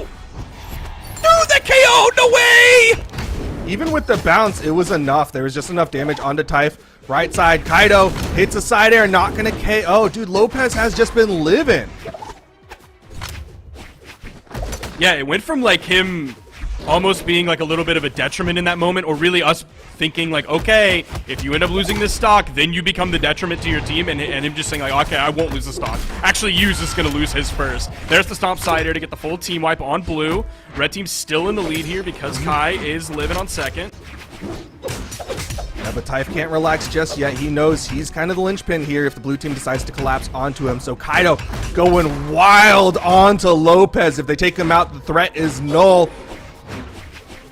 Dude, he's stuck without a weapon, and then Yuz also has sword. Instantly punished. There's a sidelight into the neutral air, but Lopez gets the turnaround on the left side. Does find the KO. Kai now spawning in, has the weapon. The instant wake-up side sig does miss. Both members, oh, okay, they were almost stuck over on the wall on their own. Lopez just barely falling now, and it's used. Stuck in the 1v2. Oh, tried to go for the big play with the ground pound. Yeah, wasn't quite able to do it. You see him dash landing across the map. Kaido just gonna put out a hitbox there. That down air stomped into the side air, and the red team able to get another one. That's gonna be 2-1 in favor of Kaido and Typh. That was just a really difficult spot for Yus to find like any sort of landing whatsoever. If you try to land with like a down air on the opponent there, like that's just perfect get hammer downlighted territory. Even if you hit one of them, you're probably not going to hit both. So if you hit one of them, like the other one's going to be right behind him ready to do that. It's going to like lock you into the ground. If you try to land with like a landing side air, I feel like the red team is going to be able to react to that in time, and at least one of them or both of them will backdash in time or have a dodge or anything like that. And then all of a sudden you're just kind of stuck there as the fuel runs out of your rocket lance. And again, it's hammer downlight territory. He was in KO damage. It's on Mos Eisley, but it's against like 2 Terroses. So like it's just gonna be curtains for you in that moment. It's definitely a challenge that was not able to be accomplished, but we're here. Game number 4. Yus and Lopez still in this one. Same map, same picks. Top of the map, Lopez not able to KO Kaido just yet. This is really scary. Yus is taking a lot of damage. The hammer recovery. Is there going to be a weapon toss down? The weapon toss actually comes from Lopez. I thought we were going to see it from the red team. Stomp side air, and he's going to be gone. This gives them a lot of potential to find the KO here against Lopez. There's the recovery, setting up the edge guard. No, they both actually disengage. Ooh, I like that from Yus. Gets in there, hits that downlight chase dodge up twice. Oh, but immediately the red team able to get some big damage out onto him. Lopez not able to get the KO just yet. Yeah, they haven't been able to find a single KO on this red team yet. Lopez is finding almost all the moves that he needs. Oh, he almost got that off the top too. They still haven't been able to find this stock on Akai. Yus is like in red again, already on second stock. Now they got Lopez. And they're okay. They're going to go in with the perk pivot down air. Yeah, he's just getting dragged around right now. It's got to be the Lopez show, at least for a little bit. Left side, Lopez not able to get the KO. Man, look at Typh's health. 3 stocks barely into the red just now after that down air, but he falls pretty quick. Okay. Yeah, that's going to be about like the earliest KO that they could hope for. It was a nice follow-up there with Yus hitting the downer after the recovery from Lopez. A double ground pound, another attempt. It does get interrupted. It gets flashed out. That was a scary spot. It is going to be Yus who falls. Lopez with a gravity cancel side sig. Kaido, he's got the teammate there just in case. Gravity cancel down sig to get back onto the stage. Okay, Lopez's hammer starting to do work here. There's the stomp side air. Unfortunately, no follow-up from Yus. There's the follow-up after the whiff side sig from Lopez. There's the side air. And Typh's going to have to throw that stock away. He knows it was done. He wants to get back in as quickly as possible so that they can't get this stock off of Kai. And all of a sudden, the blue team would have a lead if that happens. Well, technically, they do have a lead. Yeah, I mean, they've built up a decent amount of damage here. Kaido's got to be careful. Can't fall just yet. Lopez, also in the red, he's putting up a big game. Hits that ground pound. Down light. Oh, Yus! What? That was a weird option there to go for the GC side light. I don't really know how you follow up off of that. We're even, Duke. This was looking like it was really worrisome for you. I almost get the KO off of that. Lopez really going out there, dude. He wants it. He saves the dodge to get through Kai. Yus dipping onto the stage. Is he going to be done for this? Okay, he's able to get back over onto the wall. Does get disarmed by the neutral air from Kaido. Going for the mix-up there with the Ensig. Lopez target swapping while in between 2 Terroses, but Yus is going to fall. Left side, red team might be able to clutch it here. Lopez? Oh, this is going to get one. 1v1. He has got no weapon, but a great landing. Stomp, side air, and Kaido and Typh clutch it out and win it 3-1. Oh, dude, it's tough looking at the ending screen here and seeing Lopez again doing 700 plus damage. And I want to give credit to Yus because it looked like it was really, really scary for him. Like he was going to go out super early, and then all of a sudden, everybody on the board was going to have 2 stocks to their name, and Yus was going to be out of the game. But then he at least like stopped taking as much damage, and then all of a sudden he was on pace in terms of like damage taking and like losing his stock with the red team, but like he wasn't outputting damage. And so that's a critical pillar. If you're gonna make a stool, like you need 3 legs, and he didn't have that 3rd leg, so it's like one of those weird stools. And he only did 278 damage. Found 3 KOs, but he only did 278 damage. Yeah, I mean, wonder how much he's going to be replaying that gravity cancel sidelight, because I feel like that was like a wires crossing thing where he wants to do either a gravity cancel downlight or a side air, and somehow he just ended up combining both for a gravity cancel sidelight. And I don't think that was like the only thing that happened wrong, but man, that could have really shifted things in favor of the blue team.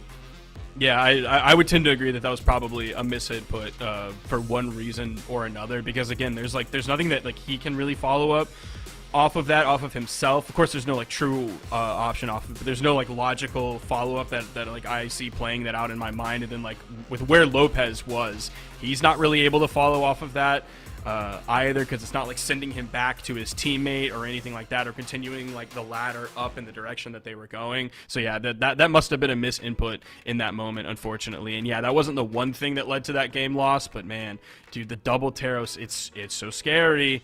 They're so good. Their hammer gameplay is amazing. They're doing most of the damage on their hammer, all of the utility that the hammer kit has going for it, all of the hammer recoveries, all of the stomp dares that they're able to find, all of the neutral airs that they're able to juggle with. It's like, dude, it's so scary.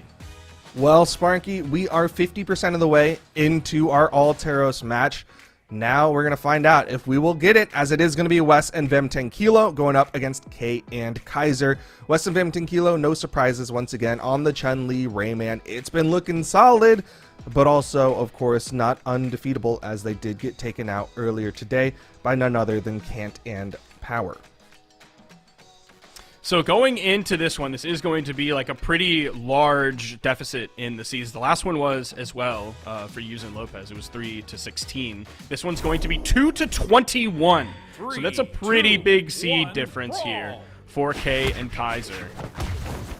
And we're not going to Mos Eisley. We're going crazy enough. Like in the last set, we saw a lot of like, well, quote unquote, a lot, relatively speaking, of like understage gameplay and like going from one side of the stage to the other.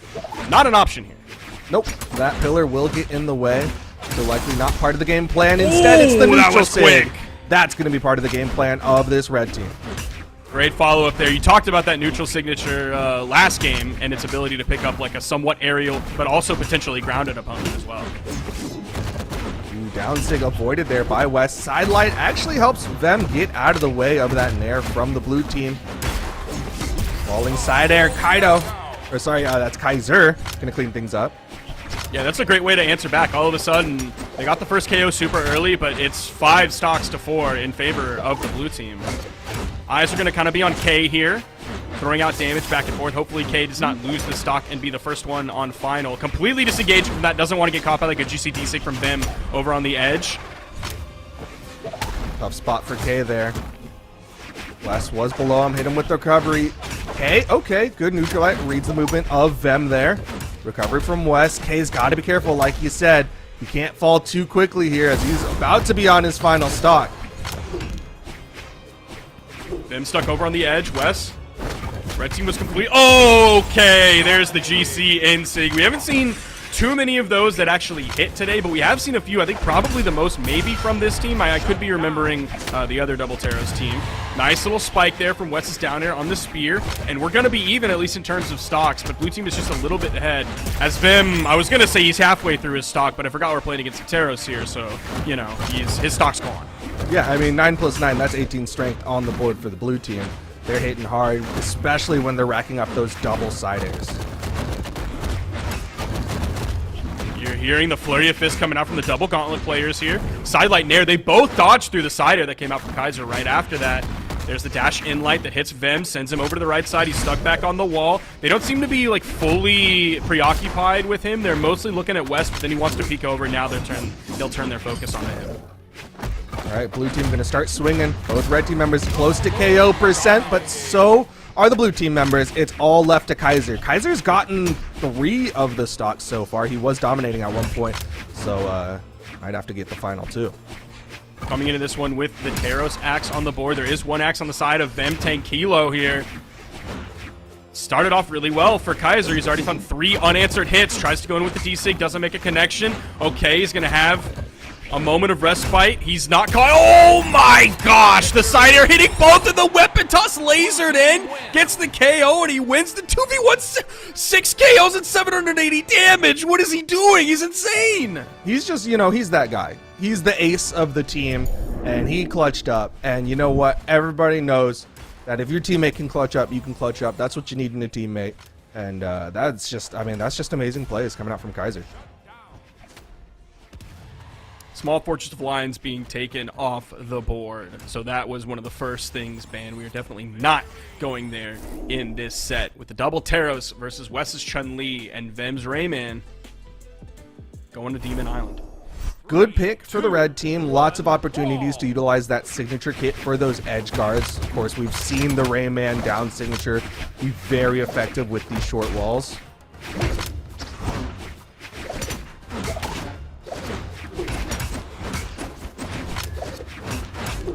Okay, Vem just gonna get the 2-piece onto both of them. Ooh, Wes getting chunked though. My gosh!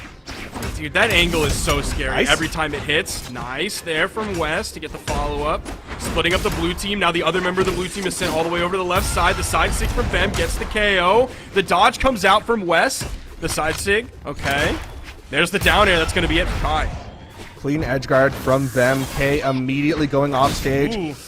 Ooh. That could be scary, but he turns it around, hits the recovery. Vem still finds some damage onto him, but once again, red team with that extra stock. Yeah, that's Vim showing all of the movement that you have, all of the control that you have as a Rayman player on that down signature. While you're charging it up, you can move obviously forward, but he was using it to move back away from that corner so he didn't get stuck.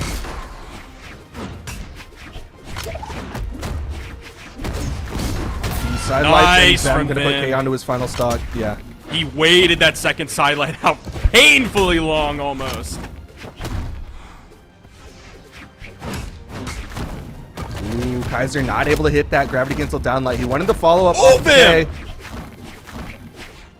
Bro, Vem's still on his first stock. Kaiser Yeah, gonna he's eat that side crazy. sig. There's the gone. ground pound from Wes off of that to get the double KO. Great start from Vim. Great ending there from Wes. And dude, it's 5 stocks to 1. Oh my goodness. Yeah, what a turnaround from the red team. They really just brought this one into their favor. Dude, he's doing so much damage. Okay. Vem gonna get shut down there.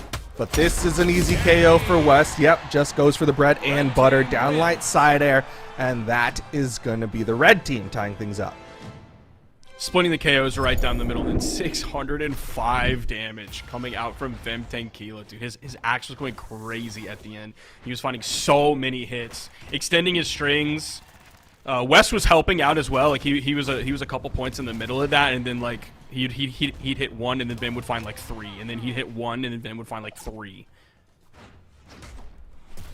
Well, we're going into the next one. Did you catch the map though? I did not catch the map. I was looking at the stats screen. We're going to Mos Eisley. 1, brawl. Mos Eisley, Kaiser and K did win on this map for game number 1, so not too surprised to see them want to come back to it. Wait, no, they didn't. They won on Fortress. That's correct. There's the in-light, and of course the jump nair coming right after that. Dude, Vem is ready to send K over to the edge. At weapon disadvantage.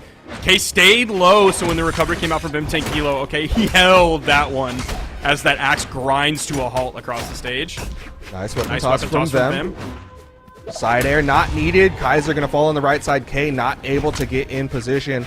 I really feel like, and I don't mean this in a mean way towards K, but it feels like the red team's bullying K out of it and treating him like a little brother, and he's just not able to come help out Kaiser. Oh yeah, you kind of saw that there. It was a delayed reaction moving over onto the right side, like whiffing a D-light when no one was really near him. Kind of like the little brother playing with the controller that's not plugged in, being like, I'm helping. Oh, wow. Dude, Kaiser's just getting juggled by Vim. Okay, it's a nice in-light. Gonna split up the red team, send West all the way to the left side. Okay, there's a great follow-up there from K as well. The D-light, the movement from West to get away from that. All right, blue team does manage to slow things down. They bring this one back. Stock count is even. Kaiser actually the one who is the most damaged right now. Yeah, just backing up all the way to the right side of the stage as West pushes forward. It's the recovery. There's the side light. Oh, and Vim also gets the side air after that, adding up more damage. Kaiser's definitely in KO damage. He does hit that neutral signature, goes for another one. Actually, it was a recovery after the whiff neutral signature. Target swap, likely unintentional, but it does lead to Vem on the right side. Hits the recovery onto Kaiser. Take on the 1v2 for just a minute. Double weapon toss coming out, and West even comes in with a ground pound. He ends up getting below K. Out comes the unarmed recovery. The backside of that recovery from Kaiser hits West. He's going to be looking for a weapon. He slides in time. He saw that Vimtenkila was about to throw a move out. Okay, there's the recovery from K. Now that's K stepping things up here, getting 3 KOs on the second stock. Nice pick up there for West, though. Will hit that side signature. Everybody onto their final stocks. Kaiser not even going to risk the 1v1 against Vem while the teammates were respawning.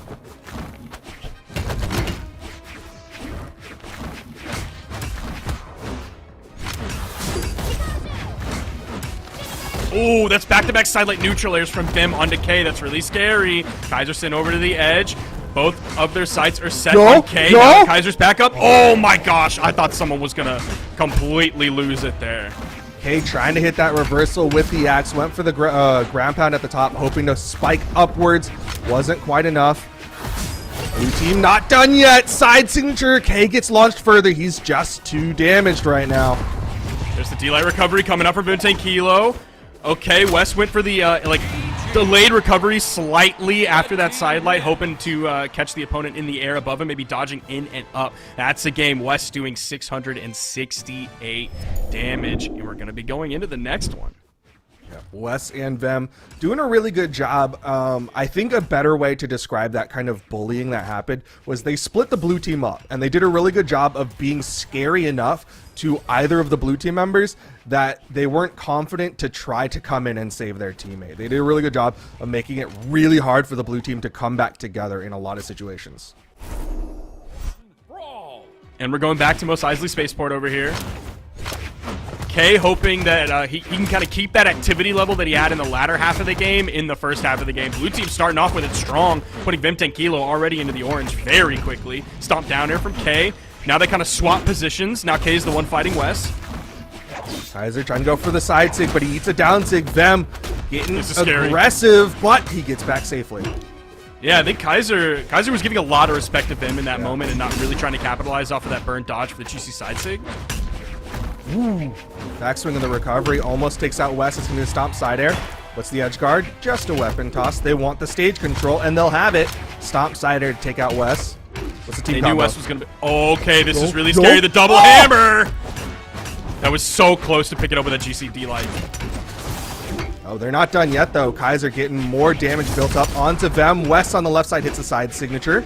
Dude, Kaiser's going crazy, hitting both members of the red team, like one after the other. There's the side air for the KO from Wes. Oh, just barely gets under that neutral signature from Wes, but he answers back. There's the KO again. That's Wes picking up the first two. Kaiser waiting things out a little bit, but he burns all his resources. So he's going to get caught there. K trying to take out Vem on the respawn. Oh, whiffed instinct doesn't get punished from Kaiser. Neutralized. There's the inlight and Wes complete. Wes wasn't able to find any interruption there. This time the neutral signature makes a hit. Sends Wes over. Vimtenkila was setting up for the potential save, but he saw how low Wes was. He knew that like dipping down there would be way too unsafe, way too much risk for potentially like a middling reward. Well, now they are playing full stock deficit. Wes currently untouched on that final stock, but it's going to be his teammate. First one to add some damage. You saw K with the wake up, gravity cancel, downlight. Once again, he's going to threaten at the top of the map.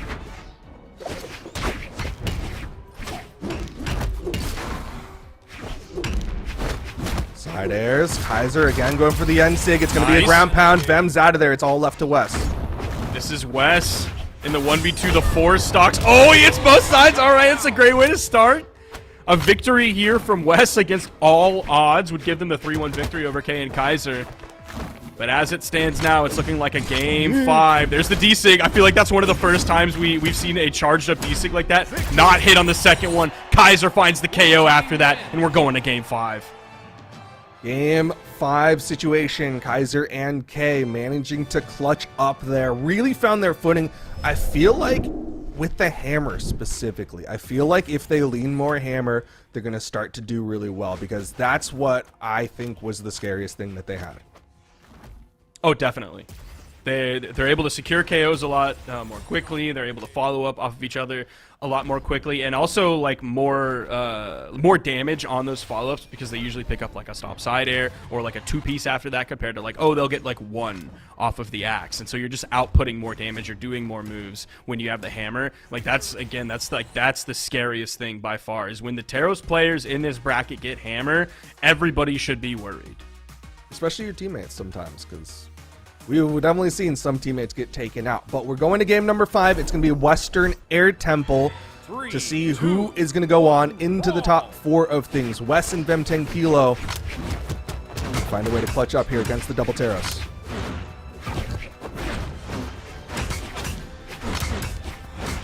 Taros players are going to start this one. Oh my gosh, Wes is taking so much punishment here from both of the axes from these Taros players. Okay, huge follow-up here though. Unfortunate that Wes did get caught by the that's teammate, it. but a side air will take out Kaiser. Signature from Wes. That's the end sig to take out K. Perfect timing. Wes was taking so much punishment early on this game. Like the axes were swinging and they were hitting him constantly. And then all of a sudden they just turned it around and they got those like 2 really solid clean KOs. Nice. Dude, and they're keeping it going. They got the momentum and they kept the momentum. Kaiser does find the landing there, stomp into the side air. Vem, he's still threatening, man. Dude, yeah, his movement's really good here. He's just darting around the stage. There's a stomp side air. Gonna send him all the way to the right. He already used one of his recoveries. Dude, they can't hit Vem. Okay, they finally hit Vem. Yep, they finally find that side air, but blue team took a lot of damage there. You saw Kaiser got launched by the falling side air from Wes. Good movement from K there. Ooh, man. I'm surprised that didn't get turned around. Ooh, the recovery from Vim almost taken off the top. Kaiser and Wes going at it on the right side. Vim Tequila comes in to help. He does it the GCD light. Oh, Wes tried to go in with the GCD light too. Oh, with if the gravity K- cancel neutral light, he'll hit the recovery. It's a trade out. At least they trade 1 for 1. Lead is still going to favor the red team because Kai is so heavily damaged on this second stock. I think like an axe inlight from Vim Tequila will do it here. Maybe just a falling side air. Okay, the side air is going to come out from Wes. Team This combo. is really scary. Do they KO off of that? Oh, They do! Oh my gosh, dude, no way! Oh my gosh, that's an orange KO. I thought K had time to react, but instead goes into the KO box. There's 3 stocks left. This is Kaiser's tournament stock. He's going to have the biggest clutch of all time if he wants to do this. Oh, it's not working out so far for him. That's like 7 unanswered hits. He tries to land with the ground pound. He whiffs, takes 2, takes 3, takes a weapon toss, and it's over just like that. Wes and Vim 10 Kilo are moving on past their enemies of Kaiser and K, the double Taros. That means we will not be having an all Taros game unless Wes and Vim choose to change their legends. Become what you have defeated. Wes and Vem will continue on. They've made it into the top 4, so that is, of course, going to give us our top 4. We've got Sack and Reaper and Cant and Power on the top side of things, and on the elimination side, Kaido and Typh were able to beat out Yuz and Lopez, and Wes and Vem 10 Kilo were able to beat out Kaiser and K. We've still got our 2nd seed of the tournament, but we've also got our 4th, our 6th. I don't know if that. My eyes are going. That's 6. You're correct. Is that 16? That is 16. So the outlier here is going to be Kaido and Typh. Their seed for the next 2v2 tournament is certainly going to go up. Their PRs are going to go up quite a bit after this tournament. But Wes and Vim 10 Kilo hoping to get a repeat performance of what they did in Winter Championships and what they did in Max Mode as well. Hoping they can keep the momentum going this tournament even though they find themselves in the elimination bracket. Really well done. Huge props to them. Of course, that means we are going to take a short little break. When we come back, it'll be PJ and Dara to bring y'all that final 4. You don't want to miss it, so stick around.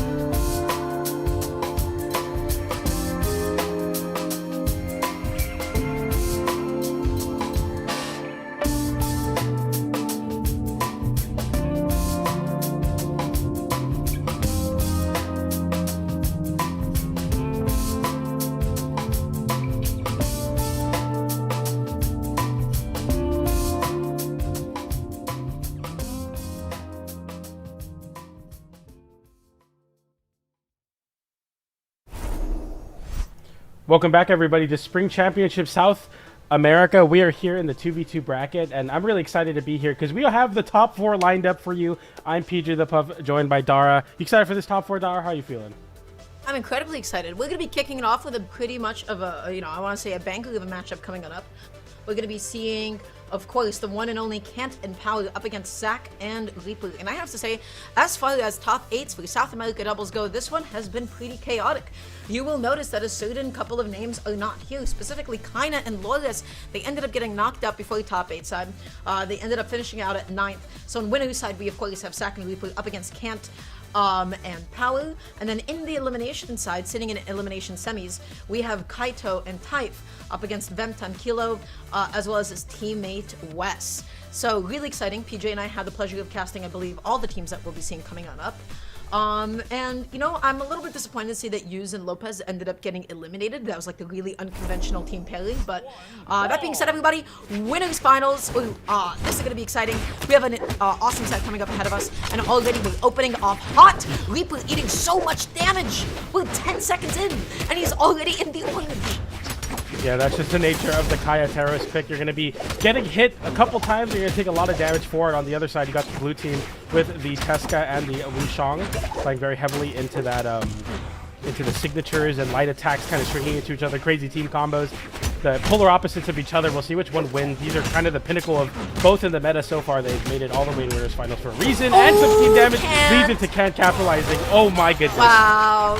Yeah, I can't capitalize. That's right. He saw that happening. He was like, whoa, buddy, what are you doing? Siding your teammate off stage? That is going to give me ample time to combo. Can't going out there, especially that D-Light Sack. Still going to be able to pick up the Gauntlet Classic. The side light recovery. Side sync. It's a double. Blue team. They're saying, hey, you know what? We made a mistake. We dropped that a little bit, but we're still in this game. They're opening off hot. They got a couple of crazy KOs. And look at the combo. Oh my goodness. Again. Just barely not enough to KO. Almost evaporated. That would have been Oh my insane if God. it KO'd.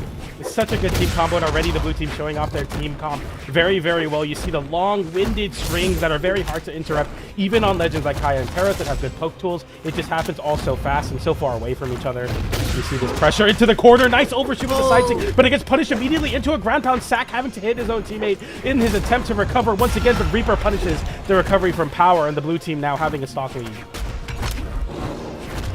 Oh, Kant, you wanted that side sync.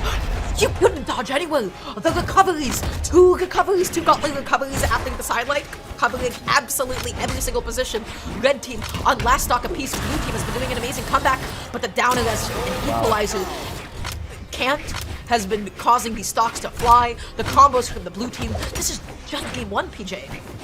Yeah, they're playing absolutely lights out to start us off, and this is exactly how I expected not only this game, but this set to go. Last stock, game number 1, fighting for that set advantage, already starting in the first game. Incredibly contested. Kant getting a sidelight onto Reaper there. Zac getting something going on to Power. Power gets back. Kant gets a downlight sider. Blue team both stuck on the right side. Reaper fighting vertically, gets hit by Kant's reversal. Why did he chase dodge down? Oh my goodness. I saw the D-Light. I'm surprised he didn't Whoa, like jump damage. down. And that's usually what every Hamlet player wants off the top. Blue team, they were stuck on the right side of the stage for a second. Zac trying to get an edge guard going when he ends up putting himself off stage. Power sliding off the V6. Zac able just to get under and back on. Reaper with the NC connecting. Kant, sweat beads coming out. Finally able to pick up the axe. Nice side sig, and we see an interruption Oh, or an attempt to interrupt with the end sig. It doesn't KO Reaper, but that downlight will KO Zac, and Reaper now in a 2v1. The red team so healthy here, especially on the side of Power, who's less than red damage, and a downlight sider will be enough to take it. And the red team, the Teros and the Kaya, take game number 1. EJ, you said that you expected game 1 to go like this. I'm going to call that out and say, I don't know, man. We knew that it was going to be chaotic. We had no idea it was going to look like this, because that was ridiculous. The team combos from Blue Team, absolutely absurd. The edge guarding, the lethality from Kant. How many of those stocks was Kant responsible for is my question, because it felt like it was too many. Kant dealt so much. Okay, it was only, oh my gosh, why am I missing the KO count here? I wasn't able to actually find it, but it felt like Kant was so lethal. He was so scary, PJ. Yeah, that's exactly like the red team's composition working very, very well. Kaya has really great signatures and also normals in general to lead into these KOing options. Teros having high strength makes it so scary to get hit by Teros. And we see the red team start off with big damage on the Zac. We see some team damage, but the red team go right back Kant into is it with a controlling sidelight the on the platform. Reaper.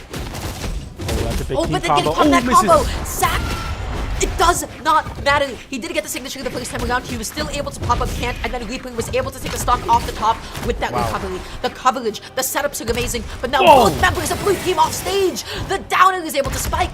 Can't. Another down air.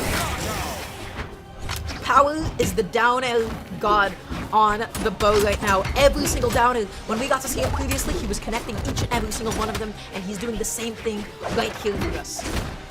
It's incredible seeing what Power is able to do. We saw him feinting a ground pound, going for a down air. Instead, the blue team get completely mixed off stage with the edge guards from the side of Power. But Can't having to fight in the 2v1 now as the stock gets traded out from Power, and the blue team hovering above each other. Can't just dash jump forwards with a side air. Sack getting sent in a bad spot. The blue team have to forfeit the entirety of the stage control, and the red team don't capitalize very well. The blue team with a chance to get back in this game from that misplay, but they don't get too much. Just a couple hits here on the gauntlets.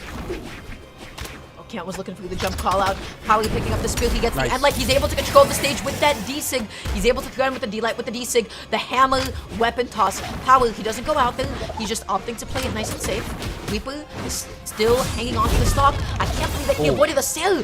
The D-Sig into, I think that was another D-Sig, and then he tried to go for the N-Sig as well. That was so much damage, PJ.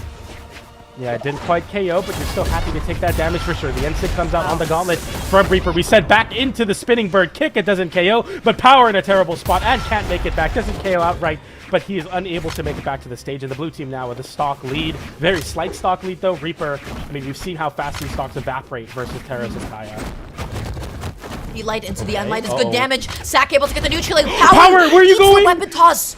Is this going to be the end? Can't put the neutral. Does he save his teammate? He does not. Power is knocked out of the game. Can't has to fight 1 stocks to 3 against the most potent combo potential team that there is. I don't think that he has this one.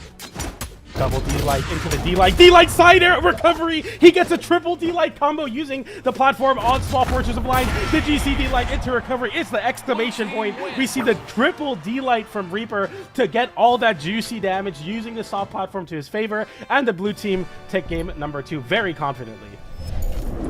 This is crazy. This is so back and forth. This is the duality of, you know, you have a strong hitting team, you have the Telos team that's like really relying on like 1 or 2 like super powerful hits in the edge guards, and then you're fighting against the combo team, the string team. The way that blue team has been consistently setting up combos, they're always in the best possible position. They're so well practiced. They're like a well-oiled machine. Every single hit is converting into something else without question. Red team, I love the way that they cover each other's space. Blue team, they're coming up a step ahead when it comes to the combo interruptions, and it comes to asserting their own combo game. They're looking indomitable. It is such a contested set already to start us off here. Game 3, 1-1, a game apiece for both of these teams, and now the blue team look to get some aggression started, but Reaper without a weapon makes it a lot harder as the red team gets some big damage onto both members of the blue team and already start off with a nice little damage lead here. We need to see this snowball into KOs though. Damage doesn't really matter until you get those stocks confirmed. The end light. Oh my gosh, Sack always just patrolling the stage with the signatures. He's looking through the end light. He's going to be eating one of those as well. Reaper, can he get the reversal? That's a neutral. Power is using up all of his jumps. He's being threatened by double gauntlet. Can't, a little bit too afraid to actually close in that space. Sack gets 1 neutral. They're just trying to set up these off-stage situations. I like this play from the red team and also the blue team being very but being very disciplined so far. We see a little bit of team damage there, but it didn't KO, so it's not too bad. Can't having to throw the weapon away in order to land, using that weapon toss to get him some space on the landing. Double GC sidelight, or GC sidelight into recovery on the gauntlets leads to a clean KO onto Can't, but the blue team cannot pinpoint Power as Power is on the aggressive now. They both make it back on. They're both able to refresh the resources. How does blue team actually make it back on? Reaper with the downer. Power, sweat beads coming out. Not going to be able to continue that reversal attempt. Sack, no combo. I think he was too close. And just like that, both members of the blue team knocked down to 2 stocks. It is Power who is stock tanking. Yeah, and you love to see that on the Kaya. The high defense legend is going to be so important to hold on to these stocks while also being safe and having the range to continue to follow up on your teammates' hits without putting yourself at risk of losing the stock. You see a blue team and like there on the boost. Not enough to KO though. He wasn't able to space that out. He tries to get back on with the GCD light, and that's going to be the downer into the recovery. Again, whenever you need blue team to get that combo, whenever they need that 2-piece to secure the KO, they're always on top of it. Sack and Reaper are so consistent. so important to do that, especially versus a team that doesn't really give you much to work with. Tries to go for the signature into the down sig from Reaper. I like that side air into N sig. Doesn't connect, but they still go for it, and a side sig comes out, and that was sent Can in a bad spot. Sack on his own side of the stage, getting the edge guard. Can you find it there? The down air, the pogo. Power gets hit with another one and cannot make it back to blue team. Both win their 1v1s respectively, and send Kant into a really bad spot as Sack and Reaper continue the aggression. That was crazy. You look to the left, you look to the right, both members of the red team are getting demolished. Reaper and Sack are playing, as far as I'm concerned, out of their minds. You get the sideline, you get the downer, there's Stack. Is that going to be it for Kant? Kant is so deep. Sack tries to go out there. Reaper not going to be able to save his teammate, unfortunately, but that could have been curtains for the red team. I like the attempt, I like the idea, but then just something got lost in translation. What a save! Important recovery there to interrupt the knockback from that haymaker, but it's not enough. The side air off the downlight flips it back to his teammate. The N-Sig comes out, and the blue team take the win once again, back to back here. I mean, they're looking super solid. The very string heavy, combo heavy, two-piece, get your signatures, get the KOs strategy is working for the blue team. Quite frankly, I'm gonna go out on a limb here and say this might be like some of the best like Brawlhalla 2 synergy I've seen in a long time. Because even when they're dropping stuff, right? Even when they're dropping some of their combos, they're constantly repositioning and looking for the next setup. Specifically, the interruptions from the blue team are everything. When it comes to the CQC, when it comes to the scraps, when it comes to everybody stacked on top of each other, some way, somehow, blue team just keeps coming out on top. They're the ones that keep interrupting red team setups. They're the ones that keep finding their own follow-ups. And they're able to pull it out just like this. Power eating so much damage. Oh, Cat dodges into the nair. If he hits the ground pound there, it's the end of the stock for Cat, but Cat flips it side air into GC, turn around, and light. That was so sick. All right, we're going a little bit too ham off stage, though. We're getting a little bit too crazy with that ground pound, but somehow Power bails you up, and Power can make it back. Power trading the stock away, but Reaper loses the stock as well. Now a 1v1 from Cat and Sack. What a strange interaction. Oh my goodness, that was crazy, he continues there. Great interruption for Reaper to save his teammate from losing his stock to that recovery. Insane start for the red team. Oh my, another save with the downer. He's crazy. How is Sack still alive? The answer is by a thread. He is avoiding every single KO move from both members of the red team. He's looking out. Oh, it was almost Reaper's own recovery that did it. But then Sack able to find the recovery confirm, able to get that stock off. Power looking for any way he can to possibly land and light into the side sig. That's going to be huge damage.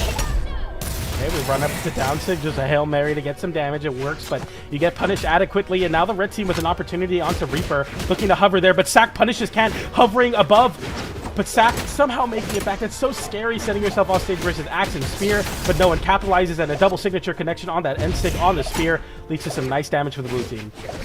How do they keep catching him stack this off? And the sider, not going to confirm into the N-Sig. Reaper ended up just pulling the trigger a little bit too soon. But they're always looking to set up the sandwich. They're always just looking to have a red team in between them. Sack is the one that sets it up, and Reaper is the one that consistently closes it with his own N-Sigs. And they keep getting that position again and again. Red team, they have to break up the blue team. They have to break this up. D-Light into the ground pound. Can't. Going crazy off stage, but can he make it? What the heck was that? Why did we burn our dodge? He burns his dodge on a GC Haymaker or GC N-Sig on the unarmed, instead of going to a dodge back to the wall. That's a big swing of momentum as you lose your stock for that. Now the blue team on the aggression. The down air into the recovery. Reaper getting some damage on the Can. Power having a hover as well, knowing that you're at the sunset of your stock versus the team that can convert off of any hit. The in-air into the N-Sig connects. The recovery disarm. Both of the red team members looking to lose their stock, and the game is over.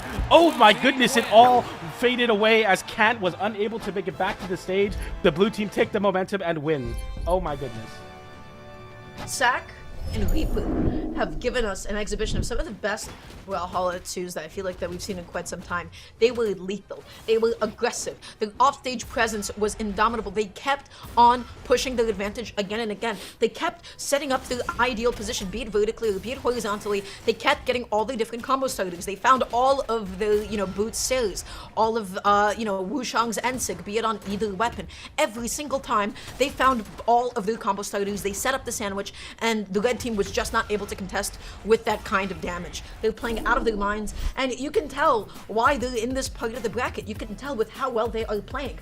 Now, I don't believe this team has not gotten like a second place finish since I believe the Summer Doubles Championships, in 2024. Ever since then, it's been consistent 3rd place, consistent 4th place. But now it is Sack and Reaper that are guaranteed a minimum of 2nd. And given how well they're playing, they're the team in my mind to take it all today. It's so crazy to say that in a meta that's entirely dominated by Teros, Axe, and Kaya. Everybody is saying the meta has shifted into, we've moved away from Ulgrim, we've moved away from Wushang, we've moved, or not Ulgrim, sorry, Wushang and Onyx, we've moved away from double gauntlets. North America is picking up Teros, EU is picking up Teros, but then they come out and they do it on a high octane, very string heavy, offensive playstyle. You'd love to see the return of a meta that literally was just last year, but you know, seemingly after Kaina and Laura's won World Championship, we're like, okay, all of a sudden everybody's playing these, you know, a little bit slower, a little bit more boring comps, but they're able to do it. It never left. It never left. It's still broken. Wushang never left. Wushang's nerfed over and over. Gauntlets nerfed over and over. It didn't matter. They're just still here, and it's still working in a big way as Sack and Reaper sit in grand finals. Honestly, it's just like, what are you gonna do? Wushang Ensig is still Wushang Ensig at the end of the day. Spear and Gauntlets are still Spear and Gauntlets at the end of the day. You have fantastic string weapons that set up into beautiful combos. But enough about that, everybody. We are jumping on over into the elimination side, specifically elimination semis, where we will be seeing Kaido and Typh up against the one and only Vem 10 Kilo and Wes. Now, the match that PJ and I got to see Vem 10 Kilo and Wes was one of really high contrast, I feel like. On one hand, Vem 10 Kilo and Wes, they were going in. On the other hand, I saw them with a couple of unfortunate SDs and a couple of unfortunate misplays. If they're able to get their gameplay a little bit tighter, they're my team in my mind that are favored to be able to take this set. But now they have to go up against double Telos, the big, strong hitting legends that will melt board stocks. It's really cool to see Typh and Kaido making big upsets to make it here. Kaido PR number 100 exactly. Typh PR 17 versus PR 3 and 4. The 2 second best players, the second best team in South America in terms of PR. And already Typh and Kaido not showing any signs of fear. The Endlight into the side sig, then an Endlight into the Nair to close out that stock. Oh my goodness, what a way to start. That's what it's like fighting against double Telos. You just have to collect yourself, you have to move back on. Let's see what happens. Kaito, I mean, they're just trying to get these Endlight sandwiches set up. You can DI up. You saw Vem 10 Kilo go up. That's because he got hit by another Endlight while he was in hit stun. He tries to go out there through the edge guard. Vem 10 Kilo with a huge ground pound. He wants to get the downer. He's not in a position for it. Kaito ends up making it back on. It's looking really tough here. Vem 10 Kilo fortunately able to pick up an axe of his own, but we see a signature call out the dodge in place, and Typh is able to find another stock on this Teros. We see the walk forward from Kaido looking for that side stick, doesn't find it. West with some team damage onto Vem 10 Kilo. Vem 10 Kilo just cannot seem to get any sort of action going. The Endlight into the sider will find a KO, but you're already behind so much in game number 1. Okay, that's a misinput. It's supposed to be down light in the side. Yeah, that's absolutely. Only daylight sidelight when they get low damage, but that's okay. Now we're seeing 2 stocks apiece for the blue team. They're looking really good at the moment. Nice interruption from Wes, getting an Endlight of his own. The recoveries come through now. The down air from Kaito, able to get some damage onto Vem 10 Kilo, but you're looking for the KO here, especially with the hammer and the axe, and that's the scoop and score. The down air is able to close out that stock. Wes playing very elusively on his last stock. Doesn't want to leave his teammate to the double Teros, but Wes is in a really, really tough position as one hit is enough to take it at another signature. A GC downlight. Vem 10 Kilo saying, let's go to the next game. A 4 stock for Typh and Kaito. I cannot believe it. What a way to start. Yo, you cannot relax against this team. You cannot relax against double Telos. They're playing like the double melter. These are the stock melters, okay? They've got a big hammer. I mean, that damage output I feel like speaks for itself because it only takes like a few different interactions, you know, for them to just really secure like the damage lead and the stock lead, and then of course really coming up in terms of lethality. There's a couple of missed edge guard attempts that I feel like could have given the red team a bit of an edge, but overall I feel like the blue team's positioning, I mean, they were just consistent. They were holding either side of the stage with the Endlights, and it felt like red team couldn't contest it too much. We're seeing Wes switch on over to the Bryn at the moment. And then Vem 10 Kilo also swapping to Dhalsim. This is crazy. Okay. Well, let's see how this works. Yeah, we're still gonna be seeing the Rayman. So. Oh, I thought that Wes was playing Rayman. I'm completely. Yeah, I said that as if there was a swap from Vem 10 Kilo. Vem 10 Kilo staying the same. Wes is the one that swapped over to Ulgrim. Yeah, that was my bad. But yeah, it looks like we're gonna be going to a reset here. Maybe the bans are wrong. Nonetheless, how do you feel about the Bryn pick, Dara? I mean, everybody, I feel like Bryn is like always like a very consistent 2 pick. We see Bryn all the time in EU especially, and for good reason. Axe is one of the best 2's weapons. Spear is also incredible at juggling. Spear is incredible at just like really controlling space. And then Bryn's signatures, I feel like there's like a little bit of the overlap with like Kaya's D-Sig, Kaya's Spear D-Sig. You know, you just kind of get to hold it down and spin it around a little bit, and that's just like a really nice way of controlling space. I honestly don't think that the legend pick really played that much of a factor in the last game. It was just more about disrupting Kaido and Typh's game plan. They were so aggressive, they covered so much of the stage, they weren't able to really split them up too much. We start into this next game, and it seems to be more of what we saw in the previous, as West Femtekilo takes a lot of damage from the double Terrace. The downlight Cider disarmed Femtekilo. We haven't even gone a minute in, and Femtekilo on the sunset of his stock. It's just a bad time versus the double Terrace. I need to see the red team do something crazy and something crazy fast, because it's dash dump Cider the other way, and a signature leads to another stock lead apiece for the blue team. Is double Terrace the best team comp right now? This might be just exactly what's happening, because this seems unstoppable. Yeah, I mean, everything that they're going for is working. Kaido shouldn't be connecting this many hits, and yet Kaido and Type are getting everything that they're looking for. West, nice way to be able to get a stock off the top. Okay, Kaido though, he is still fighting, he is still scrapping, he's spacing, he's dashing in, he's dashing out. So much empty movement. I love the neutral from Kaido and Type. The D-Light into the ground pound. West is off stage. Them gonna be able to find the edge guard. Kaido's stock is gone. Type getting a big side air there, forces Left to have to swap to a different weapon. Enlight into the side. Sig doesn't find the side air. Femtekilo in a really bad spot, but a double hammer, so you don't have the options that the Axe does to get those down airs to close out those stocks. You see the side air come out. It doesn't KO. That side Sig will hit some team damage, though, as Femtekilo has to look for this edge guard, has to make something happen, but can, as Kaido gets a KO onto his Femtekilo's teammate, and Wes coming back down. Femtekilo in a 2v1 avoids all the damage. Very important. Kaido trying to converge onto them, and he does so successfully. The neutral light. Oh my gosh, tries to go for the GCP light. It wasn't successful. West able to hit both of them. That is exactly what he needed to at least be able to get some damage onto the board. Kaido trying to make it back onto the stage here. The neutral light, a little bit of friendly fire. Kaido just going to be running off stage, eating the end light, but that is not the end of his stock yet. West avoiding, gets the side air there. Jumping, looking for something. GC side stick doesn't connect. Kaido getting the reverse downwards hitbox of the recovery into the GC and like for some damage, but the red team seems to equalize the stocks, and now having a 2v1 onto Type with some team damage, it kind of makes it more difficult to get anything meaningful, and nothing meaningful will happen of it. Instead, Femtekilo the one getting hit with a lot of these big hits to scoop the score. Femtekilo in a 2v1. Can you make it happen, or you're going to go to game 3? Yes, you are. We're going to game 3 with Type and Kaito potentially eliminating them at 3rd place. Oh my goodness. 4th place, I'm sorry. Wow. Dude, they can't get any footing against these two. You know, it just feels like every single sider, every single D-Light is connecting. They're catching their jumps, they're catching their landings. Man, what do? You have 2 Terroses on the same screen, you have 2 Terroses on the stage. They're just controlling and dominating so much space. They have so much threat. Man, Kaido and Typh, they're looking amazing at the moment. Yeah, it's crazy because like it's like, oh, so first of all, these are the 2v2 spring champions potentially on elimination game right now if they can't make this reverse 3-0 happen. It really does feel like the solution is to just stop getting hit as much as you are, which is funny to say because it sounds so callous, but in reality it's like you gotta stop getting hit by the Terros, because the Terros is doing way more damage. You can't get anything started. I want to see the red team play more movement focused, more elusive, get away from these long strings on the double axe, the double hammer, and taking these scraps like this are tough, I feel like. Oh, Wes. How is he going to be able to land the back end of the recovery? He's all out of resources. He dodges back on. He gets hit by, I believe that was the end light, the end sig. Wes is not being allowed to rest. There is no rest for the wicked. Kaido is able to get the D-Light. So that's going to be another stock gone off the top. Blue team is unstoppable. What is happening? Everything that they want, they're going for. Everything that they want, they're getting it. This is it. They got it all, PJ. I mean, when you just keep hitting moves over and over again with a legend that does so much damage, has so much knockback, bad things are bound to happen. You see the KO onto Kaito, that's very important. Type still holds on, though. Relatively healthy, all things considered. You'll need a long-winded string to get something going into a KO here. Down, another downlight slider. Femtekilo already into the red on his 2nd stock. Type is yet to lose his. It's crazy. Oh, he's looking for that D-Sig. It doesn't go that punish. Kaido just fighting for himself. Typh losing his free stock.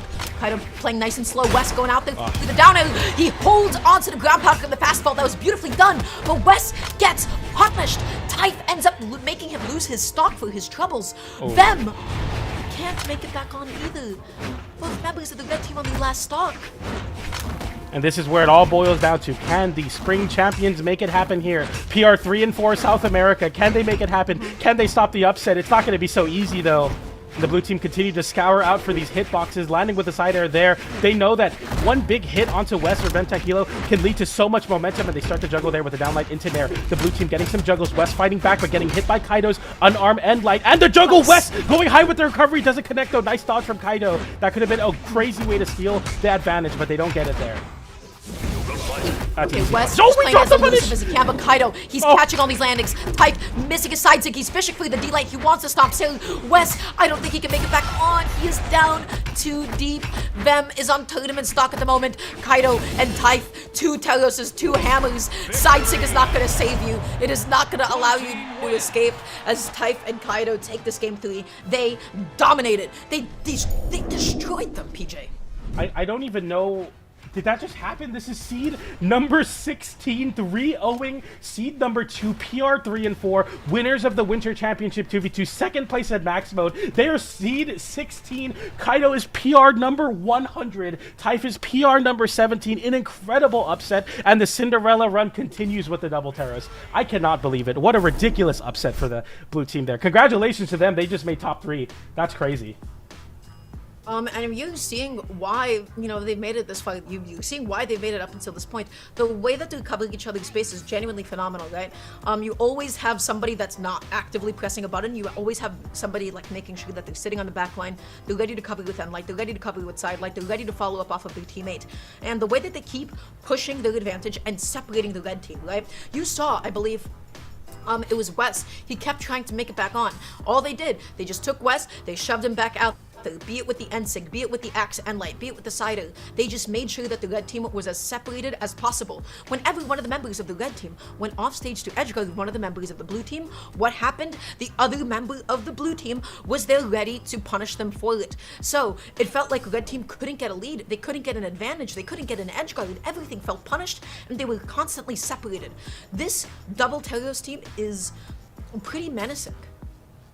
I mean, to give you some context of what they were able to do to get into top 3, they beat Kaina and Loris, the world champions in 2v2s, 3-2 game 5. They then move on to fight Sack and Reaper. They barely lose that in game 5. They then beat Yuz and Lopez, and then beat Vemtech Hilo and West. So they beat the world champions, they beat the winter champions, and now they're sitting in elimination side finals with a chance to potentially get the run back in grand finals versus Sack and Reaper. This run is ridiculous. One of the craziest runs we've seen from a 2s team. They haven't even teamed before this event. I don't even know what to say. The stat tool is saying that they've never played a tournament together. I might be wrong about that. I'm happy to be wrong if I am, but if that's the case, if that's true, if the stat tool isn't lying to me, that is ridiculous. Yeah, that's crazy. So everybody, that means after this break, we'll be going into the top 3 for South America doubles here at Spring Doubles Championships. Everybody, thank you so much for listening to us talk about video games. We'll be back in just a couple of moments. Don't go anywhere, and we will see you soon.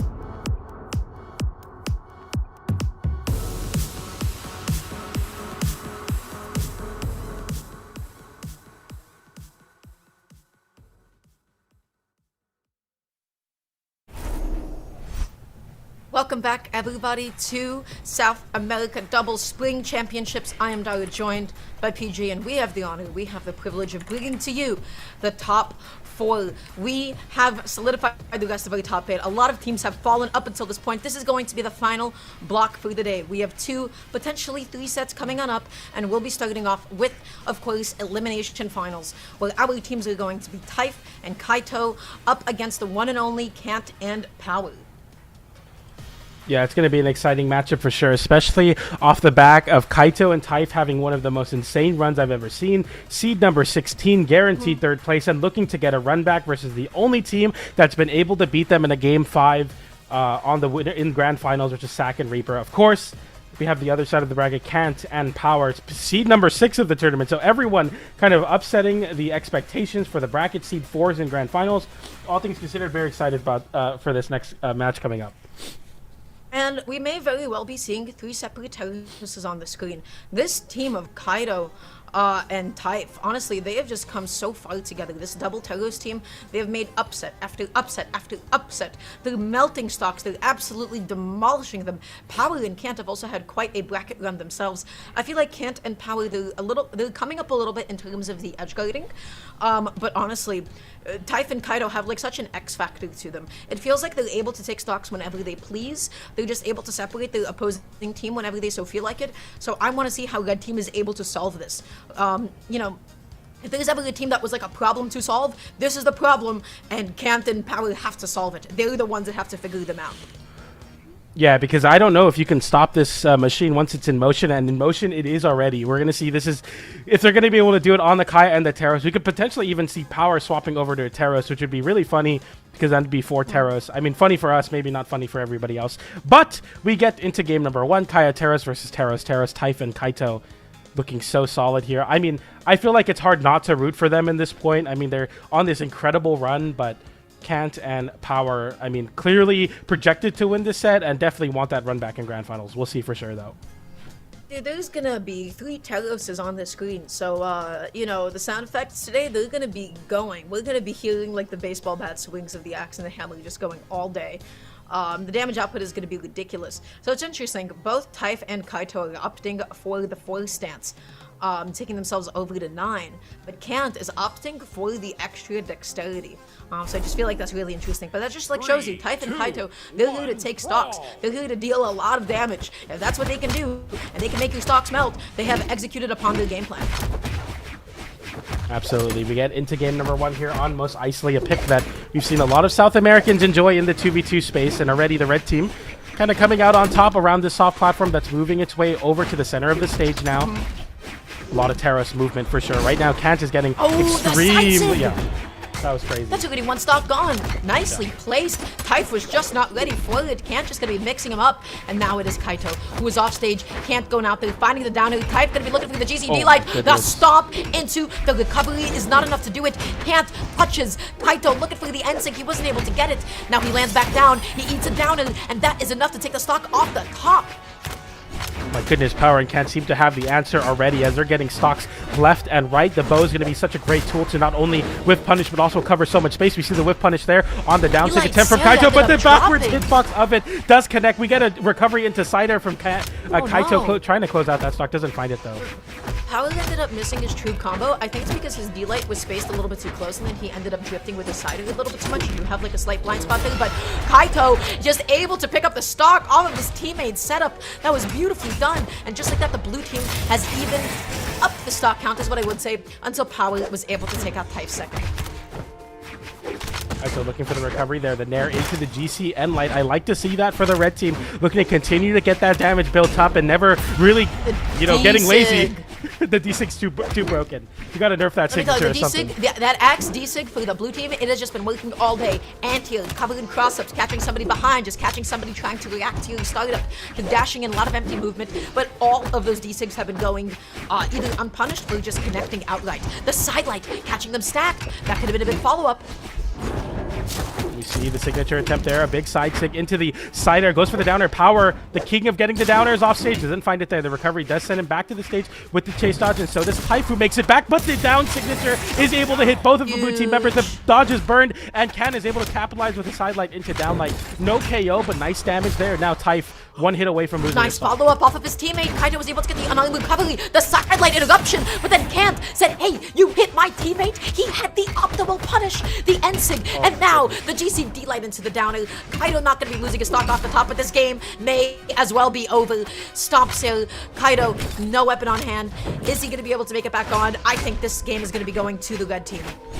The weapon tosses come out, and a GC side light is all it takes for the red team, who stop the momentum. I was saying it's a machine in motion. Can we stop them? Apparently the red team can. That's a 3-stock to force or to go into game number 2 with a game 1 lead. Incredible. The team comp worked. It beats the double Taros. Yeah, there was a really good moment that I just want to go ahead and just give credit for to Kant, which was he was doing like a little combo with his teammate with Power. It was on one of the Targoses, forgive me, I don't remember which one because there's 2 of them. And, you know, the other member of the red team, the other member of the blue team, excuse me, tried to interrupt. And you know what he did? He dashed in, he got the turnaround Ensig, and then he was just able to go ahead and close out that stock. He punished the blue team even harder for trying to interrupt their team combo. He wasn't discouraged. His team combo ended up getting stopped prematurely. He was able to then get a stock for it and then just punish all that end lag for hitting Power. That was optimal. That was so well played. Power and Kant, they've been interrupting the blue team. They've been separating the 2 of them, and you're seeing that happen right now. You're seeing it happen again. Whoa! What a ground pound! It goes all the way down from downtown, and Power is able to close out that stock on Kaito incredibly early. I cannot believe Power went for that. I'm not even sure if it was necessarily necessary, but a great way to start off as the red team continue to snowball this lead. The damage already building up onto Typh. They look for their next target. They look for their next stock. They're playing with confidence. They're playing up tight. He tries to control the stage with the D6. He's not lucky that time around. Can't makes it back on, but he eats the end light. Oh no, he's back off stage. The red team separated. Typh gonna be sending Power out there. The D6 is gonna be able to take the stock off the top and the stomp. Sir as well. Typh, king of closing. Daenerys come out, and the juggles continue as the blue team have the weapon advantage here, as Power has to pick up a spear there, barely able to pick it up though, without taking any damage. And now the blue team, having a stock lead, know that we can kind of put Typh forward and try to extend this lead further, but a down stick comes out and finds the KO. That's going to be an easy way for the red team to even up the stock count, but Kaito on the aggressive, on the offensive, even in the 2v1 looking to fight back with that hammer. Power going all the way up there. He's all out of resources. You can see the sweat beats coming back down. Sidelight, D-light, GC, pivot, D-sig. Not going to be able to connect, but I like the idea. He tried to cover behind him. Roll forward there, and strange conversion there. Power signature leading into his own teammate signature. Kaito loses the stock, and another stock gets traded out from Typh, and all the momentum the blue team seemingly had is slipping away now. Okay. Oh, but Typh is going out there. He scared Kant away. He didn't even need to connect the grab pound. That was pure aura. And just like that, that's going to be 1 stock gone. The GCD light into the center didn't connect. He mistimed it. He misspaced it. That would have been the stock. Oh, no. Side lights coming out. Power and Kant in a bad spot here, going for the scoop on the downer. Then Nair comes out as well, and that's going to find a KO. Now Kant having to hold on for dear life as his teammate has to get back. Able to make it back with a bow in hand, but man, blue team with a chance now, for sure. They even up the stocks. That's exactly what you want to do on Taros. You do so much damage here on the double Taros. Oh, the damage is slowly building on the power. This is bad. Dashing in. He wanted the D-light. He wants that D-light. He's not going to be able to find it. He gets a neutral Power and Kant are split up. They're separated. The friendly fire put Power back off stage. Red team has been stuck at disadvantage for so long. The end light finally breaks up some of the momentum that they had. The ground pound able to connect because of how big the hitbox is. The ground pound from Kant. Closing out a stock. Power with the pogo. Is that going to be enough? Kant, he gets the downer. He gets the weapon toss. Typh is still fighting. He is still fighting for his life. He knows just one hit on either of the red team members could be it, but that being said, the same can be said about Typh. The downer is scoops and it scores, and the red team go up 2-0 in the set. I'm losing my voice, man. I'm also losing my mind. This match, this game was a roller coaster. That could have just gone any which way. The positions kept on exchanging. Typh was relentless when it came to the offstage gameplay. Power is so bold with his offstage ground pounds. Every single ground pound that he was going for has gone unpunished, and it's also connected. It's resulted in so many big stocks. Man, this is crazy. And we'll get into this game number 3 now with a potential to already force grand finals. I mean, Typh and Kaido have to really pull something out to make something happen. But we go back to most isolated. I'd love to see a change of scenery, but we don't see it. And we get into this next game. Already, neutral is being exchanged. Howie's gonna be picking up the bow now. Ooh, they got the sandwich. They got him stacked. This is big damage. The recovery. Look at how much damage was dealt out to Typh. Can't still gonna be able to find the D-Sig. Not able to get the side light. Kaido, D-Light into the side light. That's gonna be some big damage. That's a stock. A stock gets stolen away. Wow. First? That was Kant who lost his first stock. How was that even And then possible? Kaito- He was in the orange. He was in the orange. There goes counters. There goes PJ. This is ridiculous. Now we see a team combo from the red team. They almost get the scoop with the down air. That would have been really, really great to close out that stock, but somehow Kaido was unable to make it back. His power lands with the bow. Another bow down air leads to another stock for the red team. Oh, Kant not able to get the jump recovery. I like the idea nonetheless. Nice. He gets it down, he gets the scoop, and just like that, Typh is down to his second stock. The juggles do not end. He went for the recovery into Power's Nair, which would have converted into a potential Nair on the hammer to find a KO. I like the attempt to close out these stocks early, extend the lead as much as possible. Power now with a stock advantage, but loses the stock there with that side air coast to coast. He light downer, huge, Kant. He's delaying as long as possible. He's waiting for his teammate to help him, but then he just ends up eating a neutral like that. Kant is so deep into the red. This game would be even had it not been for the fact that Power is a little bit behind. Is he going to be able to go out there? Is he going to get the edge guard? He's looking for it. He's hunting. He goes for the ground pound. He goes unpunished again. Wow.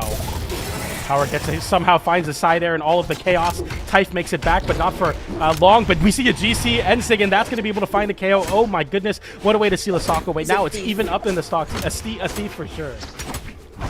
GCN Light, he gets the ground pound again. He is abusing the horizontal hitbox of the ground pound. He's getting away with it again and again and again. He is just fully spacing it out when the blue team doesn't expect it. Typh is so deep off stage. He's looking for a way to be able to make it back on, but the red team is busy comboing Kaito. Kaito is eating so much damage in that time. The Nair hits there, and Typh now having to land onto that platform. The blue team leaning into the platform in a big way, but it doesn't matter because as soon as you try to land on the stage, Power converts into Kant's down air to scoop and score once again. Nice recovery to close out that stock on the Power. The blue team having a 2v1 now, but they can't seem to connect anything meaningful. Nice chase touchdown with the downlight. I like the attempt. It wasn't enough to connect, but still, red team big lead here. You have to be so careful though, because if Kant loses this health or his stock here, it could be really bad. But we see the scoop to find the KO.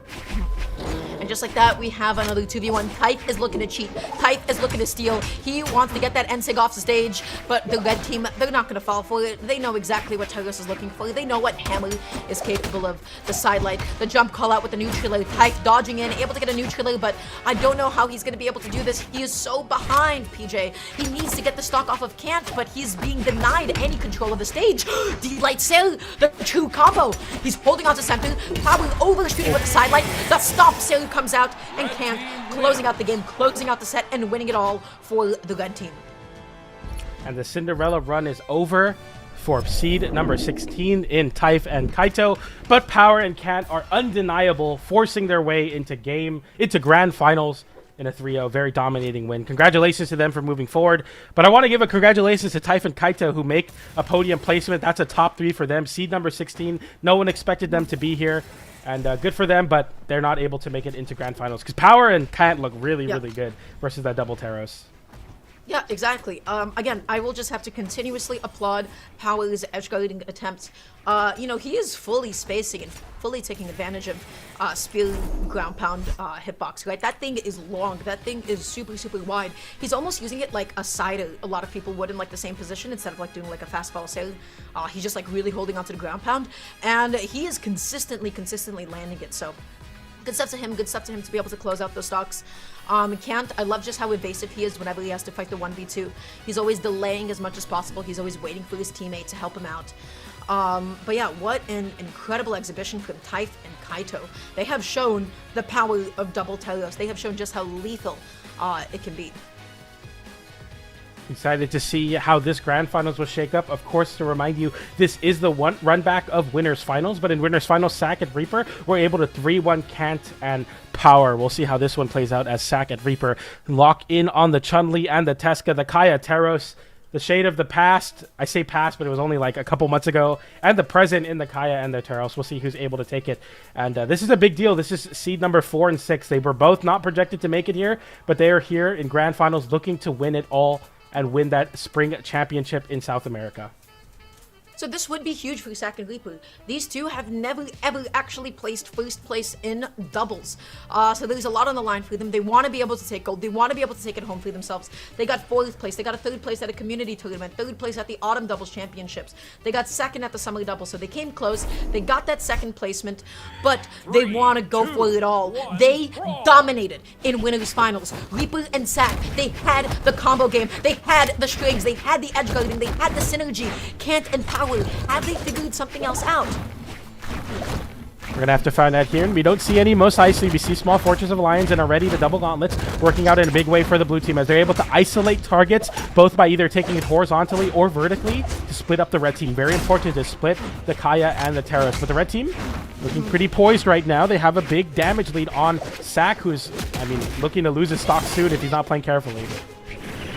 But Sak, I feel like if he plays careful, he's able to get into the side sig. Oh, and the double, the end sig finishing as well, and they do it again. The side to side, the coast to coast. This is why Sak and Reaper have been so lethal. This is why they've been taking stocks. Their consistency with the combo game has been so difficult to interrupt every single time. Sak's first stock finally goes down. Power, I love that coverage. Really beautifully done with the end sig to be able to take it off the top.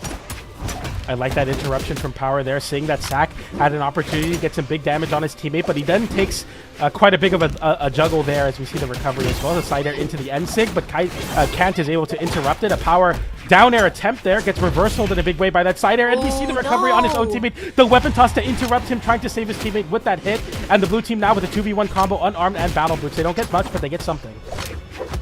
But again, they're just so ready to follow up with one another. No matter the position, no matter the weapon, they're just always active and always present. The blue team's combo game, their synergy, the red team has to find a way to be able to split them up. Because look what happens if they don't. The N-Sig was able to connect. That was so much damage. The D-Sig is going to be able to do it off the top. Nicely done. Picks up gauntlets. Once again, the downlight comes out, but immediately interrupted. The spear players on both of these teams getting so much mileage off of just interrupting these team combos, but that won't be interrupted as Power gets hit far away. His teammate gets hit by a recovery, and Power in a 2v1 somehow holds onto his stock in a very, very important timing to do so. If you lose that stock there, it could be so bad for your teammate. Down there, nothing much more than that. Just getting these damage built up on the gauntlets. The red team looking to close out these KOs off the top, but they can't find anything meaningful right now as the double downlight into the cider comes out. Oh, and Sak, he does end up eating the ground pound, but Reaper has ended up dealing so much damage to Kant. But just like that, wait a second, this is a 2v1. This is not impossible for the red team, but it does still feel like Reaper has the advantage. He has the spear, he needs that D-Light seal, he needs that D-Light recovery. He's not going to be— Oh, what are we doing? He tries to get the seal! I like the idea. He tried to switch it up. He tried to pull out the reversal, but then Power spacing out a seal of his own. This can't go either way. Does the red team, do they have the combos to match the blue team? We haven't seen it yet, PJ. And we'll have to see. I mean, this team comp, okay, that I was going to say, like, they have, like, ladder combos where they're able to get recoveries into nairs, hammer recovery into bow nair, but they don't see it there. Reaper now. Okay, goes for a big haymaker. That was very tragic, avoiding the ground pound there barely, and avoids another ground pound. Power's going super deep. Why did we try to flip it? What's the point? The downer comes out. He avoids the second pogo, though, as Reaper makes it back. Somehow Can't. Going for the high nair there. Reaper just needs one hit. He needs to find a way to get a KO and force a 1v1.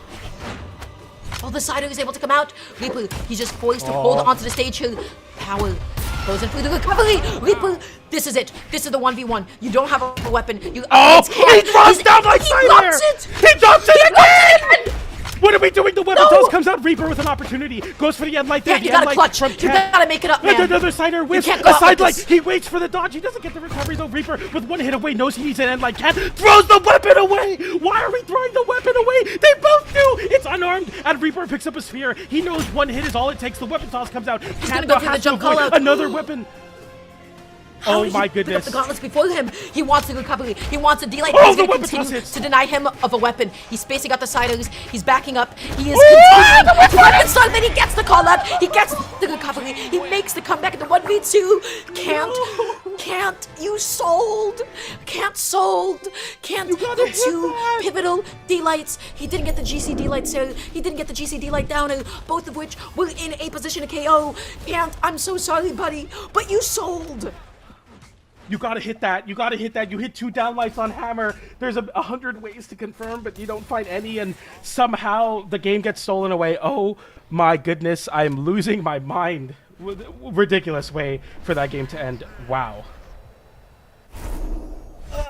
Okay, that's fine. You know, sometimes it happens. Sometimes we get a little bit of spaghetti. It's okay. That's fine. We're just gonna go into the next game. Saki Ripu, what have they established? Their incredible combo game, their incredible evasiveness. The red team, they got some really powerful hits, but how do you collect yourself after that? I am 100% not sure exactly what you're supposed to do there, but the blue team will be happy to take that game lead. I'm not sure if I'm ready for this next game, but somehow the players are just ready to get right back into the game. The recovery comes out. The nair from Kant. Kant is looking to redeem himself with this hammer, and he gets a GC side stick there. Kant is demon time. He's mad. He's not happy. He's mad. I mean, listen, man, I'd be mad too. So Kant, he's fighting with the chip on his shoulder. He's trying to make it back on. Sack, 1 ground pound, 2. The weapon toss down here. GC side leg kicking him away, saying, "Get off my stage." The blue team, look at the lead that they have built up again.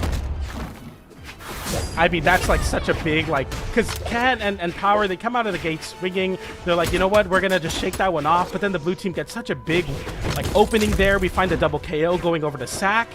And now we go for the Hail Marys here. That side are very well placed.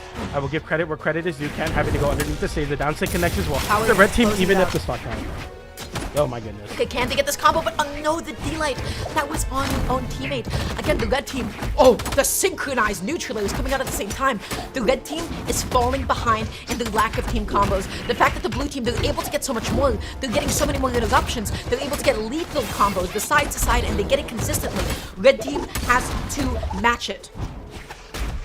Nice weapon toss there from Reaper to give his teammates some time to land. I really love that attention to detail. The side light into the ground ball comes in, but both of the red team members make it back with a great recovery, hitting his own teammate, getting a chase dodge up. Very crafty. The nair comes out. The neutral is putting him back off stage. Reaper going out there to be able to close it, and just like that, Kant, he has them stacked. Is he going to be able to get the edge guard? The ground pound, it didn't end up connecting. Or did it? And then Reaper ended up saving his teammate with a recovery? Is that what happened? Is that what I saw? Crazy. The recovery comes out there. The red team now with an opportunity to even up the stock count, but Reaper is elusive. Can't avoid that side air though. Sack in a 2v1. This is a really scary situation. We go for nair. It's supposed to be down air there. We can continue the ladder so much more, but they pick up right where they left off on the damage anyway, hitting Sack for so much damage. But we isolate some 1v1s now as the red team hold the center stage, but not for long as the blue team come back with a vengeance. Sack is fighting right now on the battle. Sack is hungry. He wants that combo started. He wants those siders to be able to put him off stage. Whoa. Reaper, he's sliding off with the D-Sig. He's able to get the connection. D-Light into the end light doesn't actually end up coming out. Reaper gonna be dropping what sides in the friendly fire. It's so bad! We get the GC, sorry, not GC, just a breakdance, and some team damage. The red team throw away the stage positioning, but they get back to center stage, avoiding the side air, but cannot avoid that signature, as now Reaper once again in a similar spot, but doesn't have a second stock to work with. The recovery disarms Kant. He tries unable to pick up the weapon. The D-Light recovery is gonna be able to do it off the top, the same exact position as the last game, but this time around the red team gonna be putting a different ending to this book. So they're able to close out game 2. Very nicely done. Yeah, that was a bit of unfortunate friendly fire from the blue team there at the end. They ended up comboing each other, and the red team took full advantage of it. When red team needed a combo most, they were able to capitalize off of the friendly fire from the blue team, which is excellent to see. Yeah, we saw a couple of missed edge guard attempts. We're really seeing red team pick up some steam. Yeah, absolutely. We get into the next game with both of them having a game apiece in game number 3. The set advantage here. Of course, the red team will have to reset the bracket, so they win this set. They have to win one more, but you can't be thinking of that now. You got to focus on this game number 3. So we go back to the venue that you kind of choked the game away. We'll see if they can beat their inner demons here in game number 3. He's setting up a crazy edge guard with both members of the red team have put themselves off stage.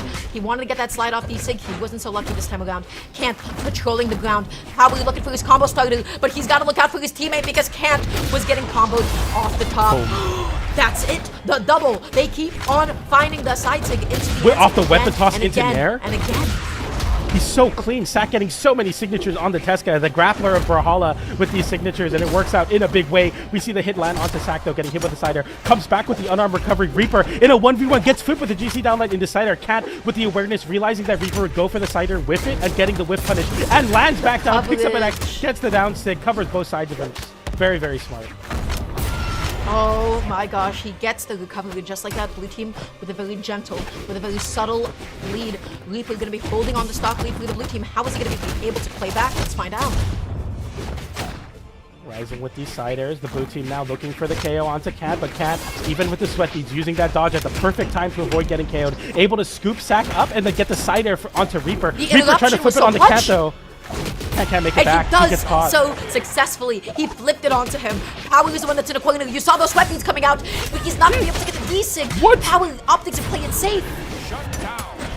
Finally, Reaper shutting down, or getting shut down by the Cat Terras and like into sidelight, and Reaper even fighting unarmed. They're realizing there's damage to be done even without a weapon. The Cider does hit Sack though, and Sack has to downer to mix up the recovery. Reaper giving some assistance to his teammate, and it's just enough for Sack to make it back, but without a weapon, he's really leaning back here and allowing Reaper to take space and take point, because you can lose your stock so easily versus this team. He light Cider. Power just wants to focus onto Sack, and he does so successfully. He split up the blue team, and then he was able to go ahead and find that N-Sig. The recovery comes out. Reaper's going to be getting juggled here. He's able to catch the cross up with that side sig. He didn't know if he's going to be in front or behind, but he led him. He did know. He knew in his heart. Reaper holding on to this stock for dear life, realizing that if you lose your stock, you isolate your teammate into a 2v1, and realizing that gets the Cider into the ground pound. Sack able to make it back. The ground pound comes out, closes out the stock onto Reaper. Now the 2v1 ensues as the red team look to find a way to steal this game away. Can you make it happen? No, Sack fights back with the Cider, and is all but too healthy to get anything.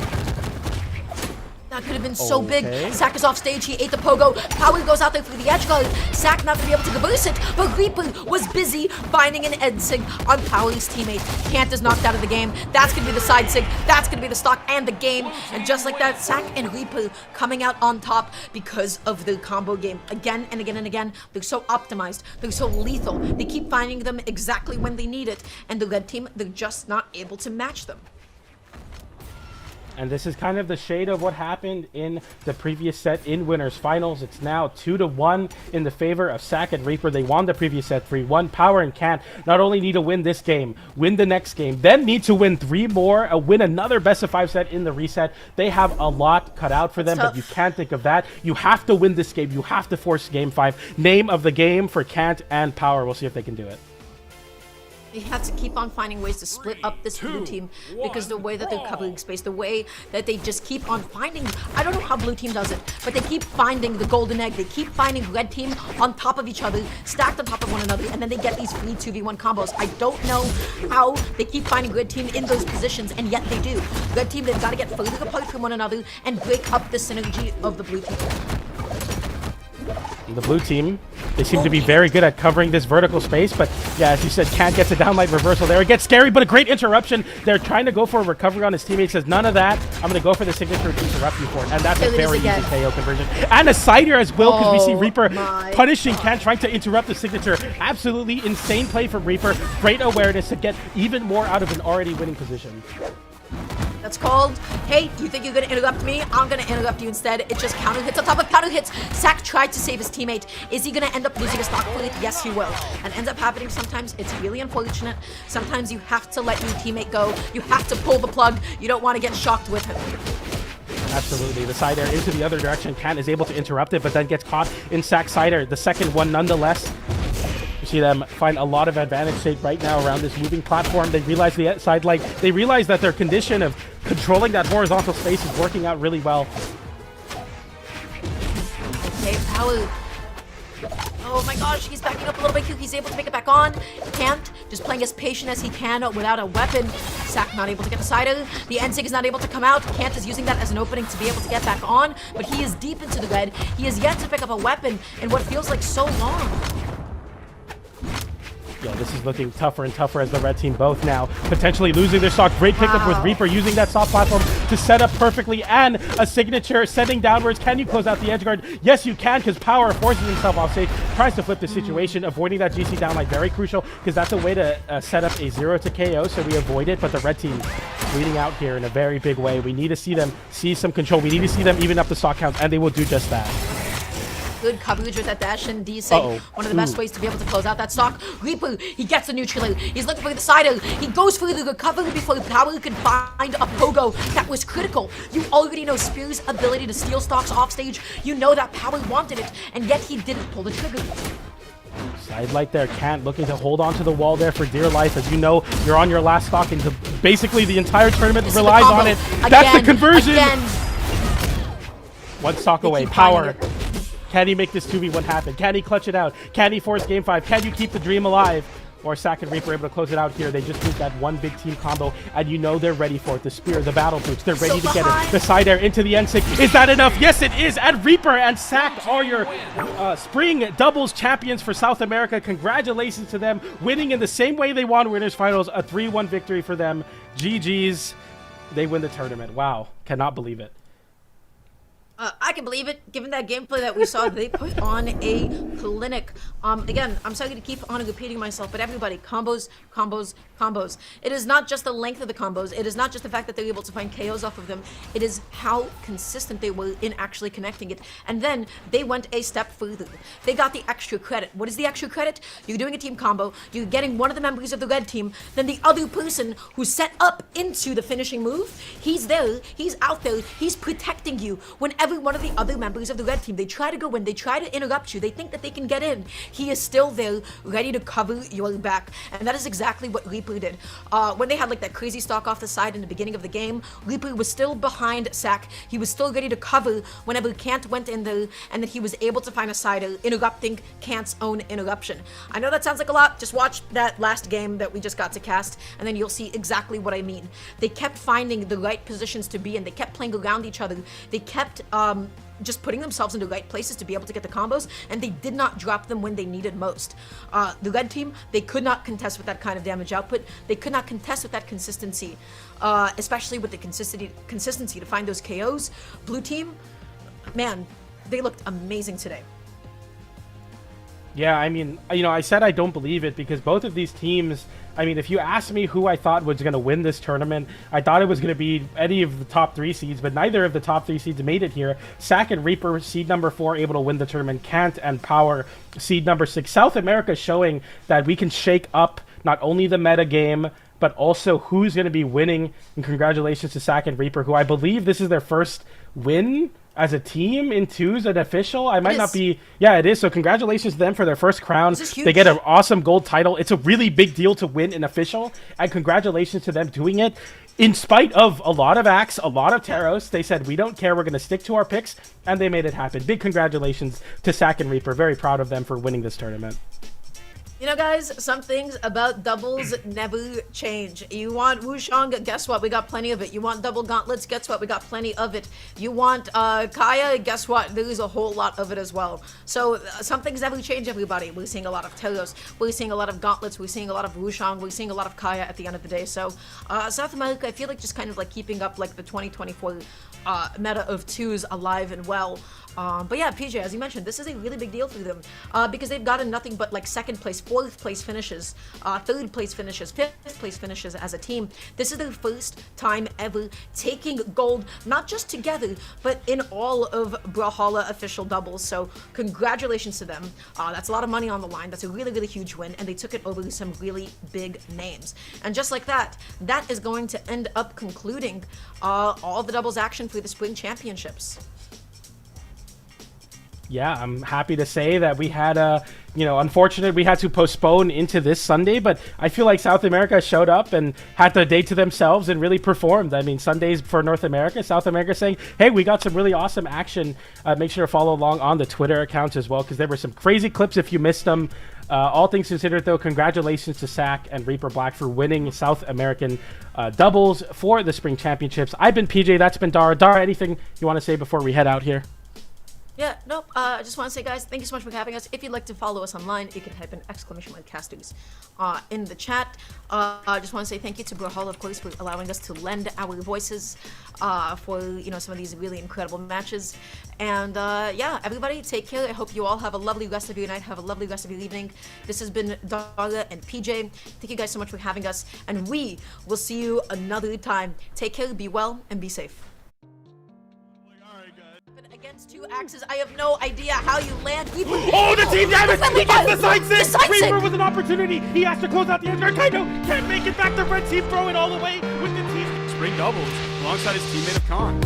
Well, they'll have to get through Hughes and Lopez, which are running a relatively unorthodox team, but this might be it's why already started. They already got it! No way! There's no way, dude! Team combo that is so much damage already dealt out to the blue team. They're already in the yellow. Candace in the orange. Them is going all the way off the top. Oh, the ground pound from Anto. He's going to do it again. Okay, he finally got the... Hughes and Lopez. I feel really bad about the ordering of that one. Really should have phrased that one differently. But how you doing, Sparky? Action. Okay, he's going to have a moment of respite. He's not caught. Oh my gosh! The side air hitting both of the weapon toss lasered. The light into the unlight is good damage. Sack able to get the neutral. Power, where are you going? Weapon toss. Is this going to be the end? Can't put the Oh! separating the 2 of them, and you're seeing that happen right now. You're seeing it happen again. Whoa! What a ground pound! It goes all the way down from downtown. He wants the recovery. He wants a delay. Oh, He's the gonna weapon continue tosses. to deny him of a weapon. He's facing up the siders. He's backing up. He is continuing with weapon stun. Then he gets the call out. And you know they're ready for it. The spear, the battle boots. They're ready So to get behind. it. The side air into the N6. Is that enough? Yes, it is. And Reaper and Sack are your spring doubles champions for South America. Congratulations.